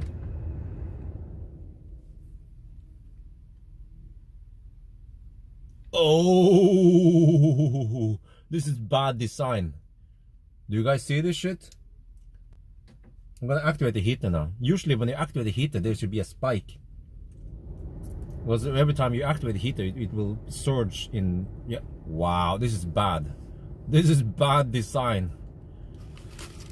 Well, well, well. Legacy automakers for the win.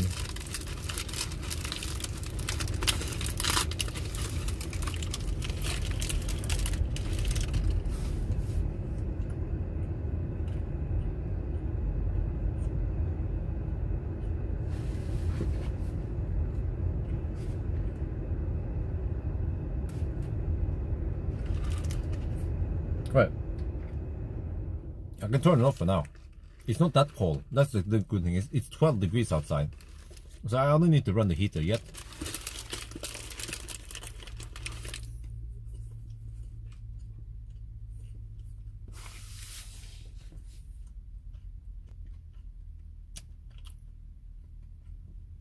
Wait.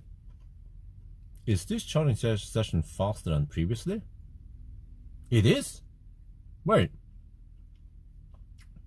Wait, or Hey guys, is this one faster than the Pawel one? It seemed to be faster. Maybe the battery is hotter now.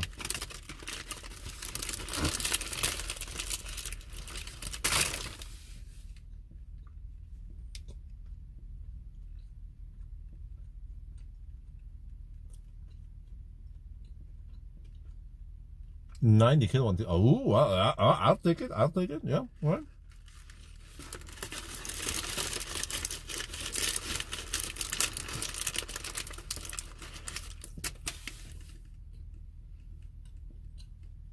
All right. How long have we been on the road now? We started at 4, right?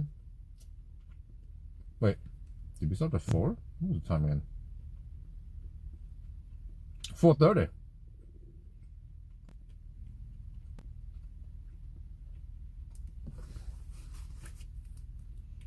Around 4 hours to get here.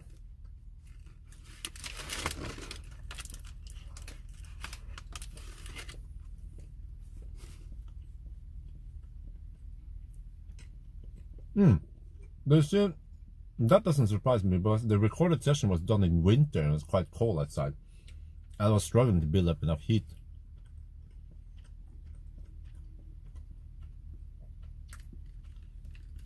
So it does make sense that this one is faster, which is good.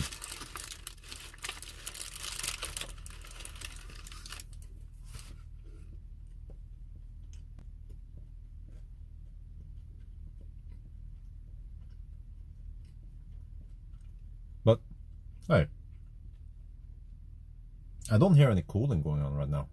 Because I wonder if you run the heater, if you will replicate.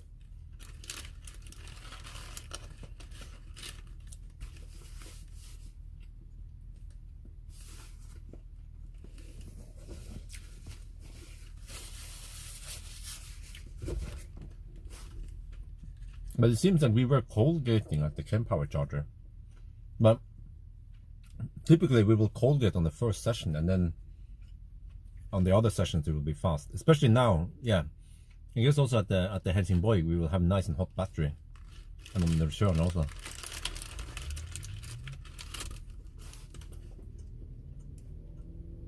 Oh, I hear the cooling now.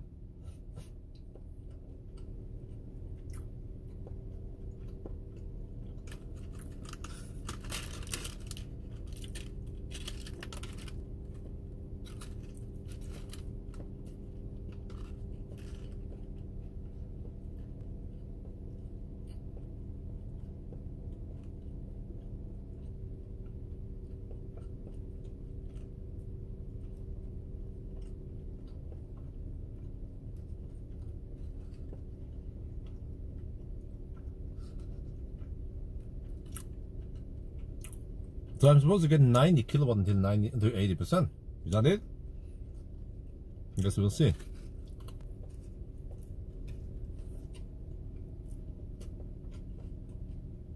But I bet we were cold gating during the cold run last time.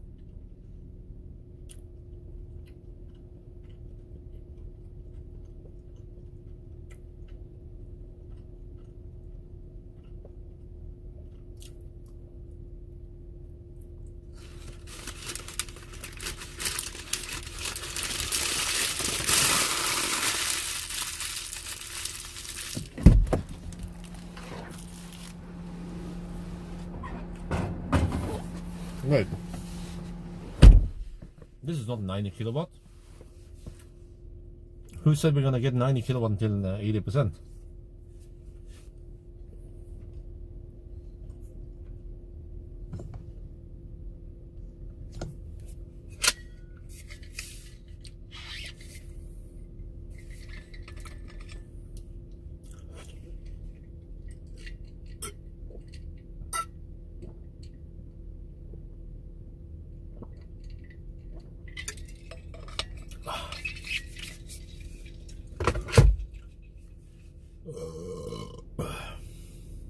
Okay.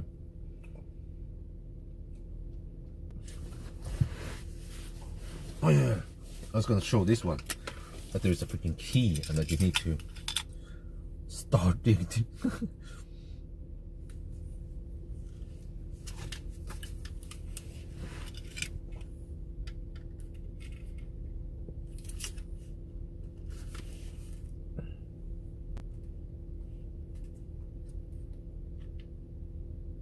Well, we've been charging for a while now, plus the other charging session that was interrupted. But I calculated I need 80%. I need to spend 74% with a 6% margin. But it seems like this charging session is faster than the one we had initially. Well, normally the first charging session, wherever that one is, and this time it was the Pawel, the battery was slightly cold getting, but now we're getting a nice and flat curve. But okay, so I'll show you. Next stop is going to be Helsingborg, as usual. Oh shit, I need. Let me do it then.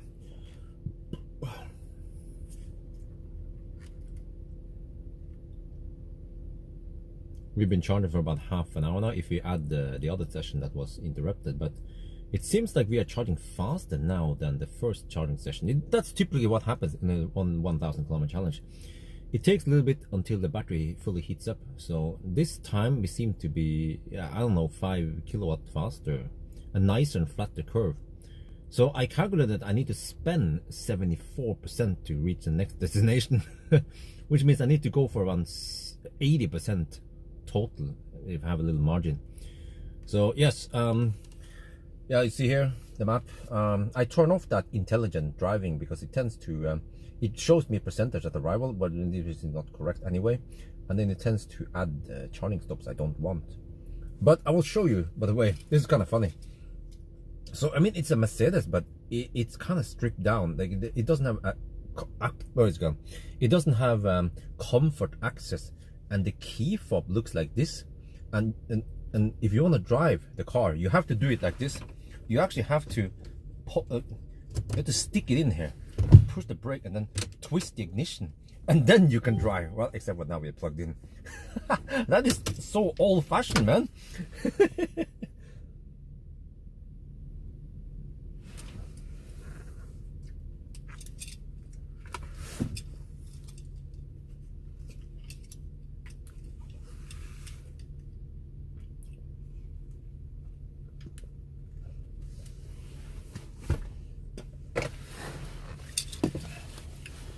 Well, this is well, it's still decent. 81 kilowatt at 60. Well, okay, for a big battery.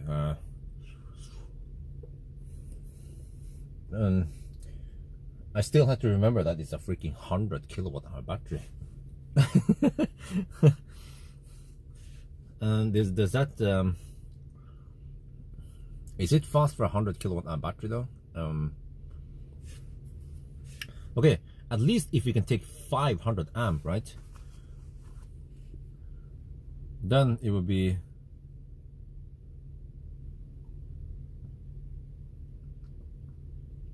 yeah, it should at least be 175 kilowatts at the bottom. And then even at this point, if we or if there's a hard 300 amp limit, then at least here we could have gotten 114 kilowatts at 64%. I think that would still be safe for a big ass battery. Yeah, a little bit over 1C at 65%. But no, 78. But I guess it's not the worst charging session. I mean, worst curve. 78 kilowatt now. I've seen worse. But okay, I don't remember how many minutes we charged at the other session, but it wasn't that many minutes. No more than 5 minutes. So you see, it's roughly 35 minutes so far, and it's going to be, oh shit, it will be more like a 45-minute session. Well. But okay, maybe at 70-75% I will fire up the HVAC and start preheating the cabin. Well, because the cooling is going right now, but I guess there is no crazy cooling needed since we are charging at only 76 kilowatt. But I wonder if we will rapid gate if we fire up the HVAC right now. That one I don't know. All I know is that at the next stop I will probably make some toast, because I know I will have 40-minute charging stop at Helsingborg. Yeah, wait, I wonder if I can enter Helsingborg. It will still be before midnight. Yeah, Helsingborg should be open by the time I get there. I'll be there 22:30 22:30. Before 22:30, I'll be there. Yeah, so that's good.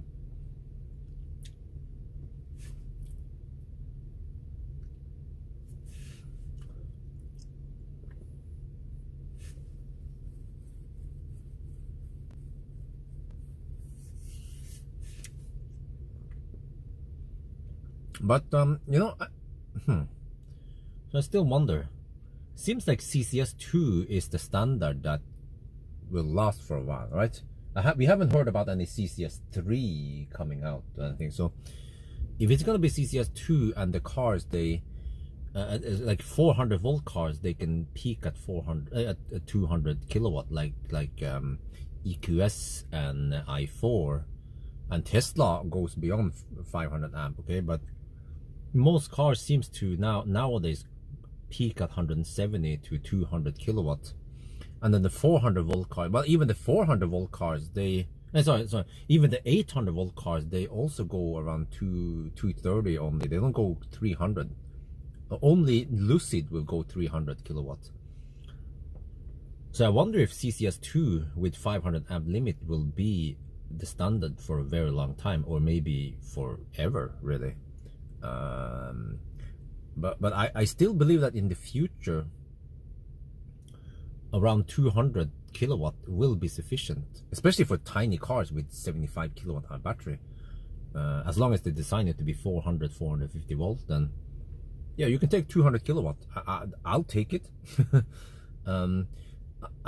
I suspect that there is no need for any CCS3 with 1000 amp limit, because if you go that high power, there will be some other problems that you need more power from the grid, for example. And for most people, a 15-20 minute charging stop is fast enough.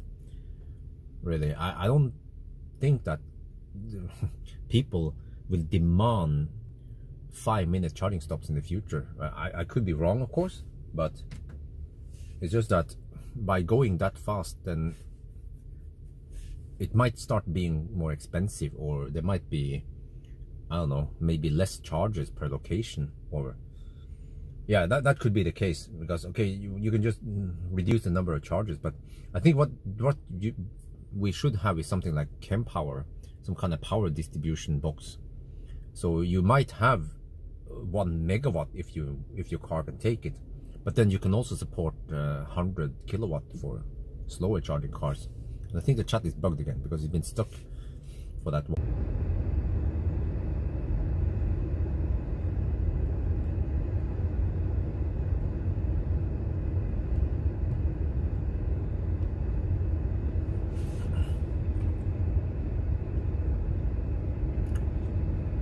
But I mean, okay, but I have done so many 1000 kilometer challenges, and even today, the fast charging cars today, like an i4, especially efficient car like i4 and EQS, they are already going quite fast. I mean, 200 kilowatt is already damn fast.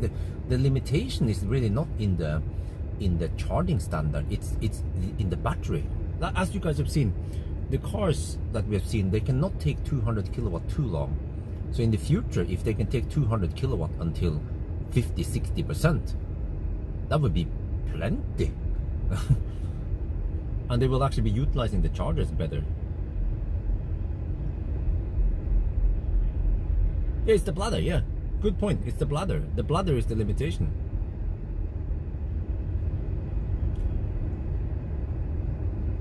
Well, this speed ain't too bad, okay? It's going to be 40-ish minute, wait, 45-minute charging stop maybe.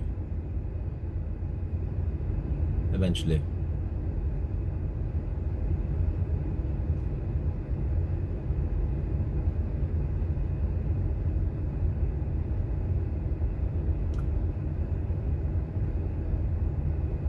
Actually, what I'm saying is that today's chargers are already kind of future-proof. I think like supercharger, V3 supercharger, 250 kilowatt V3 supercharger, and these 350 kilowatt Ionity chargers, they are already good enough for a long time, like at least 10 years, maybe even longer. we don't really need mega chargers. That's my claim. But of course, in the future, okay, if there is some kind of super battery that can take 10C, and you have 100 kilowatt hour, you can take 10C, bam, without taking any damage. Yeah, maybe that's the future. You just fill up. If you can take 10C, that means that you fill up the battery in 1/10 of an hour, which means that it takes 6 minutes to fill up to 100%, and that means that 4 minutes to fill up to 70%, whatever, right? Or something. So, yeah, yeah. Well, we'll see that. Well, okay, maybe in the future, maybe people demand something like filling up like gas, but then it will be completely different, because then you will actually have to charge up, but you kind of need to hang out in the car and wait those 5 to 10 minutes. Or if you go to the gas station, you better be ready when the car is finished charging, because then there will be a queue behind you, maybe, right? You can't just dick around for 15-20 minutes and then block the charger, block the mega charger.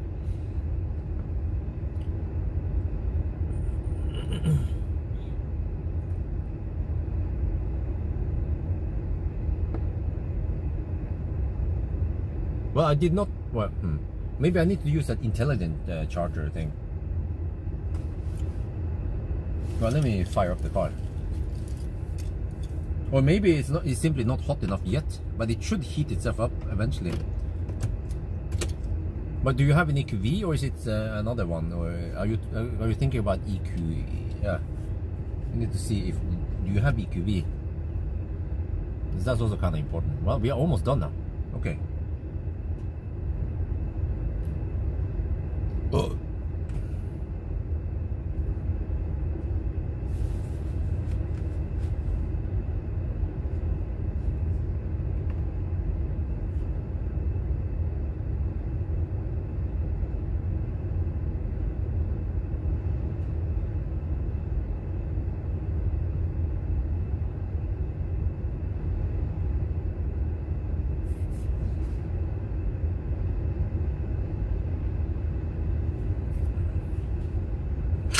Idling fee, well, should be some hefty idling fee if you block a mega charger.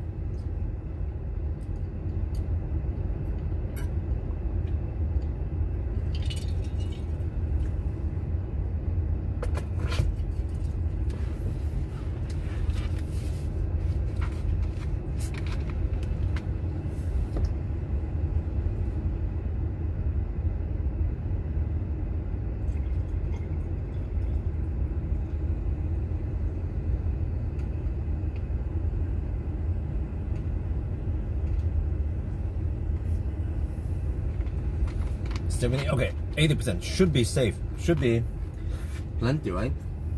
I'm not sure, but let's get ready to leave. I'll move the camera so we unplug at 80%.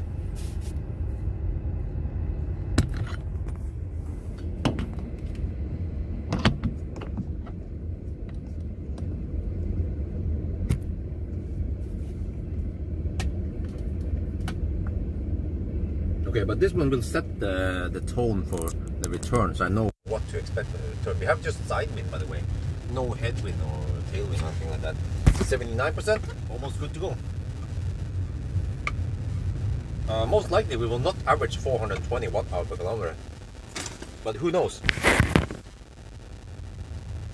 What is cooling down now? That's interesting.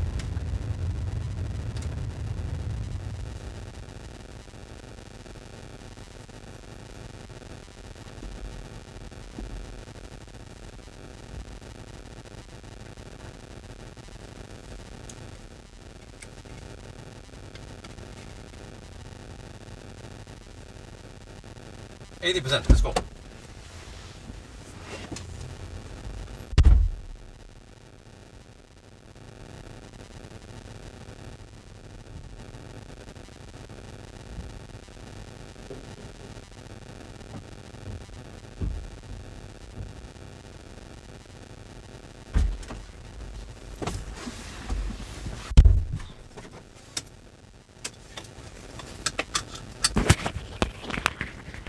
Microphone on. Reset. Okay, let's go. Let's see then what kind of high consumption it is. Wow, that was roughly 45-minute charging stop.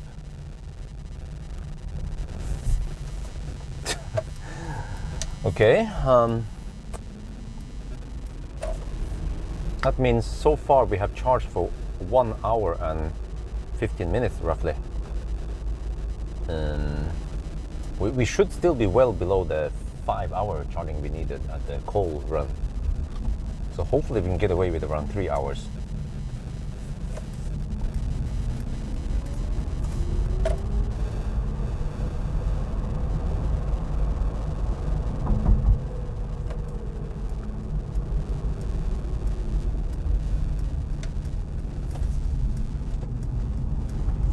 Right, here we go, 120 zone, go!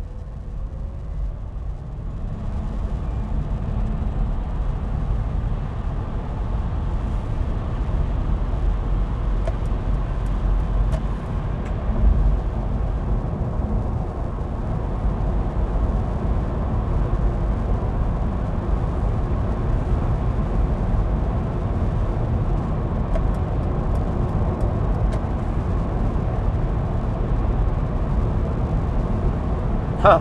Fun fact, the tempomat is limited to 140 kilometers per hour.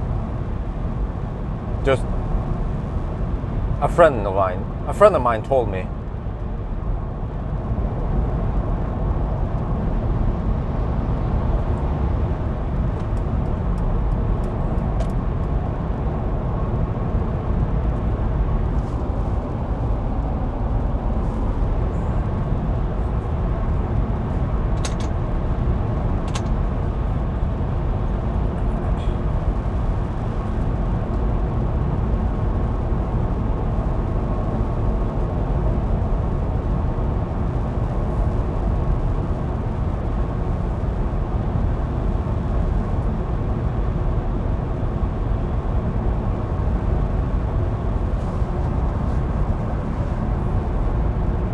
Real 135 kilometers per hour. Okay, let me ask my friend.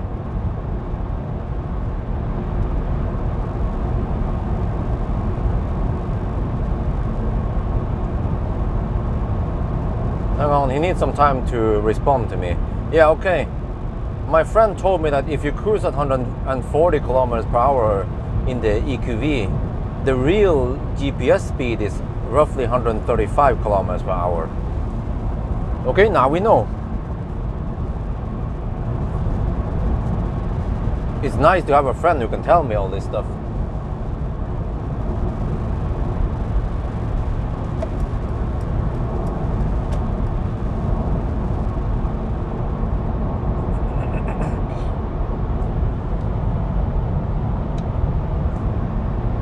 Let me try the high beam briefly. Wait, can't try yet. Consumption is 520 watt-hour per kilometer.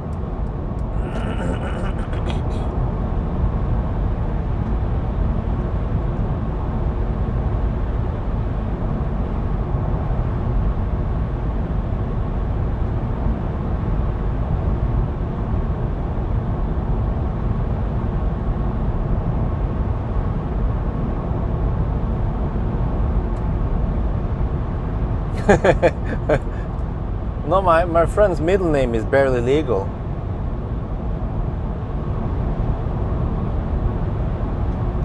Okay, it's 500 watt-hour per kilometer. It's not that bad, guys. Calm down. Oh, damn, the headlight seems nice. Fairly good distribution, fairly strong. Not adaptive stuff, though.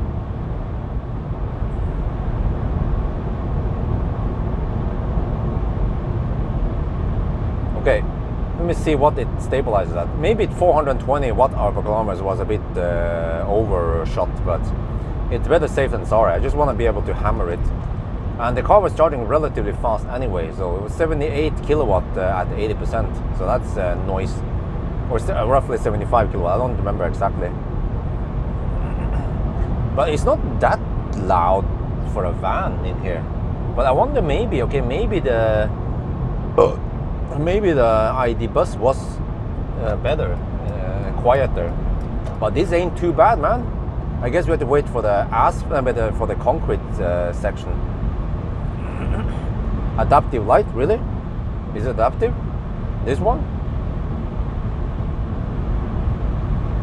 Ich weiß nicht. Let me put it on auto. Look. Okay, it's on auto now. And then what? And then I guess I have to pull it away from me to activate the high beam. Look. Okay, it's auto now. I wonder if it's on off. Let me see. It seems to just be on off. There's no adaptive matrix stuff going on here. And remember that this is a quite stripped down car compared to the other Mercedes. Like, there is a key. I need to put the key into the slot and then twist it and start the ignition and pump the pedals almost, you know. And there is no comfort access. I have to press the key to unlock it and press the key to lock it. Yeah. Yours says matrix. Okay.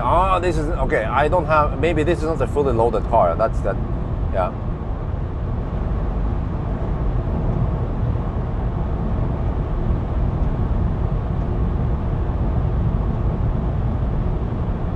All right. 480 watt-hour per kilometer. It's starting to stabilize. Maybe 420 was not far off then.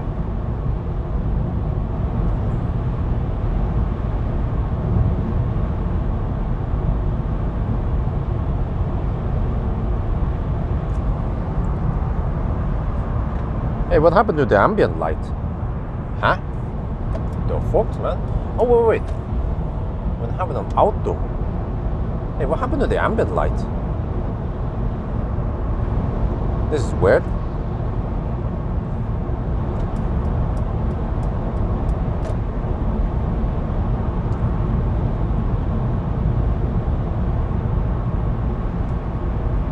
Did I accidentally disable ambient light?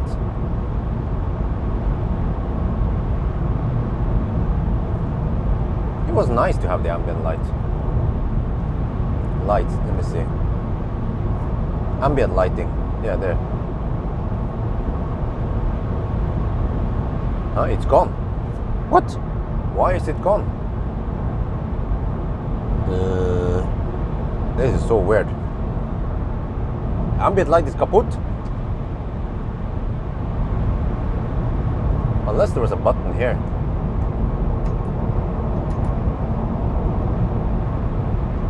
Nope. I don't know what happened to the ambient light. It's gone.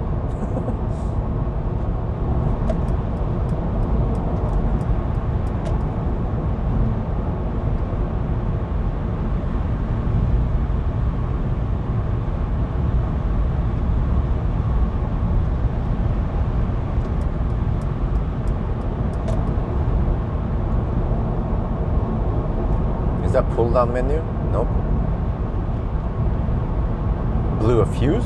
I don't know, man. Ich weiß nicht.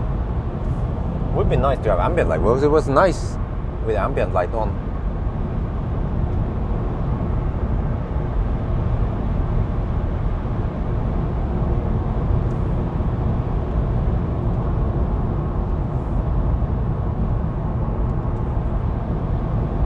Maybe there's a dedicated button for it and I accidentally pressed it.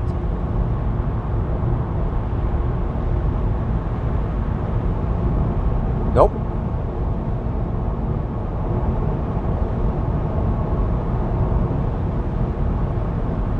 Eco mode? No, it's on comfort mode. That wouldn't make any sense to disable ambient light in eco mode.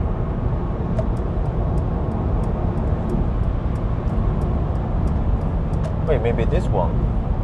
Let me see. Let me try this. There's a wheel here. Let's see. No. Okay, that's strange.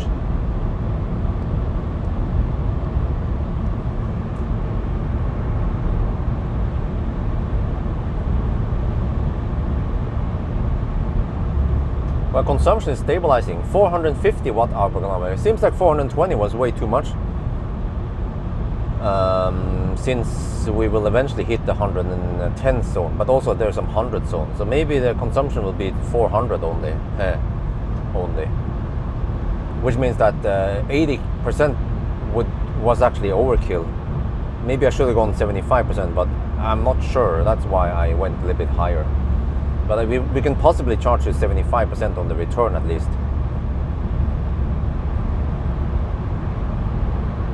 Yeah, it's usually a menu thing, but the screen in the menu, the ambient light seems to be on, but it's off. And I tried to disable it, enable it, and it's still off.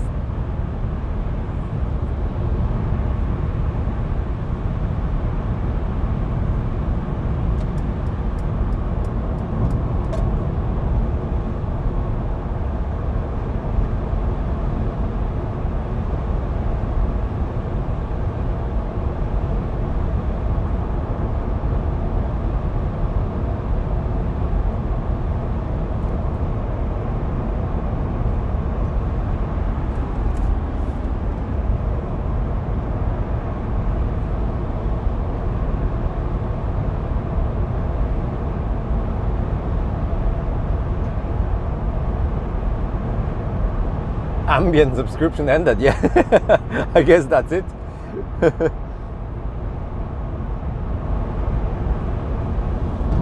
Oh, this is a noisy part. Oh,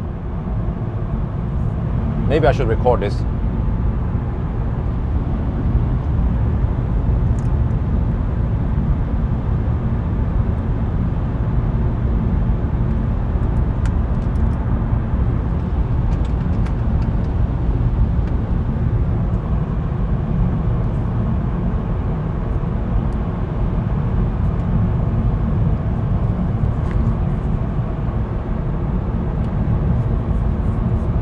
We're on the move now. So this is the rough concrete surface near Falkenberg, and you can hear it's kind of noisy. I wonder if this is noisier than the ID bus. And the ID bus was even 21-inch wheels. But we have some winter tires on right now. I have to check what kind of tires we have. But also, fun fact, we are in the 120 zone here. And then a friend of mine told me that the EQV is capped at 140 kilometers per hour on the cruise control, and then 140 kilometers on cruise control, according to my friend, is 135 kilometers per hour GPS speed. So yeah, interesting. I mean, you can. My friend told me that you can go faster if you don't use adaptive cruise control. So that's how it is with this one. But I also heard from another guy on the live stream that his car goes to 160 kilometers per hour on the speedo. But yeah, I can show you that in the left lane it's not as rough, because all the trucks, they hammer on the right lane. So here you can hear this is slightly better. So this could be something like what you can find in Germany maybe.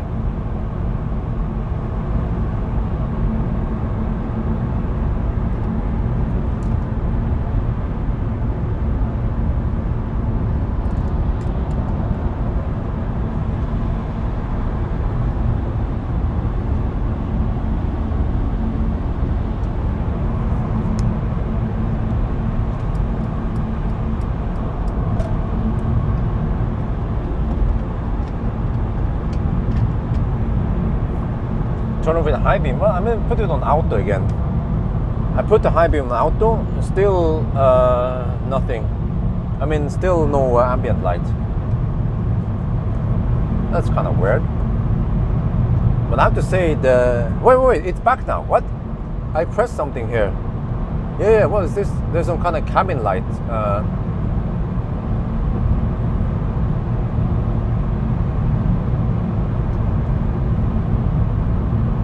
Wait. Huh? This is weird. If I turn on the front light, then it's the ambient light is on. But then when I turn it off, the ambient light is off. Huh? The fog? Wait, I have to turn on the cabin light, then the ambient light comes on. But I don't want to have the cabin light on.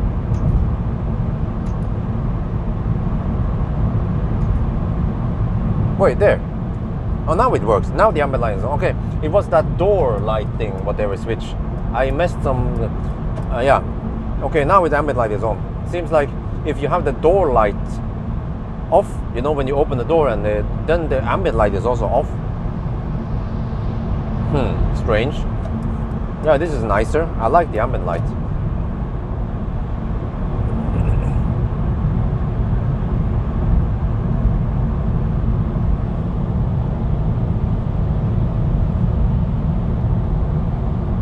Okay, consumption is 440 watt-hour per kilometer now.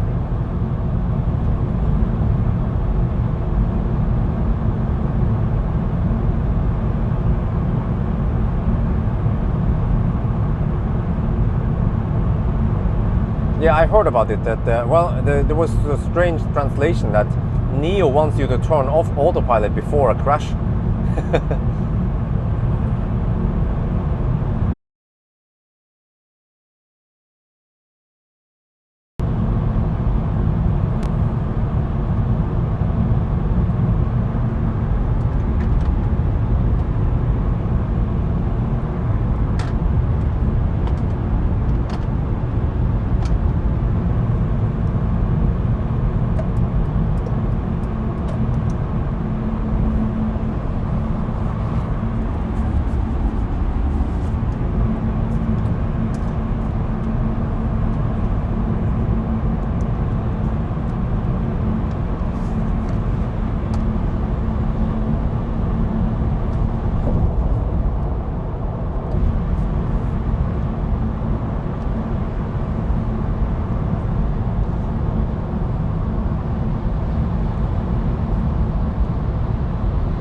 Holy macaroni, the consumption is 420 watt-hour per kilometer. Oh shit. Okay, it's time to say, e-tron, go home.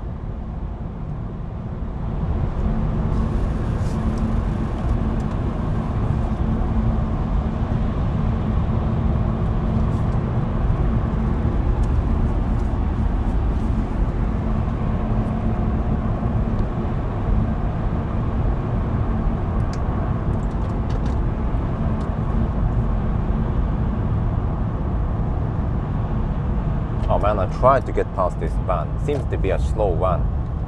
Okay, we need to just, we need to deduct some here. This is the Falkenberg slow stretch. Wait, this is a short one? There was a short one long. This is one Falkenberg. Okay, 2-minute deduction here, I guess.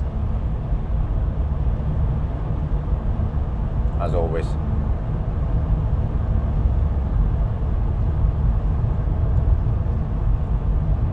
Actually, he's not going that slow. Okay, that's good. I'm actually drafting a little bit behind him.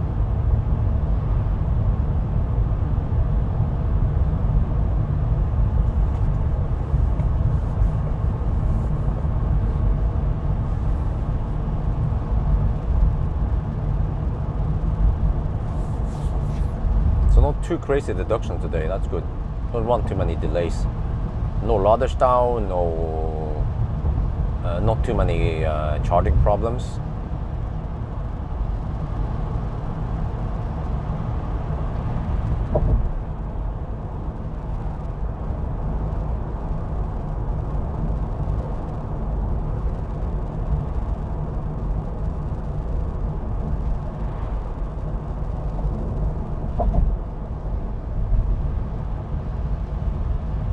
Consumption dropped to 400 watt-hour per kilometer. So my prediction was 420 with 7% margin, or 7% margin. Yeah. No, it was 6% margin. I estimated 74% consumption.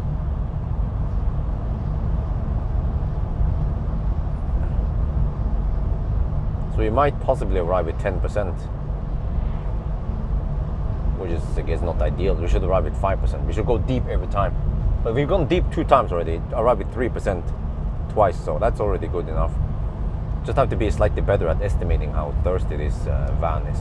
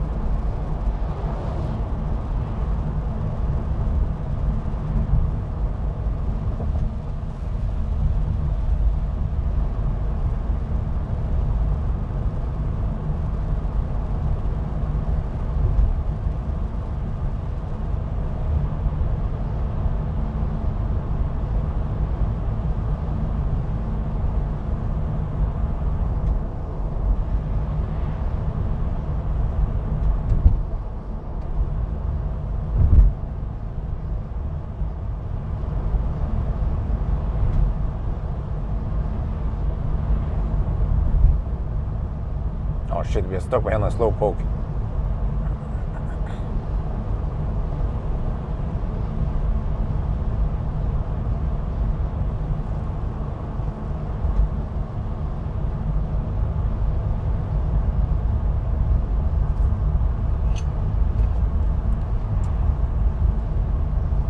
Let me see, so if we turn this one off, and then the ambient light turns off, huh? Oh, we have ambient light in the back also. Oh, that's nice. I like it. Yeah, I have to say the interior here is nice in the EQV. This is a bit the perfect family road tripper. I remember we did it in the Optimus Prime, which was also pretty good and spacious back then. The 60 Optimus Prime, yeah, lots of space. It was amazing how we could fit luggage for how much was it again? Was it 5 people? Well, it was me and wifey, Amory's parents, and Maya and a dog. That's 5 people and 1 dog. Well, a small dog though.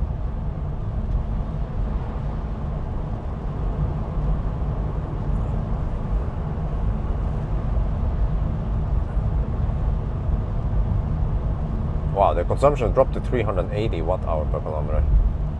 I guess this slow stretch here kind of helps a lot for the consumption. But then we have to go past that slow poke. Okay, we can hammer it now. But with the van, yeah, the van. Okay, no, he's actually a little bit slow. Good. Stay there. Don't move. Dankeschön.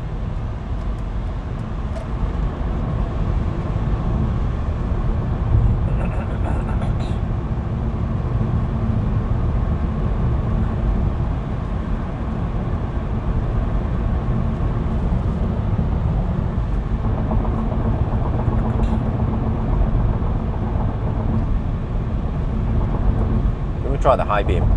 Boom! Oh, it has got. Okay, good spread.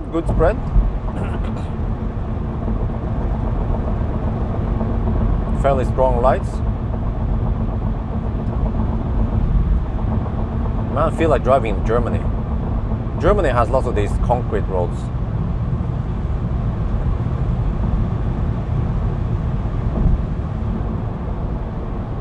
I wonder if Germany is the only country where they use concrete roads quite extensively. All the other European countries, they have asphalt. But man, we haven't taken any road trip this year, so it feels like forever, man, and it feels like forever since we were in Thailand. So yeah, we have to sacrifice a little bit because of the baby, but it's part of life, right? Boom! Ooh, I like it. I like the spread. Wow, these are good headlights, man. I need to do a headlight test of the EQV.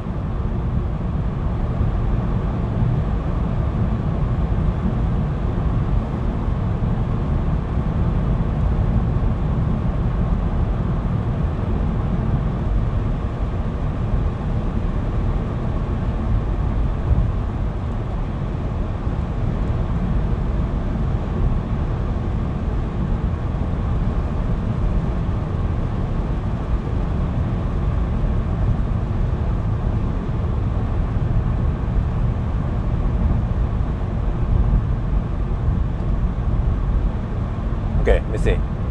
Boom! Oh, ooh. Good spread, good strength. I like it.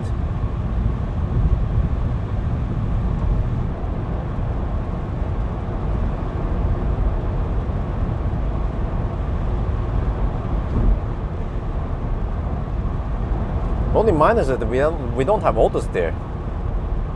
I mean, can you get auto steer in the EQV even?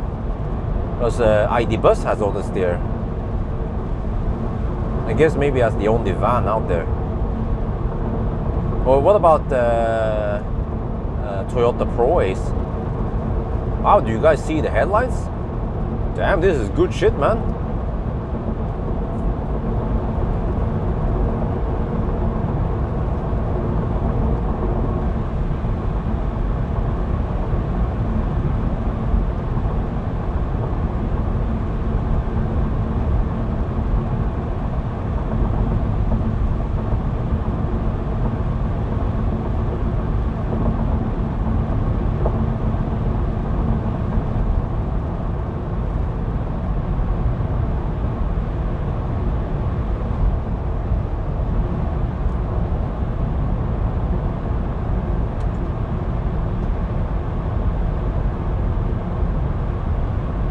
I could not order auto steer. Yeah, from what I heard, some people told me in the live stream that auto steer is not possible for the EQV or the and also auto steer is not possible for the PSA vans like E-Traveler, Citroën, E-Space Tourer. I mean, but I wonder if maybe the Toyota ProAce has auto steer, because auto steer is kind of must have nowadays.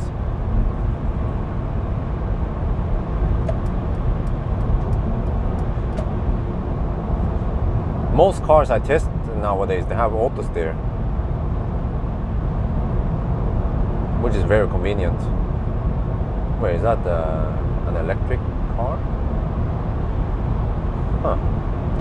Wait. What was that? Looked like an Aria, but is that Aria? I don't recognize the taillights. Could have been Aria, I'm not sure.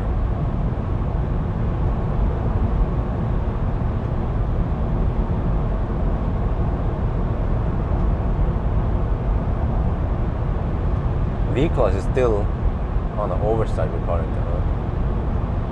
But guys, there is also an E-Vito, by the way, I haven't tested. But how is E-Vito compared to EQV? It's like the Vito versus V-Class, right? I mean, what is the difference between E-Vito and V-Class then? Size-wise and also maybe equipment interior-wise. I wonder if the V-Class is higher class than Vito. Yeah, the must have, of course.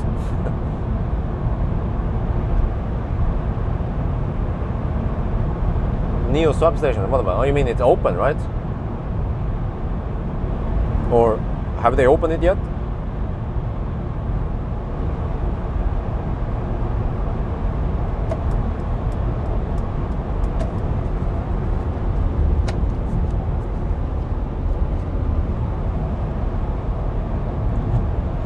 Okay, consumption is 400 watt-hour per kilometer. Seems like my prediction was not that far off.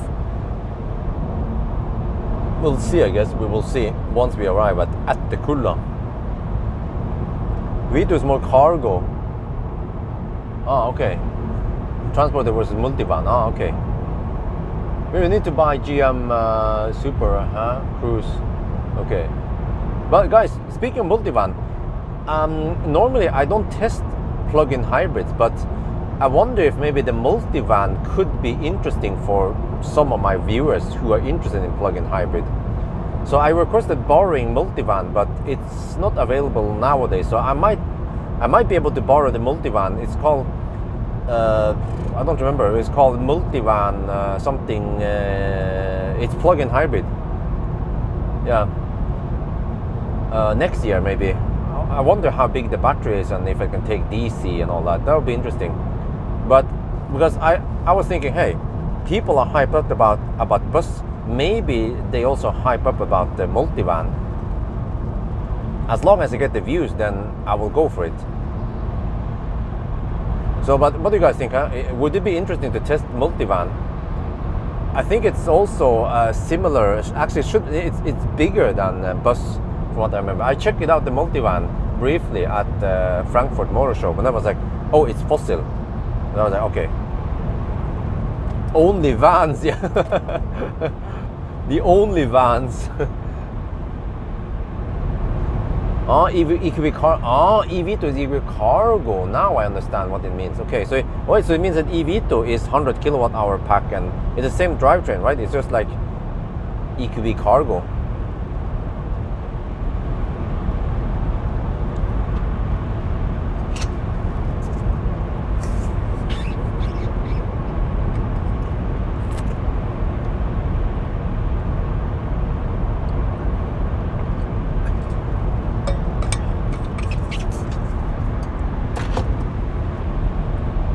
Slower speed? No, I don't think so. Quick math, even when we are charging at 75 kilowatts, or to put it this way, if we are cruising now at if we have 400 watt hour per kilometer, right, consumption, and we are cruising at 130 kilometers per hour, it means that we are pulling something like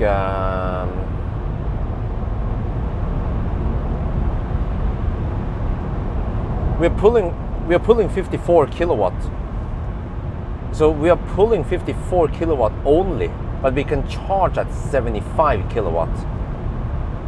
So quick math is that as long as you charge faster than you are discharging it, then it actually pays off to go fast. If you're slow poking at 100 kilometers per hour, you will actually arrive slower. But of course, if this was like a freaking Chadamo shit, and you can only peak at 45 kilowatt, then it would actually maybe make sense to go slower, because then you are discharging at 54 kilowatt, but you can only charge at 45 kilowatt. You know what I mean? I can do more fine-grained math and figure out, based on this distance, for example, this leg, 150 kilometer leg, if I would go slower versus going faster, I can calculate the speed versus the charging time, and I will probably conclude that hammering at 120 plus kilometers per hour will get you faster.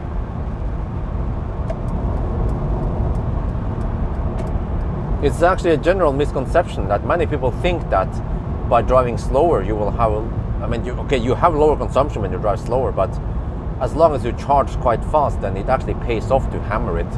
I mean, even if you charge at 50 kilowatt chargers, I calculated that for many cars it pays off to hammer at 130 kilometers per hour, especially Teslas, because they are very efficient at high speed.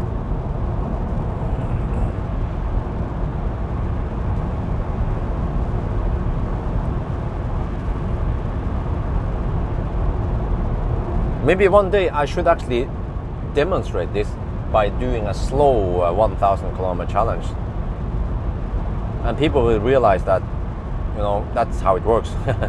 I can do that with a Model Y, maybe Model Y Performance, if I have time one day, but it's gonna take like 11 hours.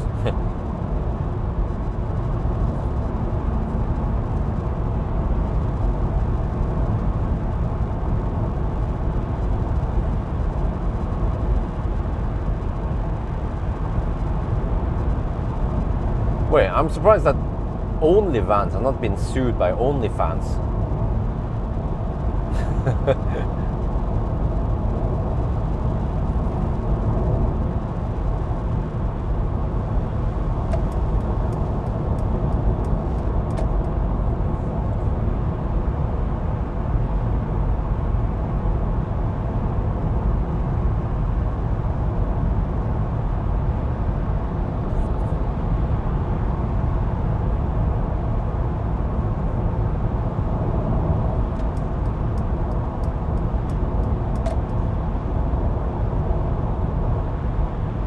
Well, you can do some quick math, guys. If you guys can do the calculation for me, if you cruise at 120 kilometers per hour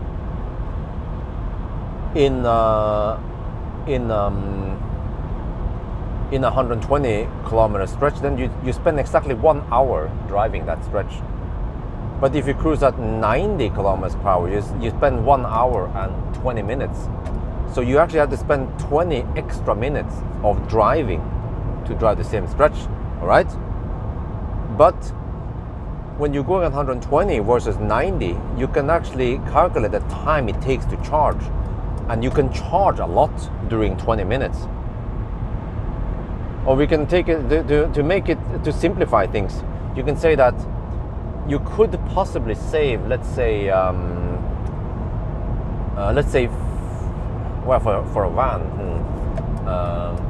let's say worst case, the consumption goes up by 100 watt-hour per kilometer, right?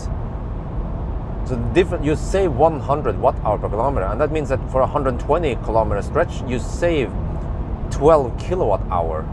Okay, so then we know that the energy you save, and then we know the speed that even at the high end, let's say you charge at 80 kilowatt, so 12 kilowatt-hour divided by 80 kilowatt is 9 minutes. So you only need maximum 9 minutes, possibly even less time than that, but you need maybe worst case 9 minutes to charge up 12 kilowatt hour, but you arrive 20 minutes faster. I don't know if that makes any sense. Just a quick math I did now, and it shows you that you will actually arrive 10 minutes faster for this stretch, including the charging time. So if you actually start doing the math, you will also realize that you should hammer it, unless you have a very slow charging car like a freaking Leaf with rapid gates or an e-Golf.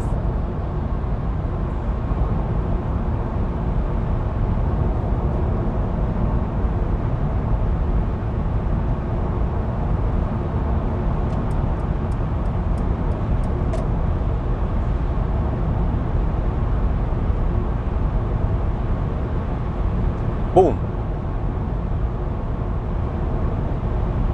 Yeah, so my theory was based on, let's say, if at 90 kilometers per hour, if you consume 250 watt-hour per kilometer, and then at 120 kilometers per hour, you consume 350 watt-hour per kilometer, then the increased consumption is 100 watt-hour per kilometer. And then that's quick math.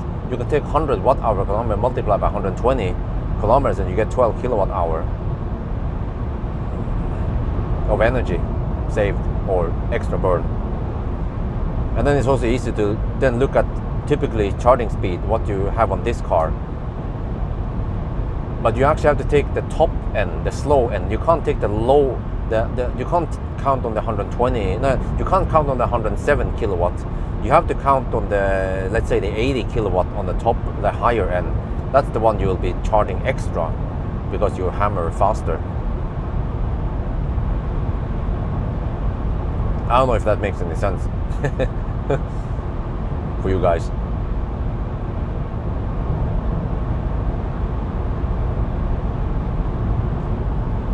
Well, actually, one other way to do it, which is more accurate way, is that you actually have to look at, let's say, if you drive at 90 kilometers per hour, you will consume 250 watt-hour per kilometer multiplied by 150 kilometers. And that will be an amount of kilowatt hour. And then you look at the charging session and you see how long it takes to go from, let's say, 5% to whatever you need to do the 90 run. And then you do the same thing with 120 kilometers per hour, but you need to charge higher. And then you see how long time it takes to charge to that state of charge. And then you see the diff in time. Yeah. And you will realize that what we are then comparing is the extra time it takes to go to, in the 90 test, maybe you have to go to only 60%. But if you go 120 kilometers per hour, you have to go to 75%, right? And then when you're charging from 60 to 75%, you're only getting around 80 kilowatts, not 105 kilowatt, 107 kilowatts. So that's how it works. It's actually quite simple if you understand. Once you realize how the things work, and it's quite simple to figure out things without actually having to take that trip even. As long as you know the charging session, how it works, and you know how fast you can drive, then you can calculate quite accurately. That's basically what a better route plan is doing. Yeah.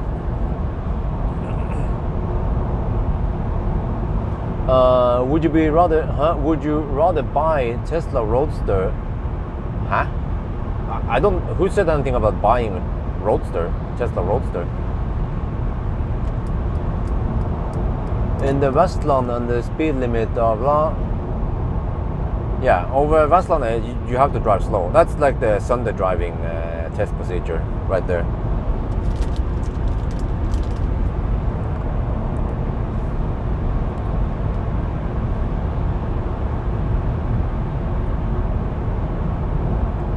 What kind of coefficient?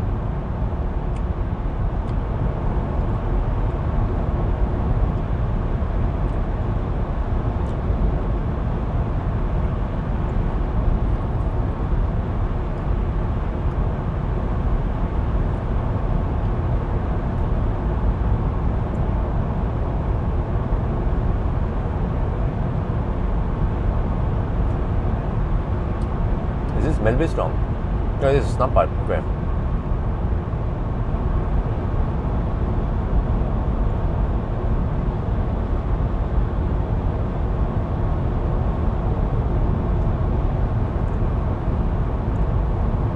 Hey guys, did you guys figure out how many horsepower and torque we have in this car? I don't remember the numbers.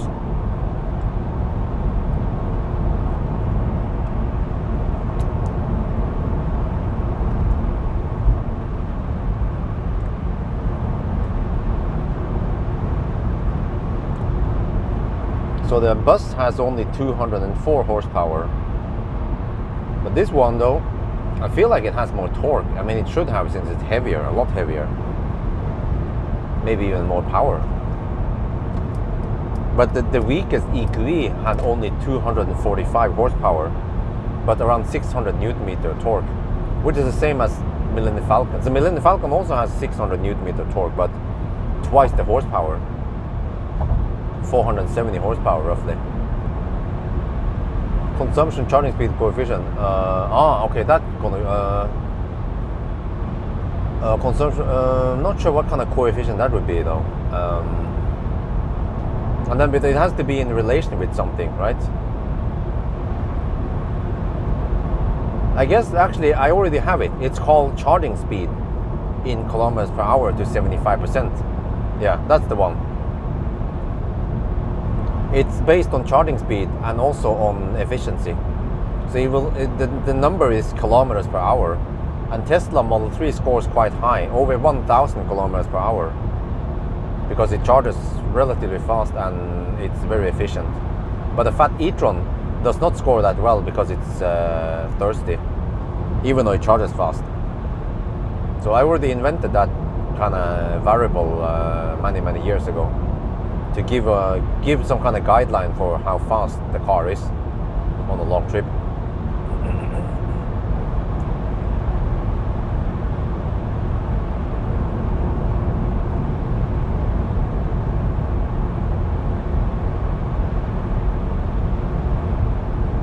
Save a charge session. Well, it depends, because sometimes you might have, you kind of need to go there anyway. And also another thing is that it depends, but many places it actually pays off to hammer it still, because the detour time is not that long. But things get different if you have to suddenly count in Laderstau, for example. Then it might pay off to charge a little bit longer, so you can avoid some congested places where everyone wants to gangbang.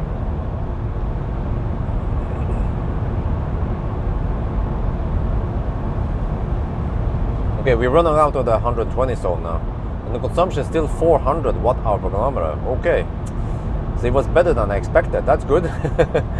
So 420, which yeah, maybe I should have counted 400, but it's going to be lower than 400 watt-hour per kilometer, because now we have to slow down soon. But I was still wondering why it was 350 for the previous legs. Even via Göteborg it was 350. I was like, huh? It should have been 320 like I estimated.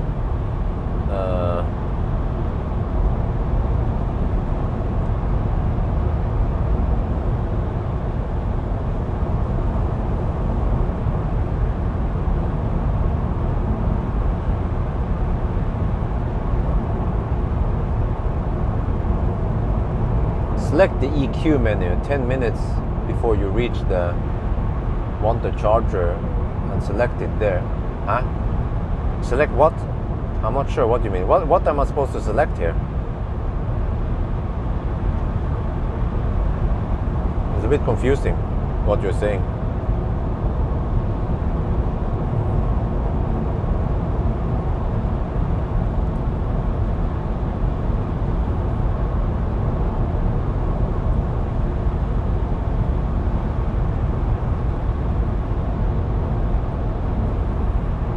Oh, select the charger, okay. But I already selected the charger. I already selected it since Baalbag. So it's locked on to the Ionity charger.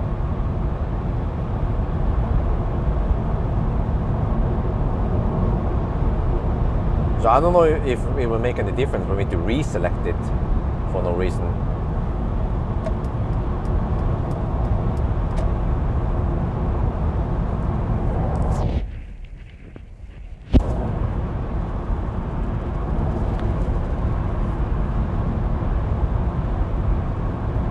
Wait, could it be that this car rapid gates? Because Børge, you probably drive on slow roads, right? But we are hammering it. Wouldn't be surprised if this car rapid gates. It's probably not rapid gating. In UK, 150 kilowatt. Wow. That's it? Okay, but slightly more torque than the MEB cars. They have only 310 Newton meter torque. This one 365. Okay, that helps. Yeah, that helps a lot.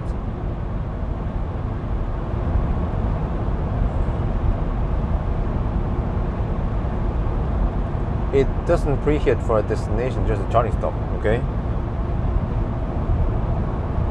No access battery temper. Nope. But I mean, it's still fast enough. What we've seen here, you know, we hit 107 kilowatt and we get a nice and flat charging curve. So I don't think rapid gate is a problem now. I mean, not rapid gate, cold gate. One more range. I mean, you have to put in a 150 kilowatt hour battery then. But I doubt it, because the EQV is not really selling that much, at least from my impression. So I bet they won't bother with too much upgrade there. Why people, dude? What's wrong with you guys? A freaking i3. There's a mid lane. Jesus, man. There's a mid lane hugger and there's a left lane hugger. Slow poking. Okay. Zuck, zuck. I was about to undertake them.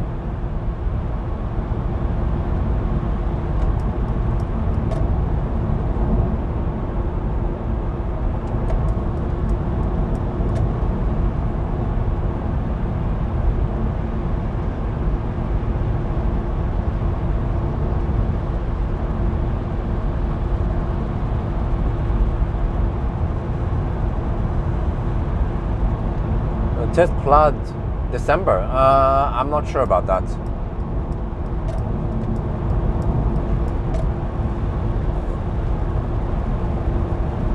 Ich weiß nicht.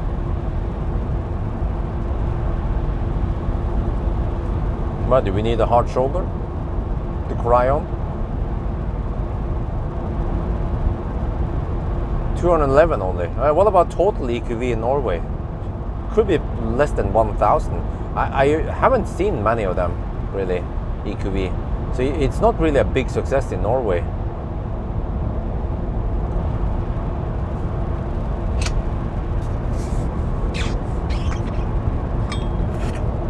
But I feel like it's like a little bit underrated, because it's a nice car. It's a nice van.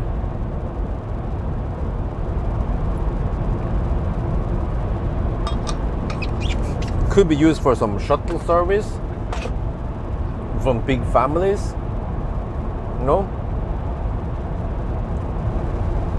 some companies, maybe some taxis even. Yeah. Well, I wonder if I've seen a couple of taxis. Right? 507 total. That's it? Huh? What? So that car, the EQV came around 2 years ago, and they sold only 500. What? I wonder how much it cost them to advertise and everything, and they sold only 500. Yes, I changed the order to be long range. And right now I don't know if I can even afford long range, because it seems to be coming soon. Tesla emailed me about setting up the delivery place to speed things up. And I don't know if I can afford it. So I guess I can ask Marcus if he wants to buy it. He can make a little profit from it. But only if we get it before New Year. Before the taxes kick in next year. They have problem billing them, really? So it's all about delivery, not demand. Huh. Interesting. Is that guy on high beam? Yes. Boom. Wow, the high beams are nice. Wow. I like it.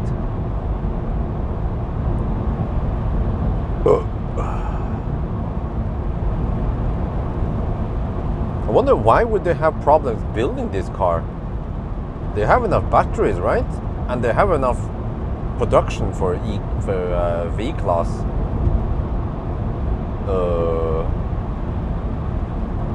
Maybe it boils down to priorities.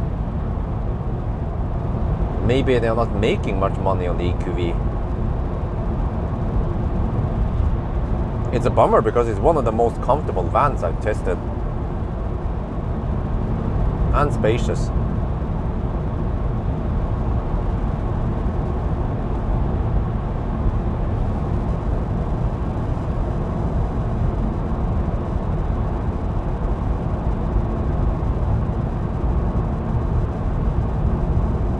Yeah, well, the bus is gonna sell like hotcakes. But it's Spain. Okay, they're having some siesta. That's why it takes too long. Freaking Spanish siesta, man. Wait. I wonder if it was... I think it was also in Italy. The restaurants, they will open in the morning and then they close in midday and then they reopen again in the evening. Afternoon, evening. So, I guess Italians, they also have siesta.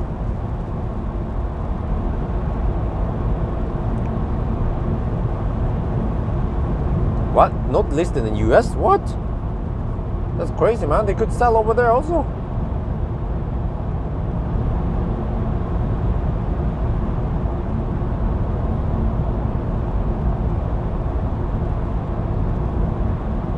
$800K for this van with this spec. Okay, it's kind of pricey, but as a taxi, yeah, this will work great as a taxi. Charges relatively fast, good comfort, and plenty of space. For a maxi taxi, for example, or some kind of company that has some shuttle service. Yeah.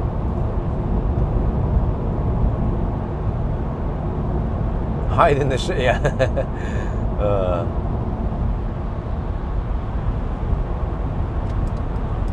But actually, it could be that maybe the charging speed is not fast enough.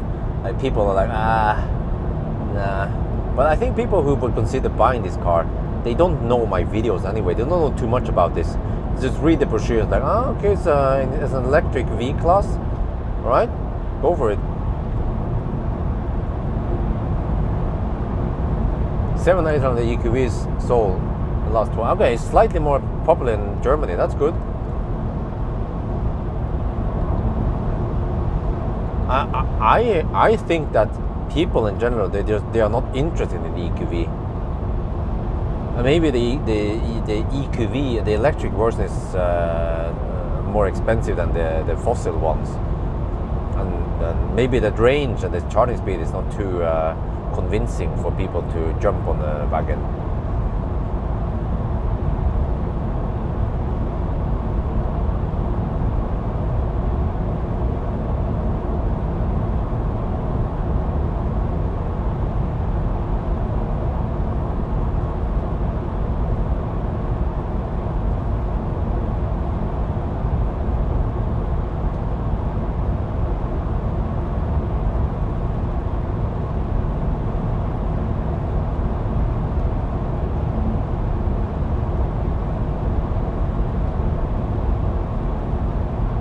Okay, or you know, maybe people, they just don't want to travel in a van. Maybe that's it. I mean, if you want to go to the cabin, you want to take an SUV. Yeah, I wonder if that's why Norwegians, they will pick an SUV over a van. They would just try to fit everything in an SUV, or even bring a trailer instead, or a roof rack or ski box in the trailer, something like that. You know, they would try to squeeze everything in an SUV rather than going for a van. I wondered, maybe that's the reason why private persons don't buy this car.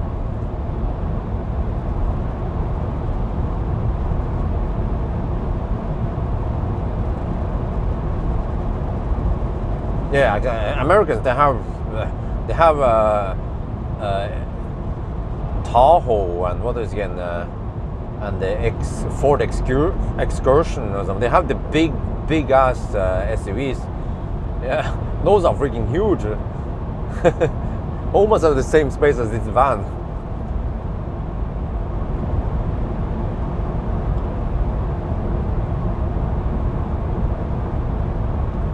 Fossil V-Class is 1.2 million NOK. Wow, really? Huh? Wait, why the heck is the... Huh? Why is the V-Class so damn expensive? Is it? Oh, it's because of taxes in Norway. Ah, there must be some kind of tax that drives the price sky high. Because in general, fossil cars are cheaper than electric.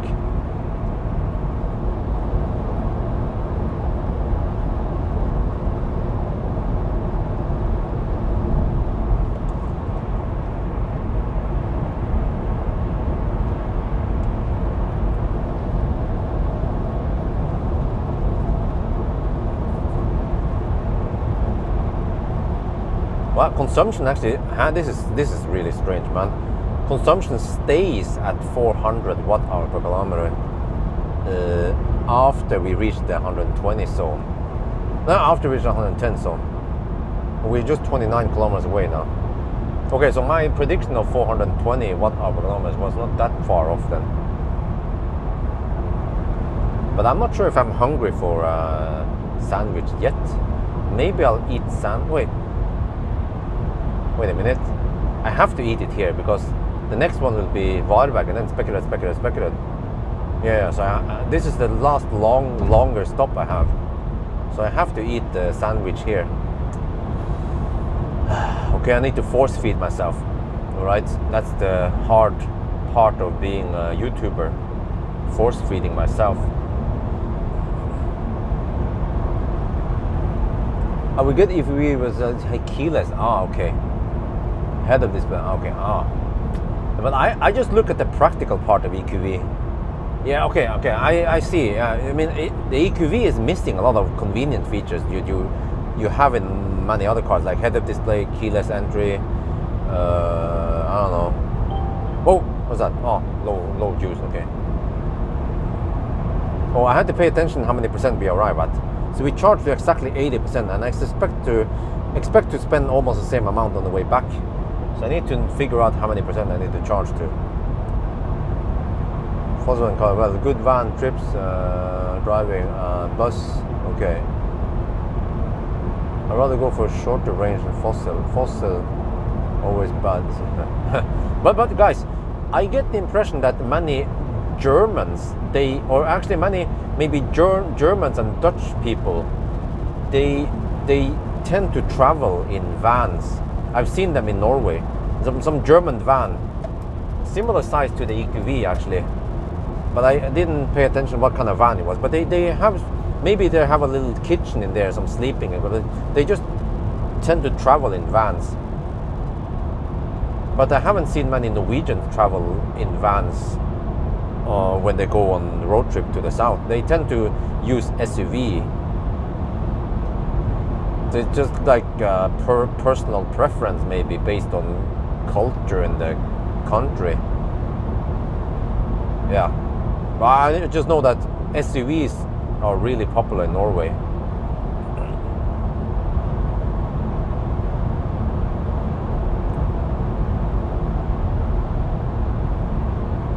Right, 24 kilometers left. The car estimates 12% at arrival. What, really? 12%? Joe fuck. I can at least go to 75% then on the return. I was starting to think about 75%, but I was like, what if I have to slow poke? I don't want to do that. Okay.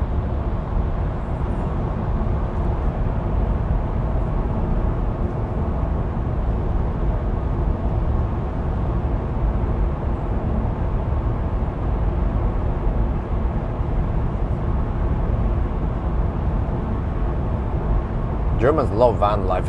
Okay.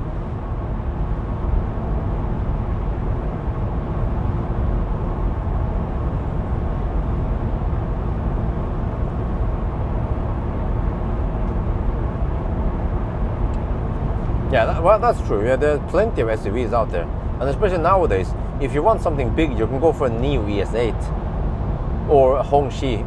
Then you have a shit ton of space. Even more than Model X and Fat e-tron especially. But somehow Fat e-tron has become the people's wagon. Everyone and the mother goes for Fat e-tron, which means that space does not seem to be too critical. They rather get the comfort, I guess, and the brand recognition. That's why I still wonder why Fat e-tron is so popular in Norway.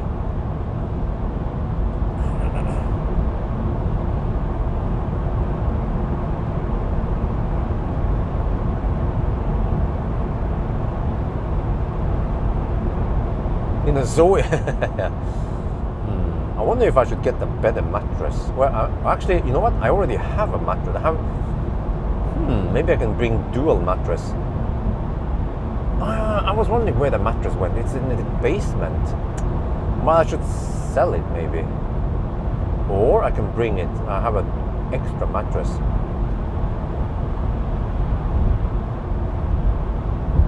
For the big cars.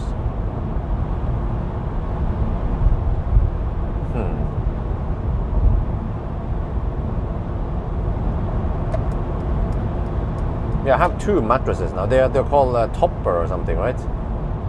Overmadras.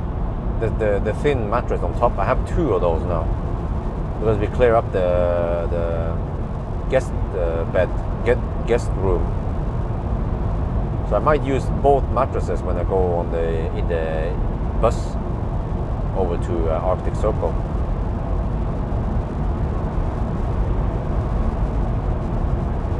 Hongqi are really cool today. Norwegian, yeah, of course. Only Norwegians buy them. The fun fact is that Hongqi, nobody wants to buy them in China, but then they just send that trash to Norway, and the Norwegians buy that trash. Well, it's not really that bad, really, the Hongqi. I wonder why Chinese people don't want to buy Hongqi, because it's a nice car. Just that the software kind of sucks a bit.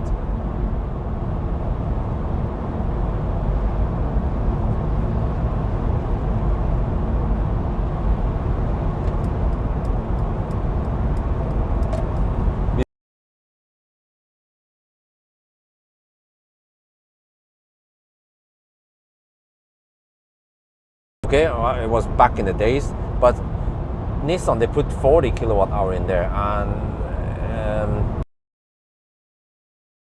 it's like 60 kilowatt hour in there. But really, the ENV 200 was not that great of a van, and it was noisy, and so, but it was affordable though. That's the thing. You can get ENV 200 for around 250, 300k. But it has shitty range, and it charges dog slow, and the comfort level is shit. So no wonder why people don't buy them. They are of course used for some local shit, like for the municipality or some carpenters. But even they don't want ENV 200. Nowadays though, Toyota ProAce is selling like hotcakes in Norway. Everyone and the mother uses ProAce.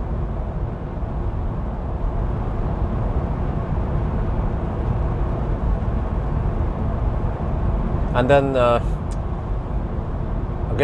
then I bitch about ENV 200 being bad. And then look at eCrafter. The problem with eCrafter is it has a tiny battery, shitty range. Okay, it's big, but if you put in a bigger battery there, then you sacrifice the payload. So, yeah. Because I think the eCrafter, the Crafter itself is already quite heavy, and then they put in the electric drivetrain there, and yeah, then it is what it is. Tiny battery, a tiny e-Golf battery in the eCrafter. You get shitty range, and then they limit it to 90 kilometers per hour on the speedo. So real cruising speed is around 85 kilometers per hour. So the eCrafter is, in my opinion, a big fail. And also no active cooling, of course, in the eCrafter. So, in a way, both the eCrafter and ENV 200, they are not great vans. But this EQV is a very good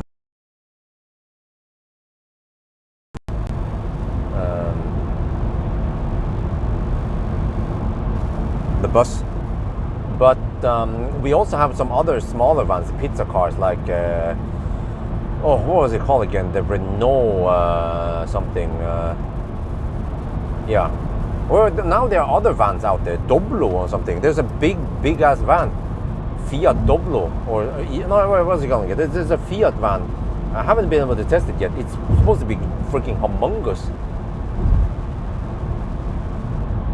I should test more vans maybe.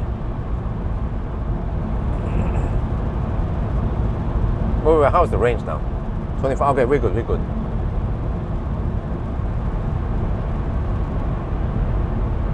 Kangoo, yeah, the Renault Kangoo. Holy shit, that was bad. It was slow. The user interface was shit. They had a touchscreen that was like so far away in that hole. Like seriously, that was really weird. The Kangoo. Oh man, why? How can they even make that into production? And nobody at Renault figured out that, dude, you can't sell this. You need to fix this before you release it. Sono Model, no, that's not the van. It's just some kind of crossover-ish. Fiat Ducato. Oh, okay, maybe that's the one. E-Ducato, maybe it's called. Well, the consumption on this leg is still 400 watt-hour per kilometer. Man, I almost feel like there is no difference between driving at in the 110 zone versus driving in the 120 zone. Should it be like that?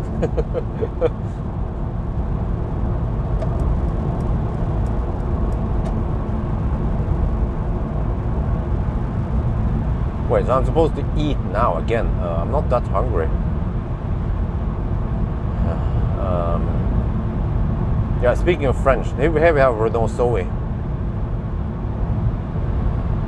Zoe also is not that great. I wonder why it sold so much. Because the interiors is cheap, the features are crappy, the charging speed is bad. It's only air-cooled battery. Well, okay. What else? Yeah, now it turns out that it has shitty safety rating. So, why did people buy Zoe? I never really liked the Zoe, but it was just hyped up. So when the ZS50 came, I had to review it.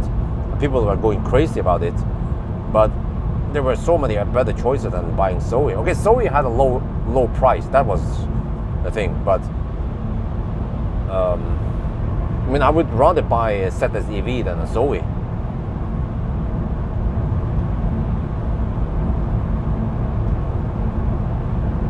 Yeah, the whole and the heating, which yeah, that shit also.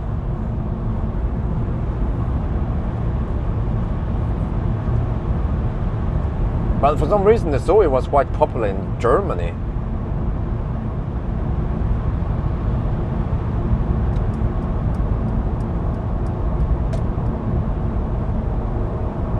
Cheap transportation, yeah. Correct. Okay, how many let's see, zup, check here. Check how many percent I have. It's 10%. Damn, I have 10% left. Shit. Oh, look at the headlight. Oh, damn. Oh. Oh, yeah. Oh, mother trucker.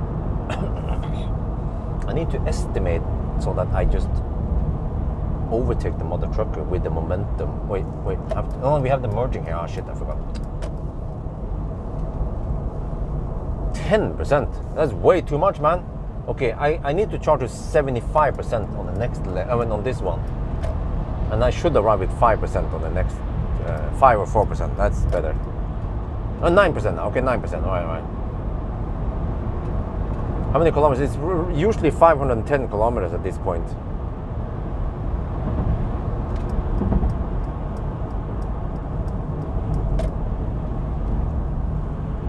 At the Kulla. Oh, slow down. So, boom! Look at the headlights. Oh, damn. Huh? Okay, they don't turn. There's no adaptive stuff, but at least it's a nice spread. Oh yeah, I like it. Okay. Let's get over there. Get over there. Helsingborg, here we come.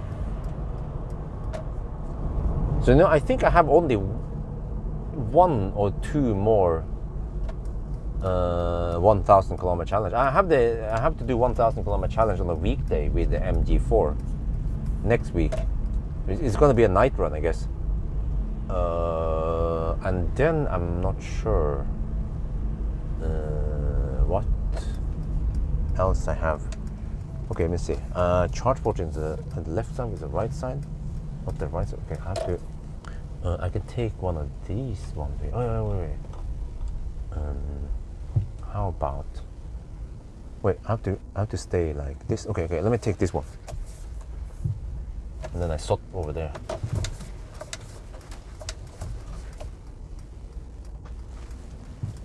But I need to toast now. Okay, I can put the tripod on that side. Okay, I need to make a toast.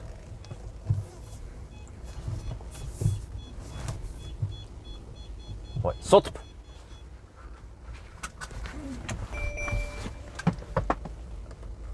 Okay. Wow, 400 watt hour, 9% at arrival. Okay, we can go 75% then on the return. Let me see. This is. Let me check here stats. Helsingborg, and then total 514 kilometers so far, 360 watt hour per kilometer since Oslo. Wow, that's high. Okay. Damn that Volvo! Damn!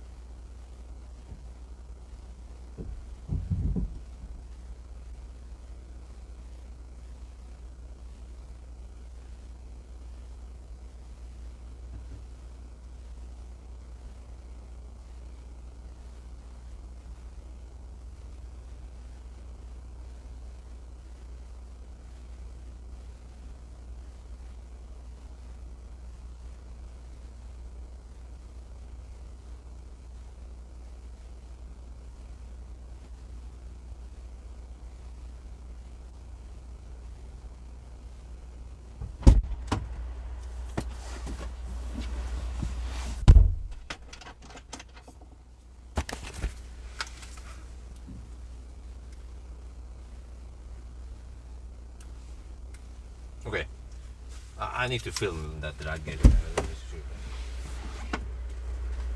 What's the time now? Let me check.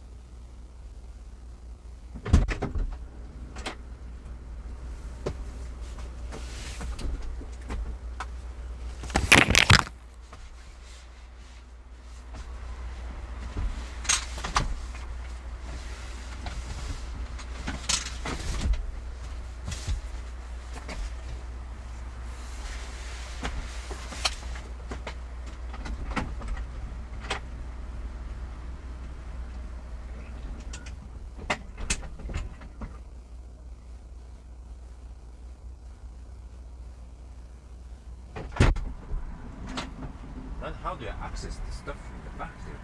Now that I backed up too much. Well, I can maybe fold the seats here.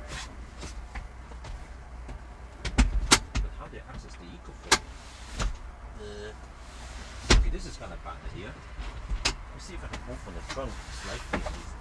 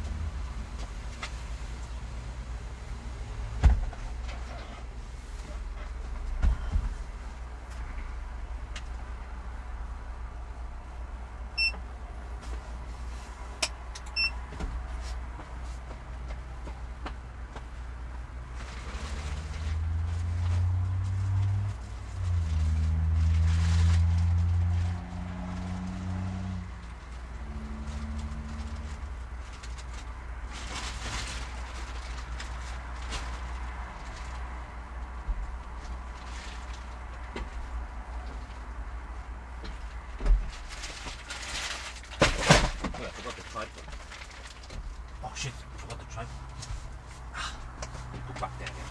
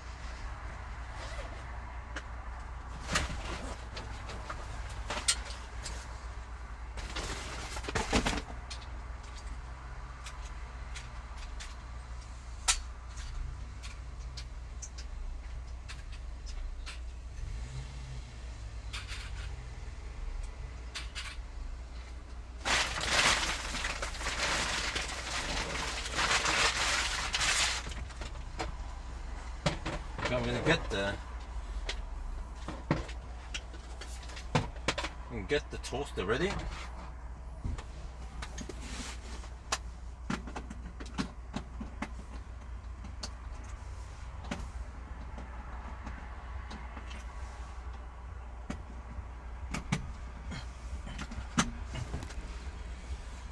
Toaster's ready.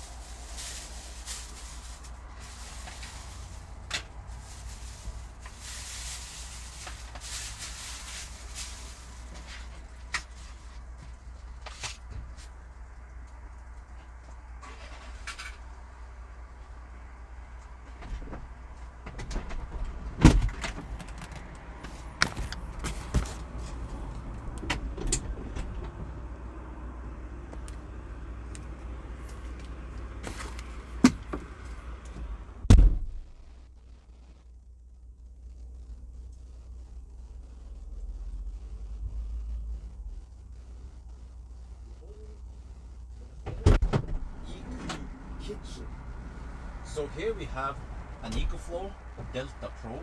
It's outputting 927 watts via Schuko in the back here to the Wilfa toast iron. And I prepare some toast. Yes. And look here, we can fold the seats and it becomes a table. Well, wait, actually, is this supposed to be a table? Yeah, I'm not sure, but we use it as a table. Yeah, look at this. Look at this. I'm looking forward to this. So now we just have to wait for this to heat up, and then we're gonna make some toast while we're charging.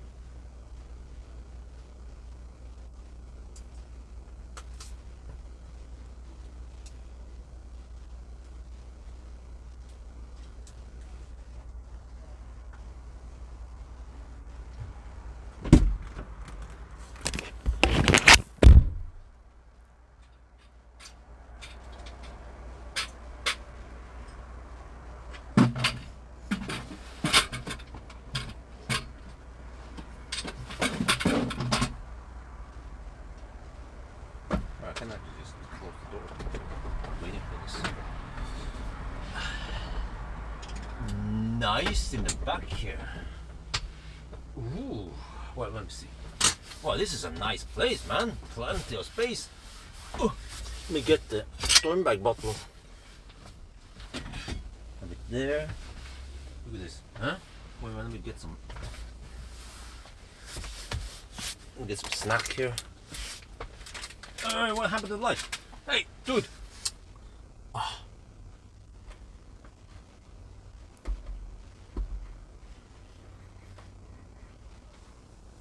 No. Okay, that's better. Okay, waiting for the toast iron to get ready.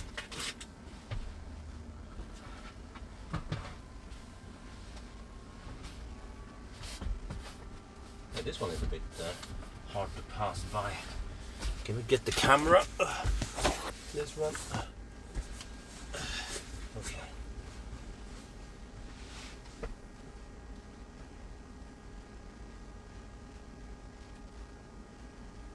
Well, it takes a while to heat up the toaster. I guess I need to start toasting it.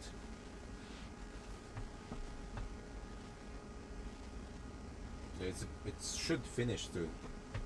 And then actually after that one I can just move the stuff in the back again. The EQV, then I'm done with it.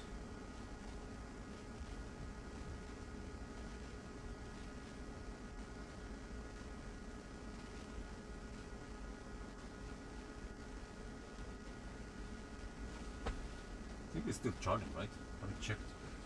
Yeah, it should be still. Well, the toast iron need really long time. I should go to the restaurant. Okay, I can go to the restaurant after. That is okay, good. And then now the power cuts. Okay.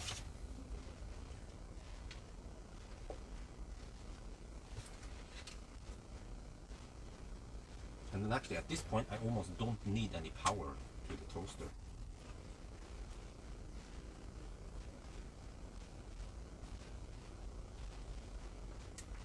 Is this thing gonna break? I feel like it's almost gonna break. Too fat toast. Yes. Yeah, double toast. That's gonna fill me up real good.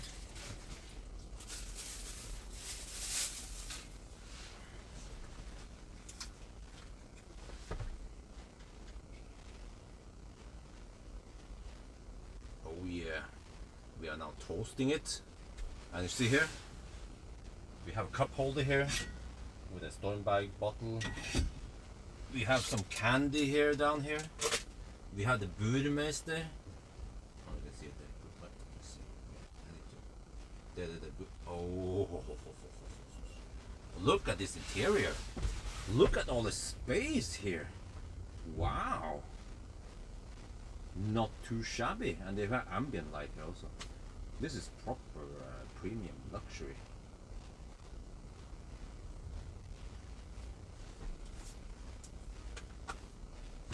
Okay, I need to make a shot where Okay, I'm waiting for this one. We have time though, I know. So I have the tripod. I need to do an external shot when the toaster is ready. Doesn't need to, yeah. Okay. It's getting toasted soon. Well, I could place the camera. Yeah, no, I'll place it outside, I think. Yeah. Okay, that'll be good. Okay, seems like I don't need to have it plugged in anymore. It seems to have enough heat from the heat up process. Okay, let's unplug the EQV. So I need to get out here. Aus. Oh.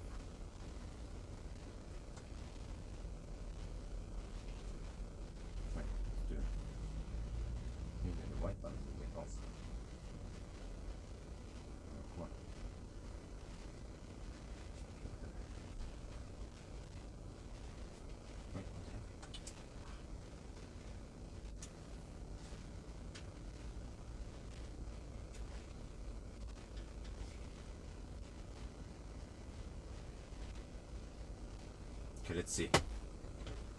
Oh yeah, the toast is ready, but I did not put butter on the top here. Normally when I'm home I'll put butter on the top, then you get that nice crispiness, but since we're in the car I don't want to be too greasy, that's why it's like this. Okay, let's get them ready.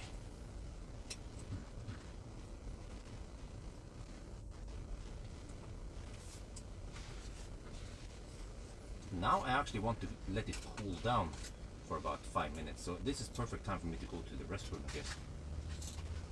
Because it's still a bit too hot now to eat right off the bat. Oh, this one with the melted cheese.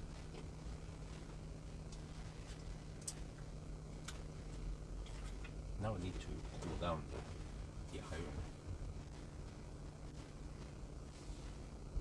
Okay, now I need to go to the restroom during the cool down.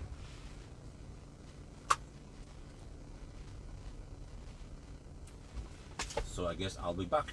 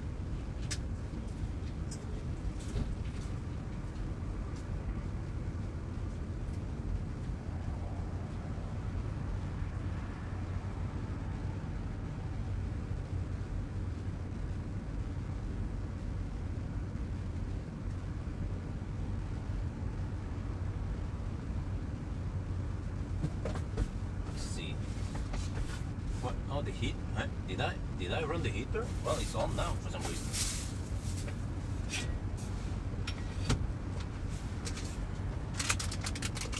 I probably don't need to pack the candy back in the place, though. So I need to make a shot. Let's see. This.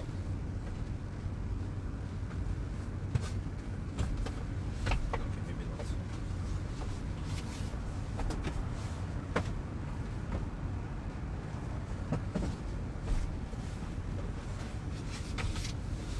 Recline a bit. Wait, no, this didn't go that much. Get back here. Oh yeah.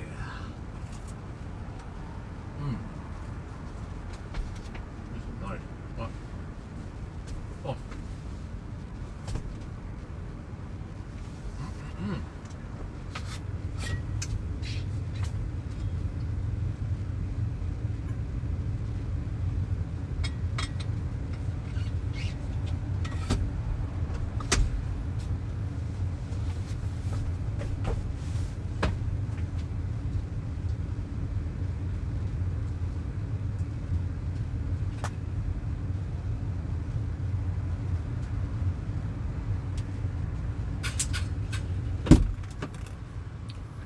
Okay, let me see. I can keep the stuff here for now.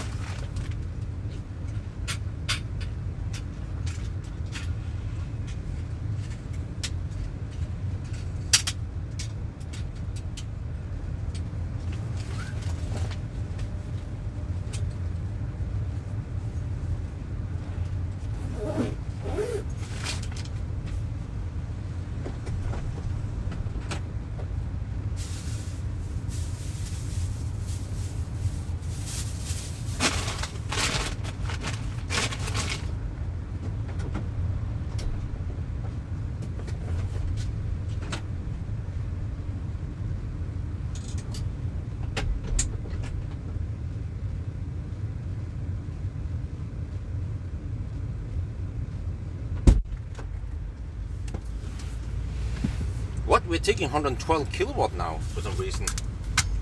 Dude, I need to record this.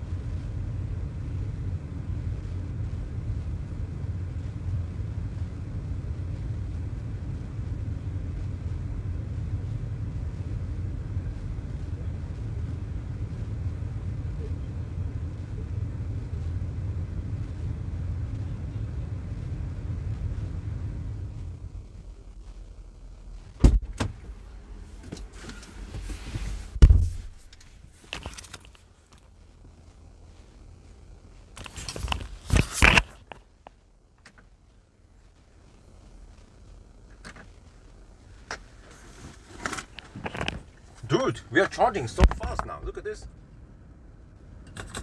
We're getting 112 kilowatt at 55%. What the heck is going on here? Why is it charging so fast now? Good. Hopefully I can catch this before it starts dropping.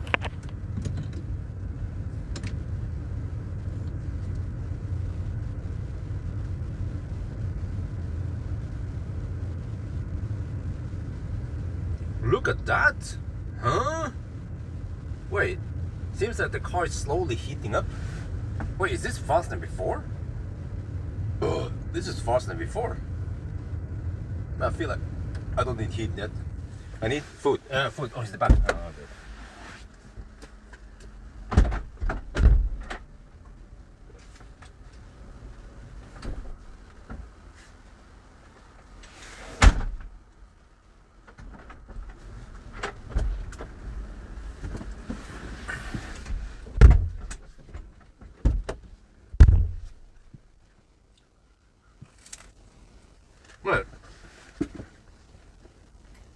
So it takes a while before the battery properly heats up.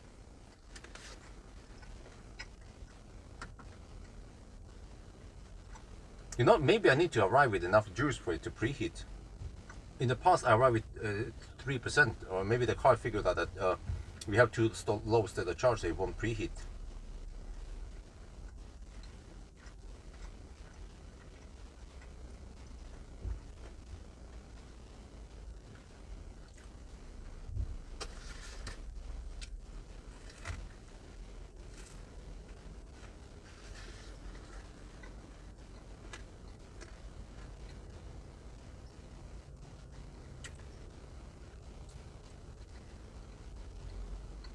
So I wonder if I should go for 80% again, or 75%.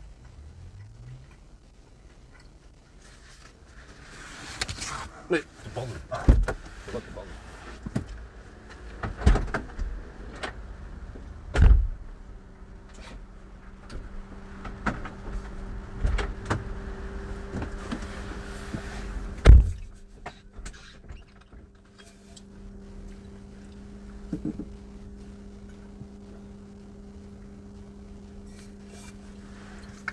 Well, I didn't use the EQ trick this time, and we still received this speed.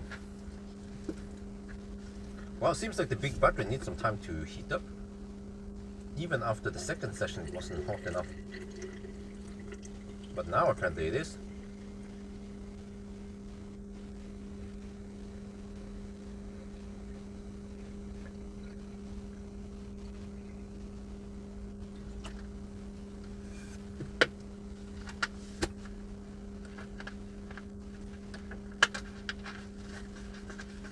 Look at that speed!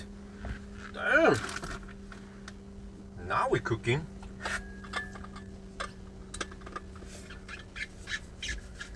I think I never managed to record this kind of charging session because it was too cold.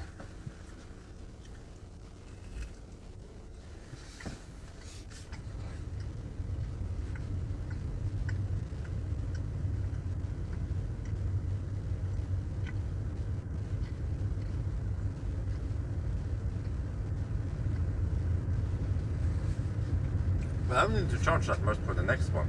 From Vibeck to Spectre, I probably need only 40%. So it actually doesn't matter. I can just go deep. So I should go around 75% on the next leg.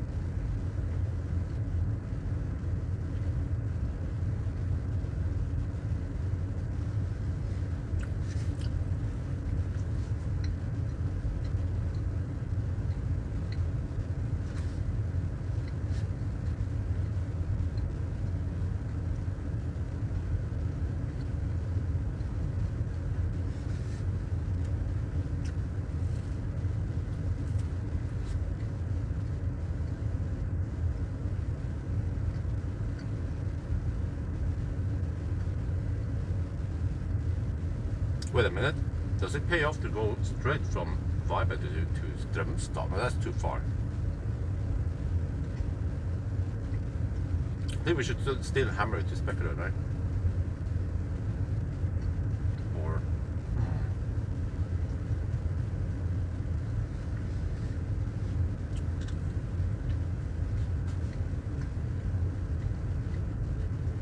yeah, it's safer to stop at Spectre. In case I miscalculate something.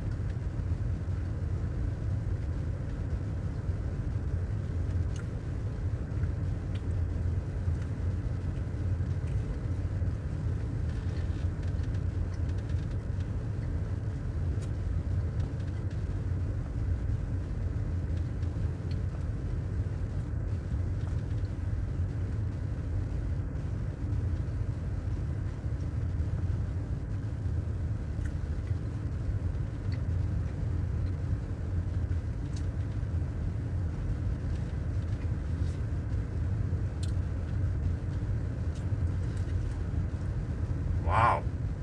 Damn. Like a boss. Seems that the big battery needs some time to heat up.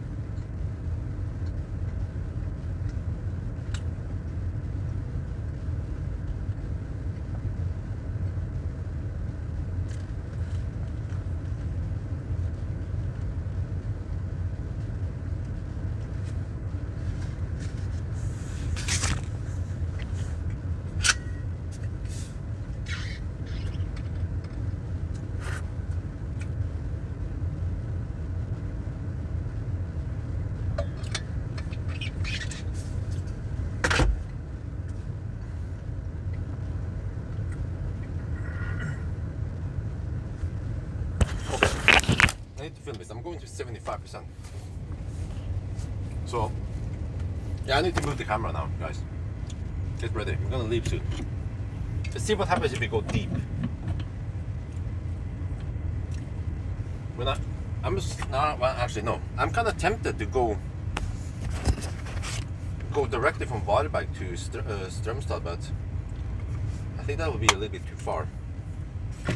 And we'll just try to ride on the 110 kilowatt wave or whatever we get.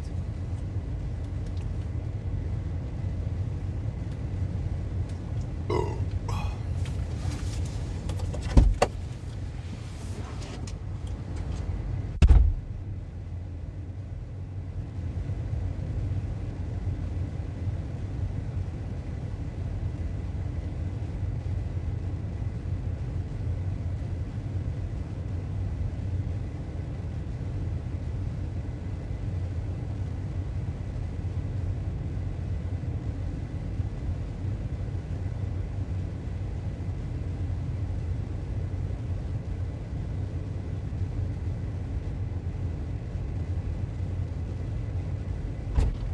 Okay, 74%. It's about to hit 75 now. Wow, this session was only 35 minutes. And I still haven't finished the second toaster yet.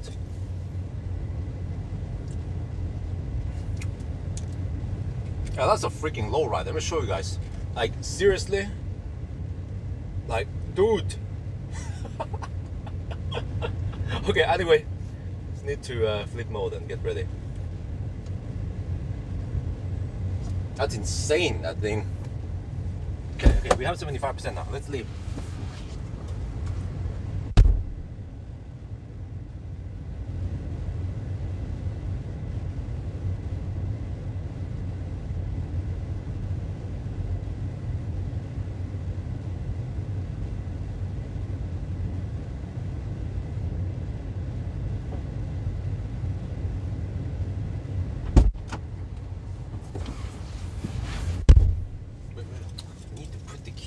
Turn it around.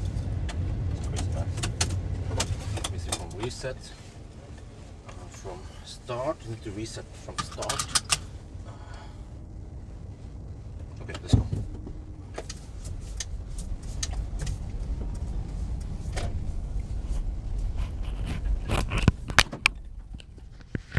So that was a 35-minute charging session only. Huh? It was at least 5 minutes faster than the previous one. Yeah.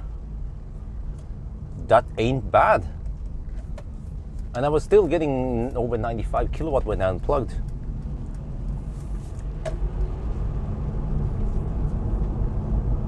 So which means that I was probably cold gating a lot during the whole run, the winter run. But now we are not cold gating. Hopefully we get this nice speed for the rest of the 1,000 kilometer challenge, which will actually be useful for the last 3 sessions we will have now.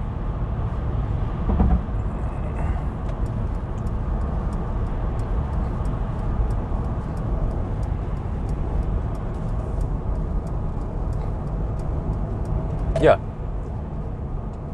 Okay, well, it will be even faster now. We'll see. I will probably arrive with 5% this time, or 4%, or I don't know, close to 0% at least on the next run here. I suspect this is some more or less the same consumption. Well, actually, you know what? Maybe I should have gone slightly higher because the temperature drops now. This is the classic mistake, maybe.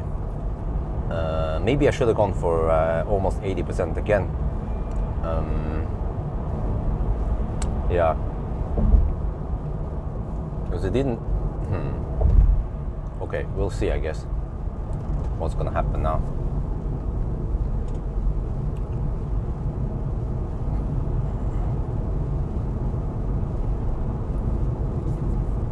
Boom! Zoop.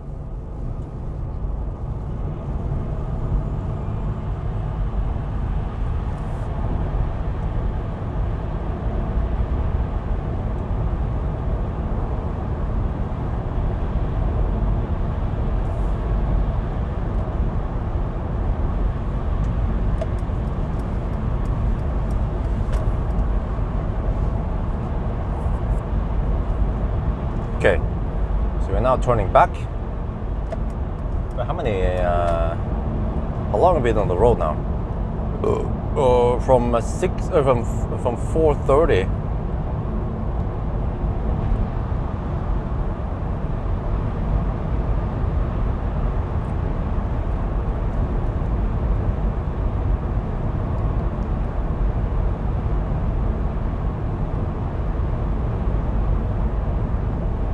Six and a half hours now. Oh, wait, which means that they came around 6 hour mark. Huh. Okay, but I need to eat the second sandwich before it gets cold.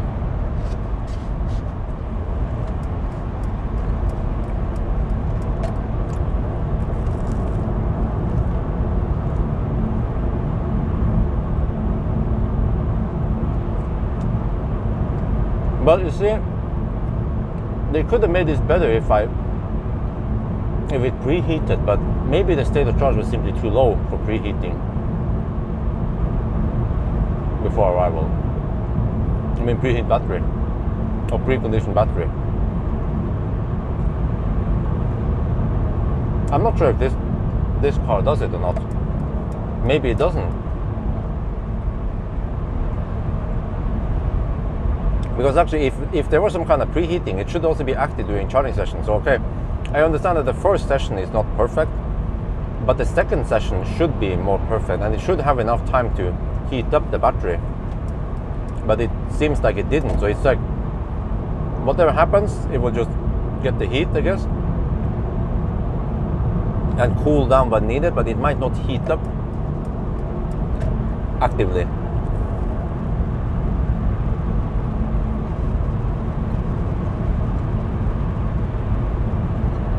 Well, so we will see, because the battery should be hotter on the return. We will have 120 some before we arrive.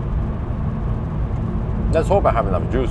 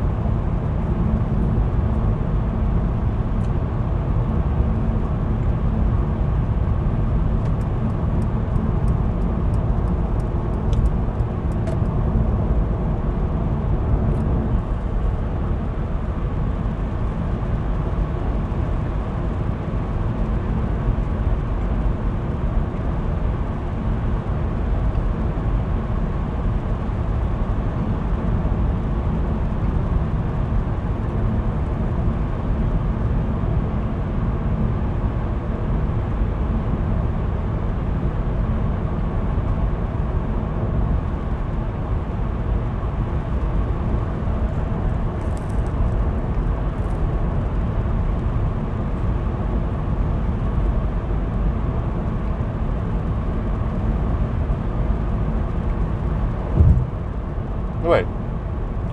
When we came here, it was roughly at the 6.5 hour mark. Oh, damn. So that means that this is possibly a 13-hour run. No, it can't be.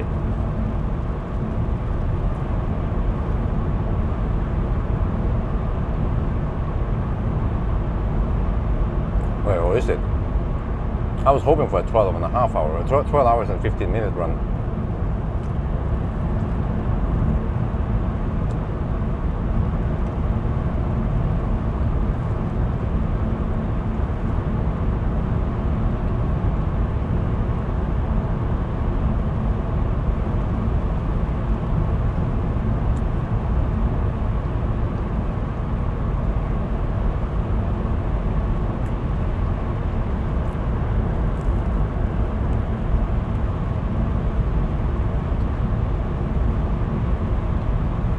Oh, I wonder why I'm getting hammered now.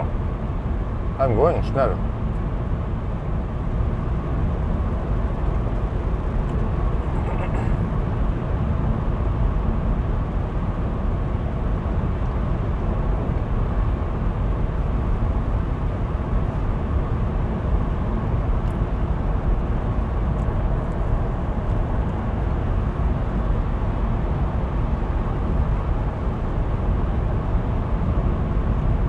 Well, and the ID bus was 10.5 hours, wasn't it? You guys remember the ID bus time?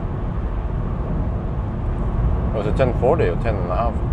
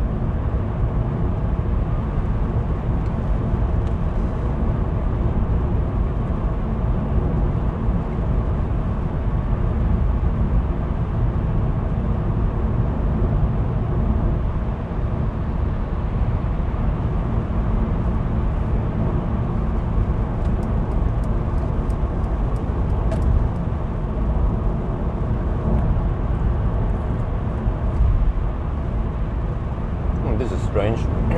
I don't get any bug splat. Why? Did the bugs go to vacation? Did they go to Africa? Or maybe the bugs are asleep. Or maybe they hibernated already.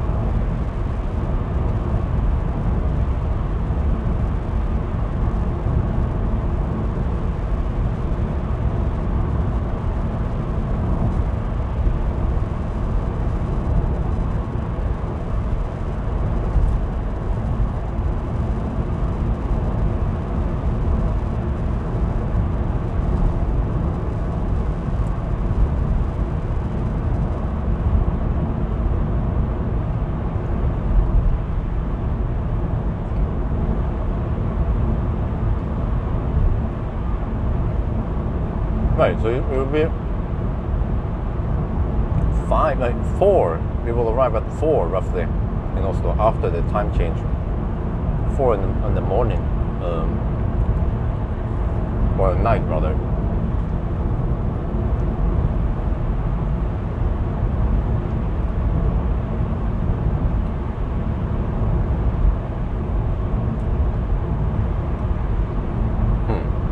All right. I should do some range tests tomorrow.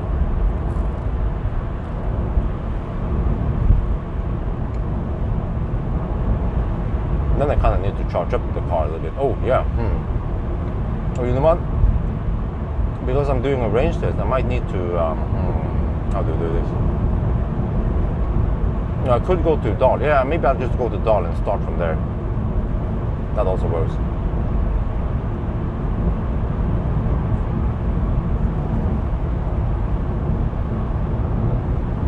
Whoa, this guy's slow.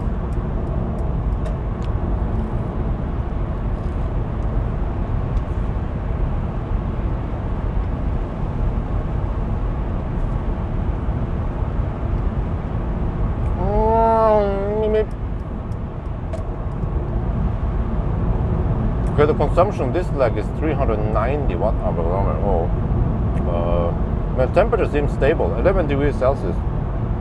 So it's one of those nights when we have nice and stable temperature because of clouds, I guess. Otherwise, the temperature would drop. We've seen it before.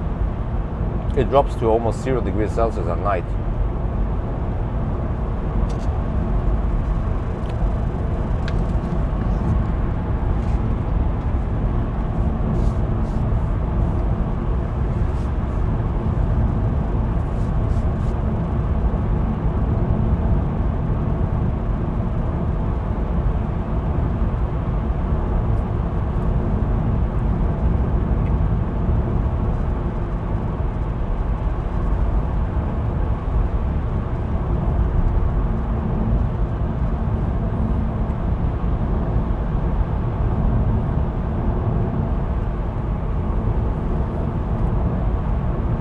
Chat bugged again? Okay, I set part 2 to start at midnight. Well, it's a little bit before midnight. And that should be plenty of time on the part 2. I could even start part 2 now. So we have done with it before. Yeah, but otherwise part 2 will start right before Varberg, and I might be a little bit busy. Okay, we'll see. I might start part 2 a little bit before arrival at Varberg then.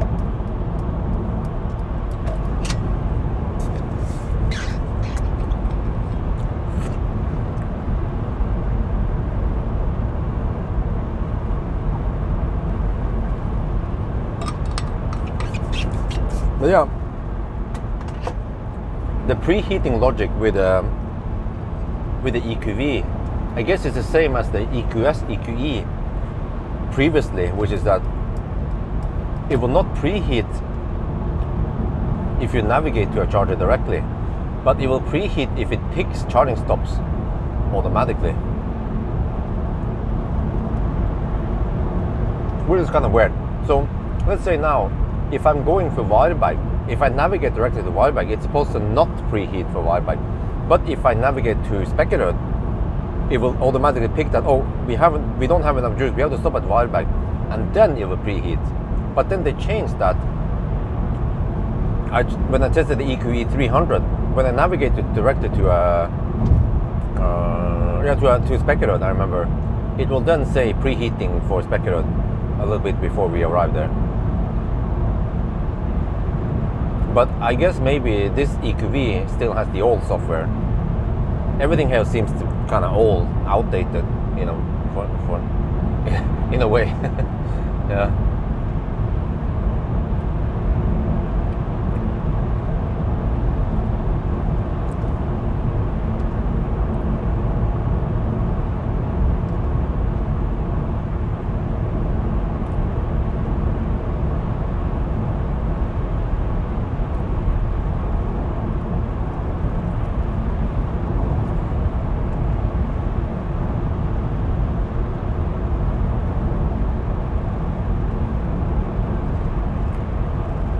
Well, the chat must be bugged. I'll restart again. There's no activity in the chat today, which is a bit suspicious. But actually, no. Actually, the chat was inactive. I think EQV has an older version. Mine does not preheat at destination. Okay. Yeah, so we don't expect this one to have it either. Don't expect any crazy development on the Mercedes. They seem to be quite slow at updating stuff. I remember when I tried EQC 2 years after I tried it the first time, and nothing was changed there in the software. It still had the same bugs and annoying features. And no new feature was added.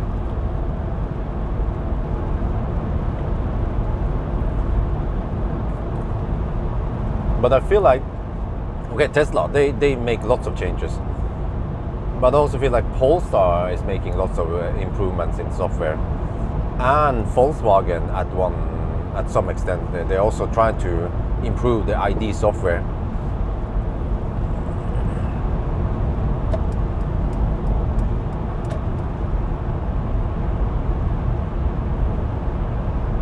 So yeah, I'm kind of full now.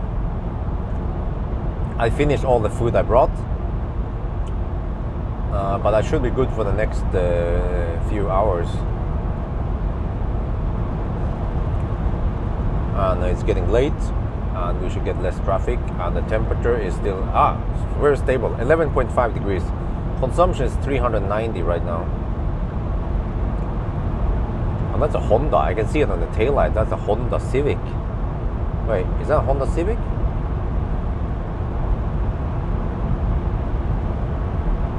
Yeah.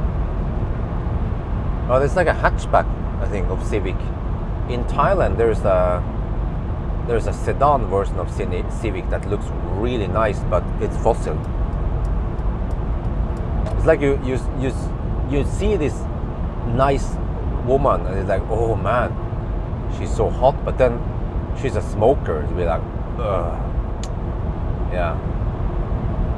Maybe she has a big snooze under her front lip, her upper lip.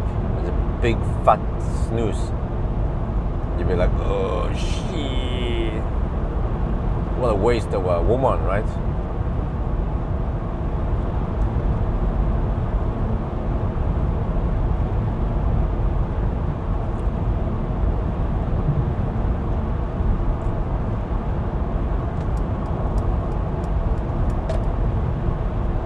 Oh, that guy is lead bar. Wait, is that lead bar?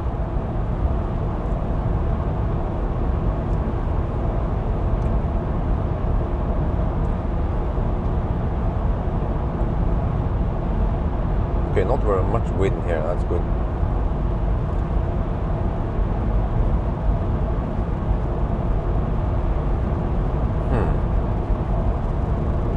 What is the time now? I'm trying to figure out. A smoker woman.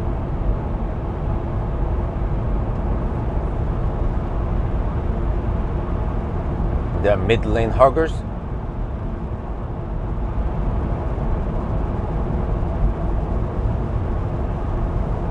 Yeah, why do they hug the middle lane, by the way? The Swedes. Are they afraid of the right lane?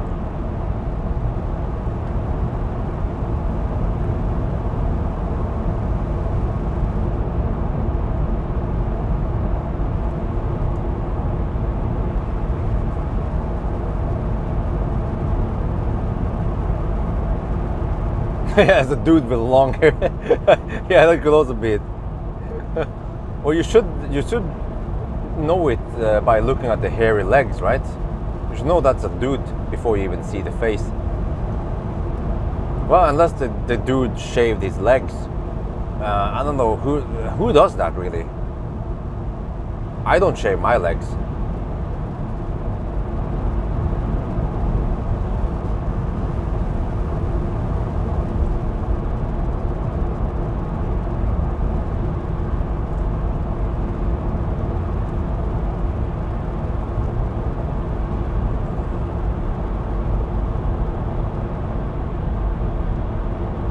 But the middle lane has a smoother asphalt.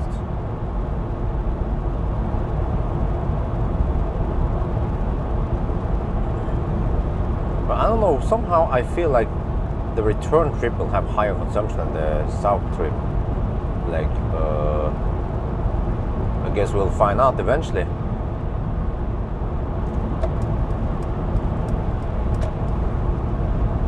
Yeah, there's almost no difference between the asphalt here and the other one in noise.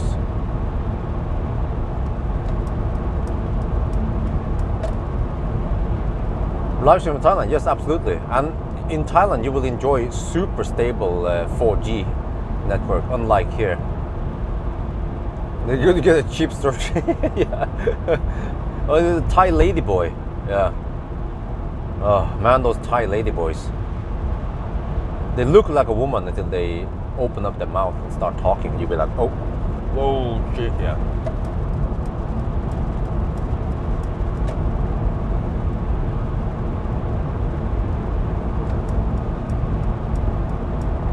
Oh, dude, what the heck is that guy doing? Okay. Drunken people.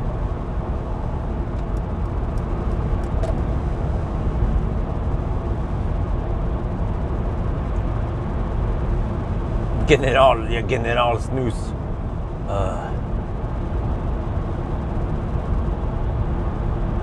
Well, they have that shit in Deutschland. I thought General snooze was something Norwegian or Swedish.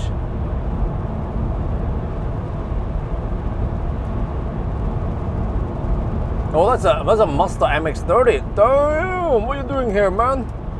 Are you okay? Do you have enough juice? I have EcoFlow if you need some extra juice, bro. MX-30 out here outside the city, huh? Are you lost, bro? Oh, okay, snooze is popular, yeah. Well, the problem is not the snooze itself, but the problem is that those idiots using snooze, they throw away snooze everywhere. It's nasty shit. They litter snooze. I remember at school, they would litter the snooze all over the classroom and in the hallway and everything. That was nasty shit.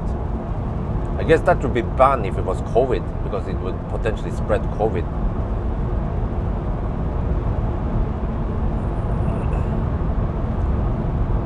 Well, is it actually called snooze in German also? We call it snooze in Norwegian and English. No, it's Norwegian and Swedish.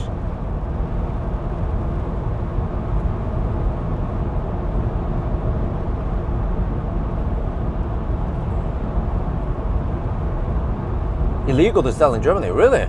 Huh. Interesting. Huh? What? Huh? Why is it illegal? You know, I heard that they put tiny pieces of glass in the snooze, and then it actually eats up your meat. But that's how they do it. You have to have tiny pieces of glass. It will puncture your veins, so the nicotine enters your bloodstream. And then people who use snooze a lot, they will actually dig a hole into the nose or something. There's a big ass hole in your mouth. Nasty shit, man. In a way, I'm good that it's banned. It should be banned all over the world, the snooze, because the way it works, it's just messed up.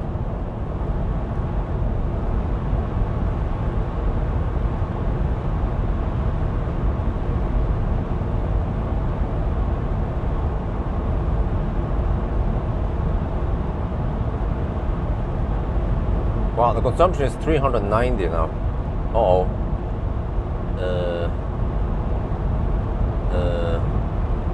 Do we have enough juice?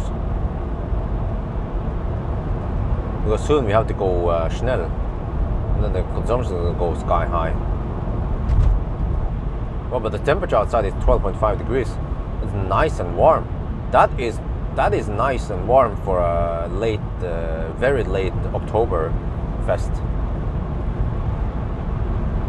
No glass. Okay, maybe that was on the old days. Oh, okay, maybe that was like old myth back in the days, in the 60s.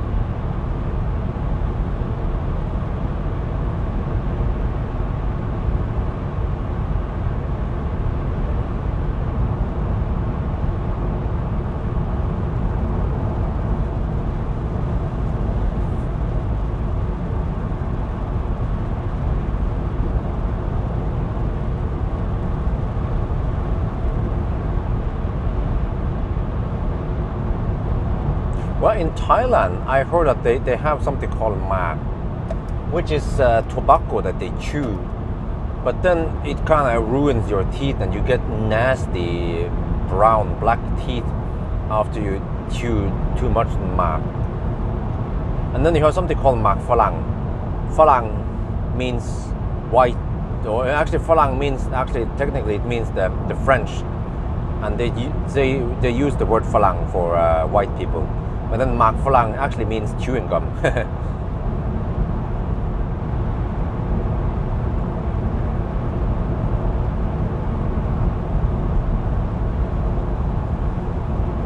Okay, the guy in front is driving slightly slower than me, but then sometimes it seems like it's speeding up. So I think it didn't get the tempomat option in his car.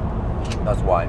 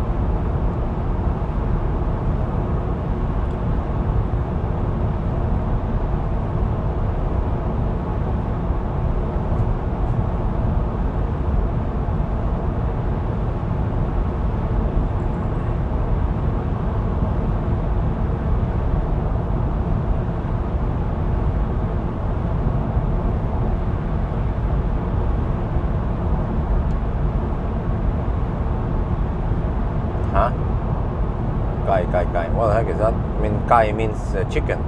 So if you say gai, it means chicken. The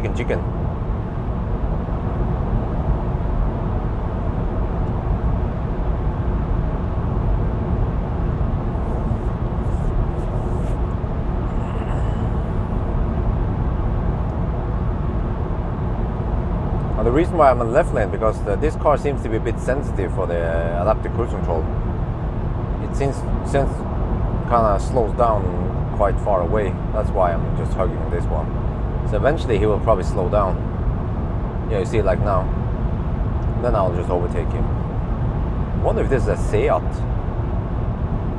No, wait, it's Mini. Oh, it's Mini.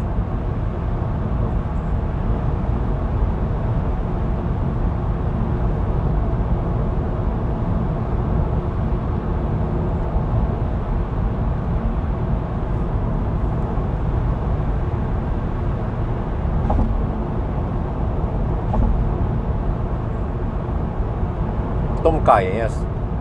Chicken soup, yes, correct.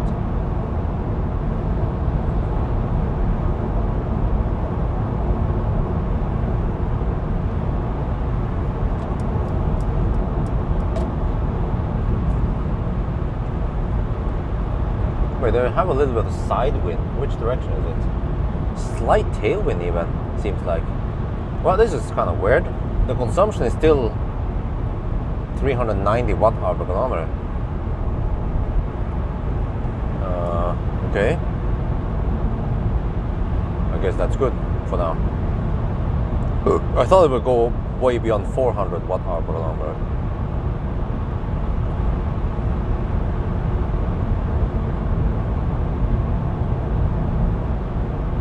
Wait a minute. Hey guys, can you guys find the thirstiest EV in the result in the 1,000 kilometer challenge? I wonder if that was Hongxi.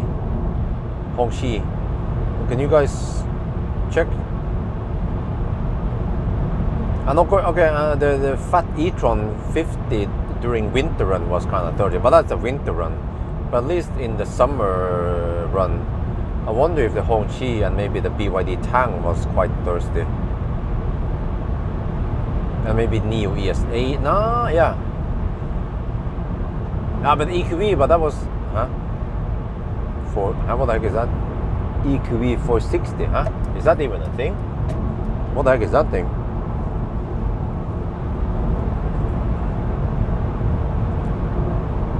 Oh, you mean EQV 460 watt-hour per kilometer? Oh, okay.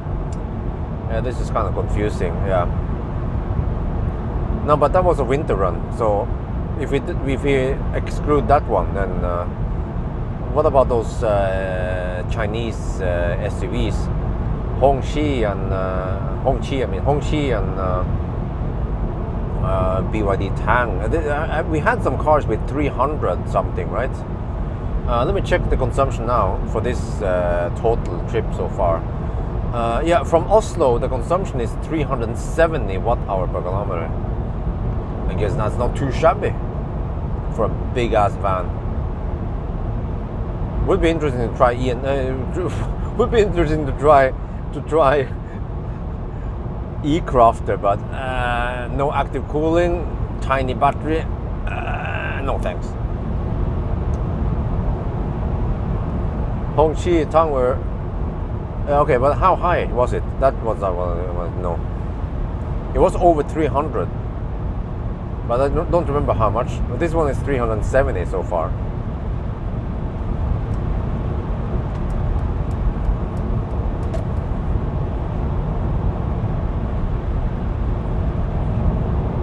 $329, $327. Oh, okay. Okay. Right. Okay, so we are higher. Yeah, this is. But strange enough, the very impressive actually. The ID bus was only $299, so even better than the Hongqi and the what was it again? And the BYD Tang.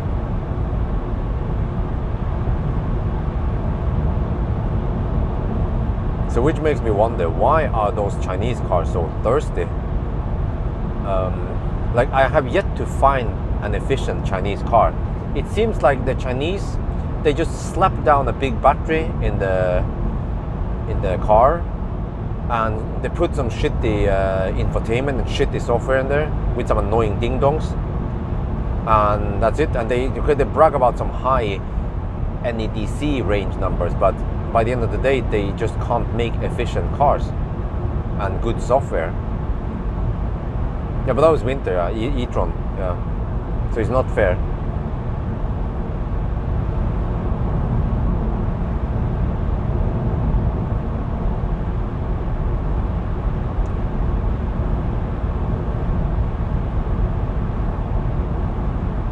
Hongqi was 0.345, I think. It was crazy high.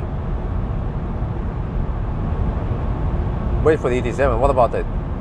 Oh, you mean consumption is going to be high, right?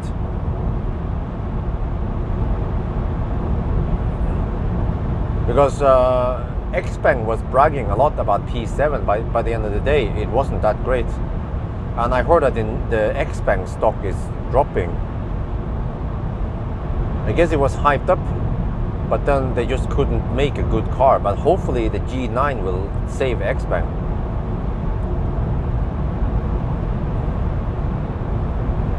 Boom!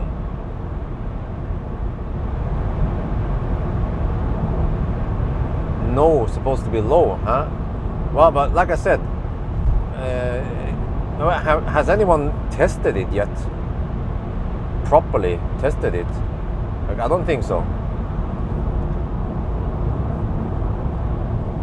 Because Xpeng P7 was supposed to be very efficient, but by the end of the day, it wasn't.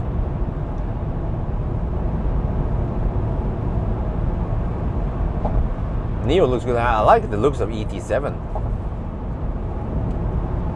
and at least on the track it felt very impressive. But I need to test it on public roads and on longer trips, on motorways and stuff with bumps and shit, because the racetrack was quite smooth, almost too smooth, which is kind of bad for when you want to test the car's capabilities.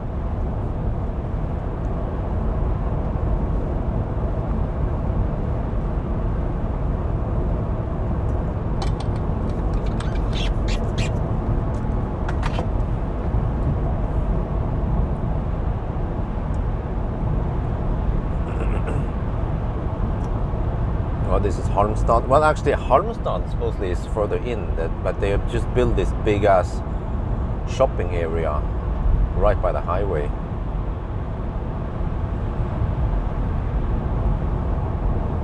General is strong. Yeah.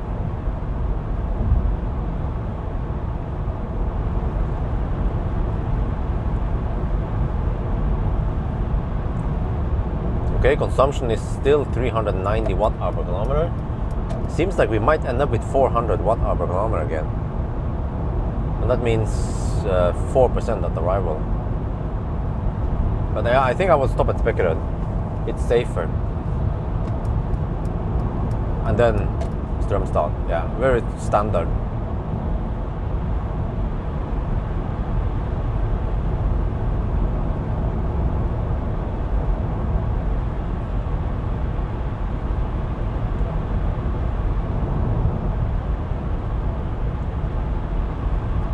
But Harmstad is supposedly further to the left or further to the west. That's where the actual city is.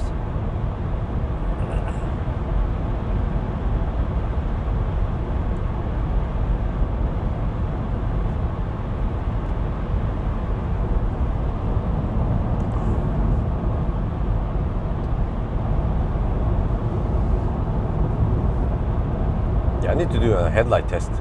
It doesn't take too long for me, but some people might want to see it. Wow, this is really impressive.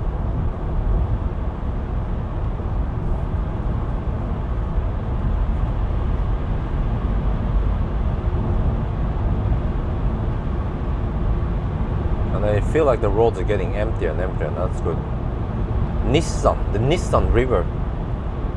I think you can even see it on the map. There was a Nissan River. I guess it doesn't. Nissan River is the only river that is water cooled.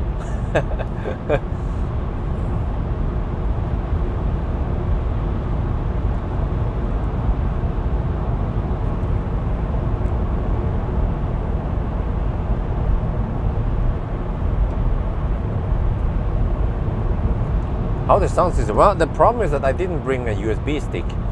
The USB stick is in Optimus Prime. Well, I can play some NCS maybe. Let's try that. How to do this? Phone. I need to play via media. Okay, let's see. Bluetooth.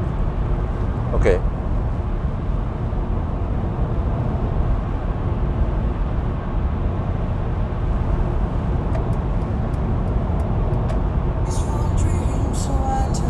No.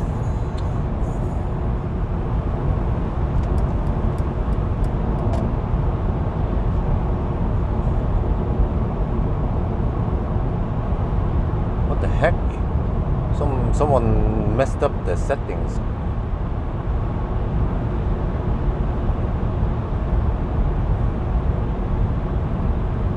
Okay.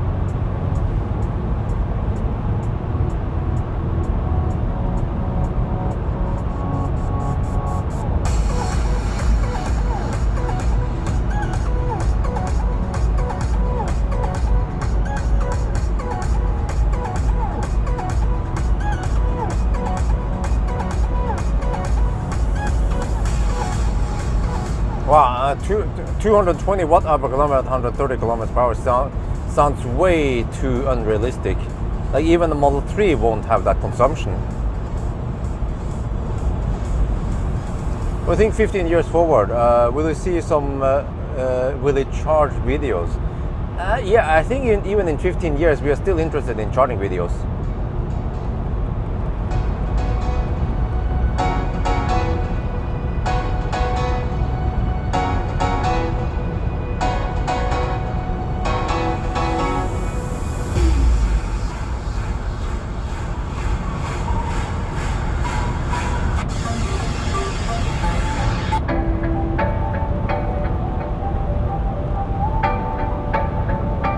Well, if this is Burmester, then I'm ain't too impressed yet.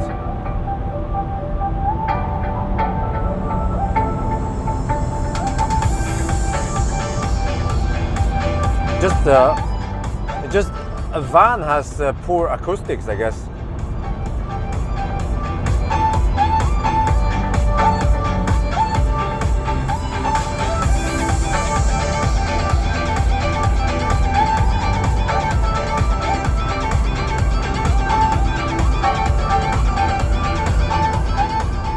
For how long do you think you will continue making videos? I will make videos well past my retirement age, which is 73, wasn't it? So that means still 30 more years at least, maybe even longer. I might change the content as the car industry changes, we'll see. But I will probably build up my reputation anyway, so people will still watch me even if I'm not making the same content I do today.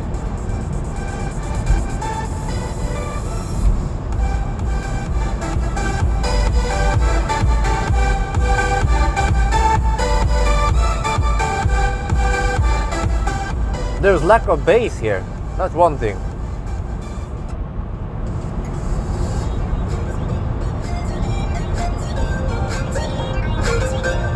And there's too much background noise. Noise from the back.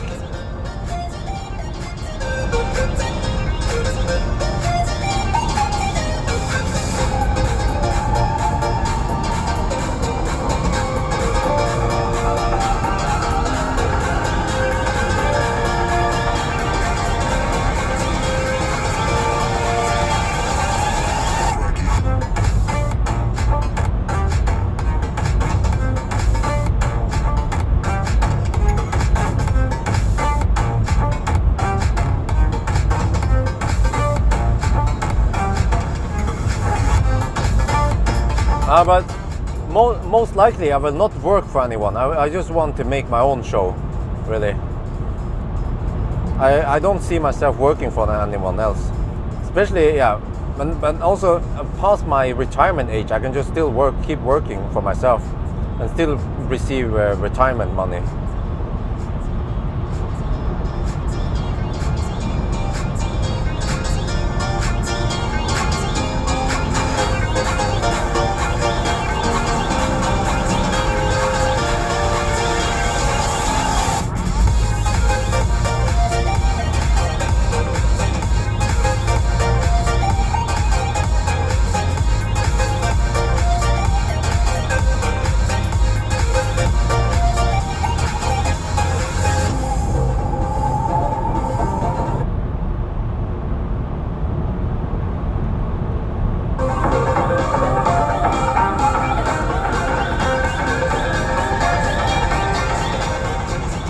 The sound system it lacks bass. It's fairly clear, but I need to bring my USB stick and listen to the regular music.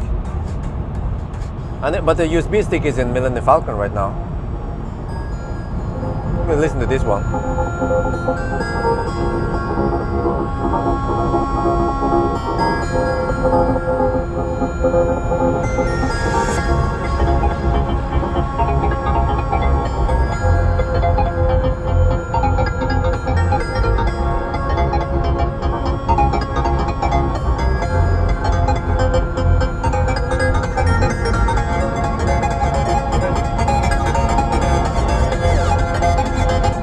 Yeah, part two. Yeah, we will switch it soon. Okay, thank you for reminding me.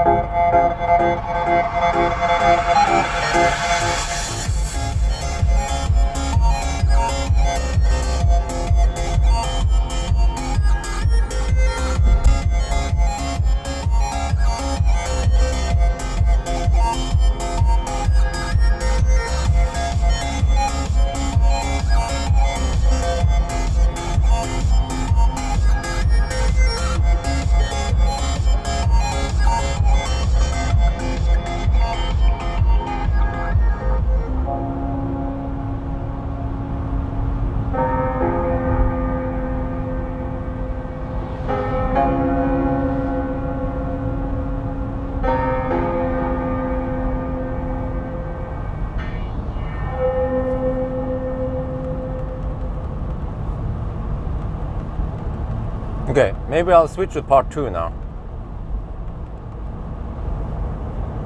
So I guess let's move over to part 2, guys.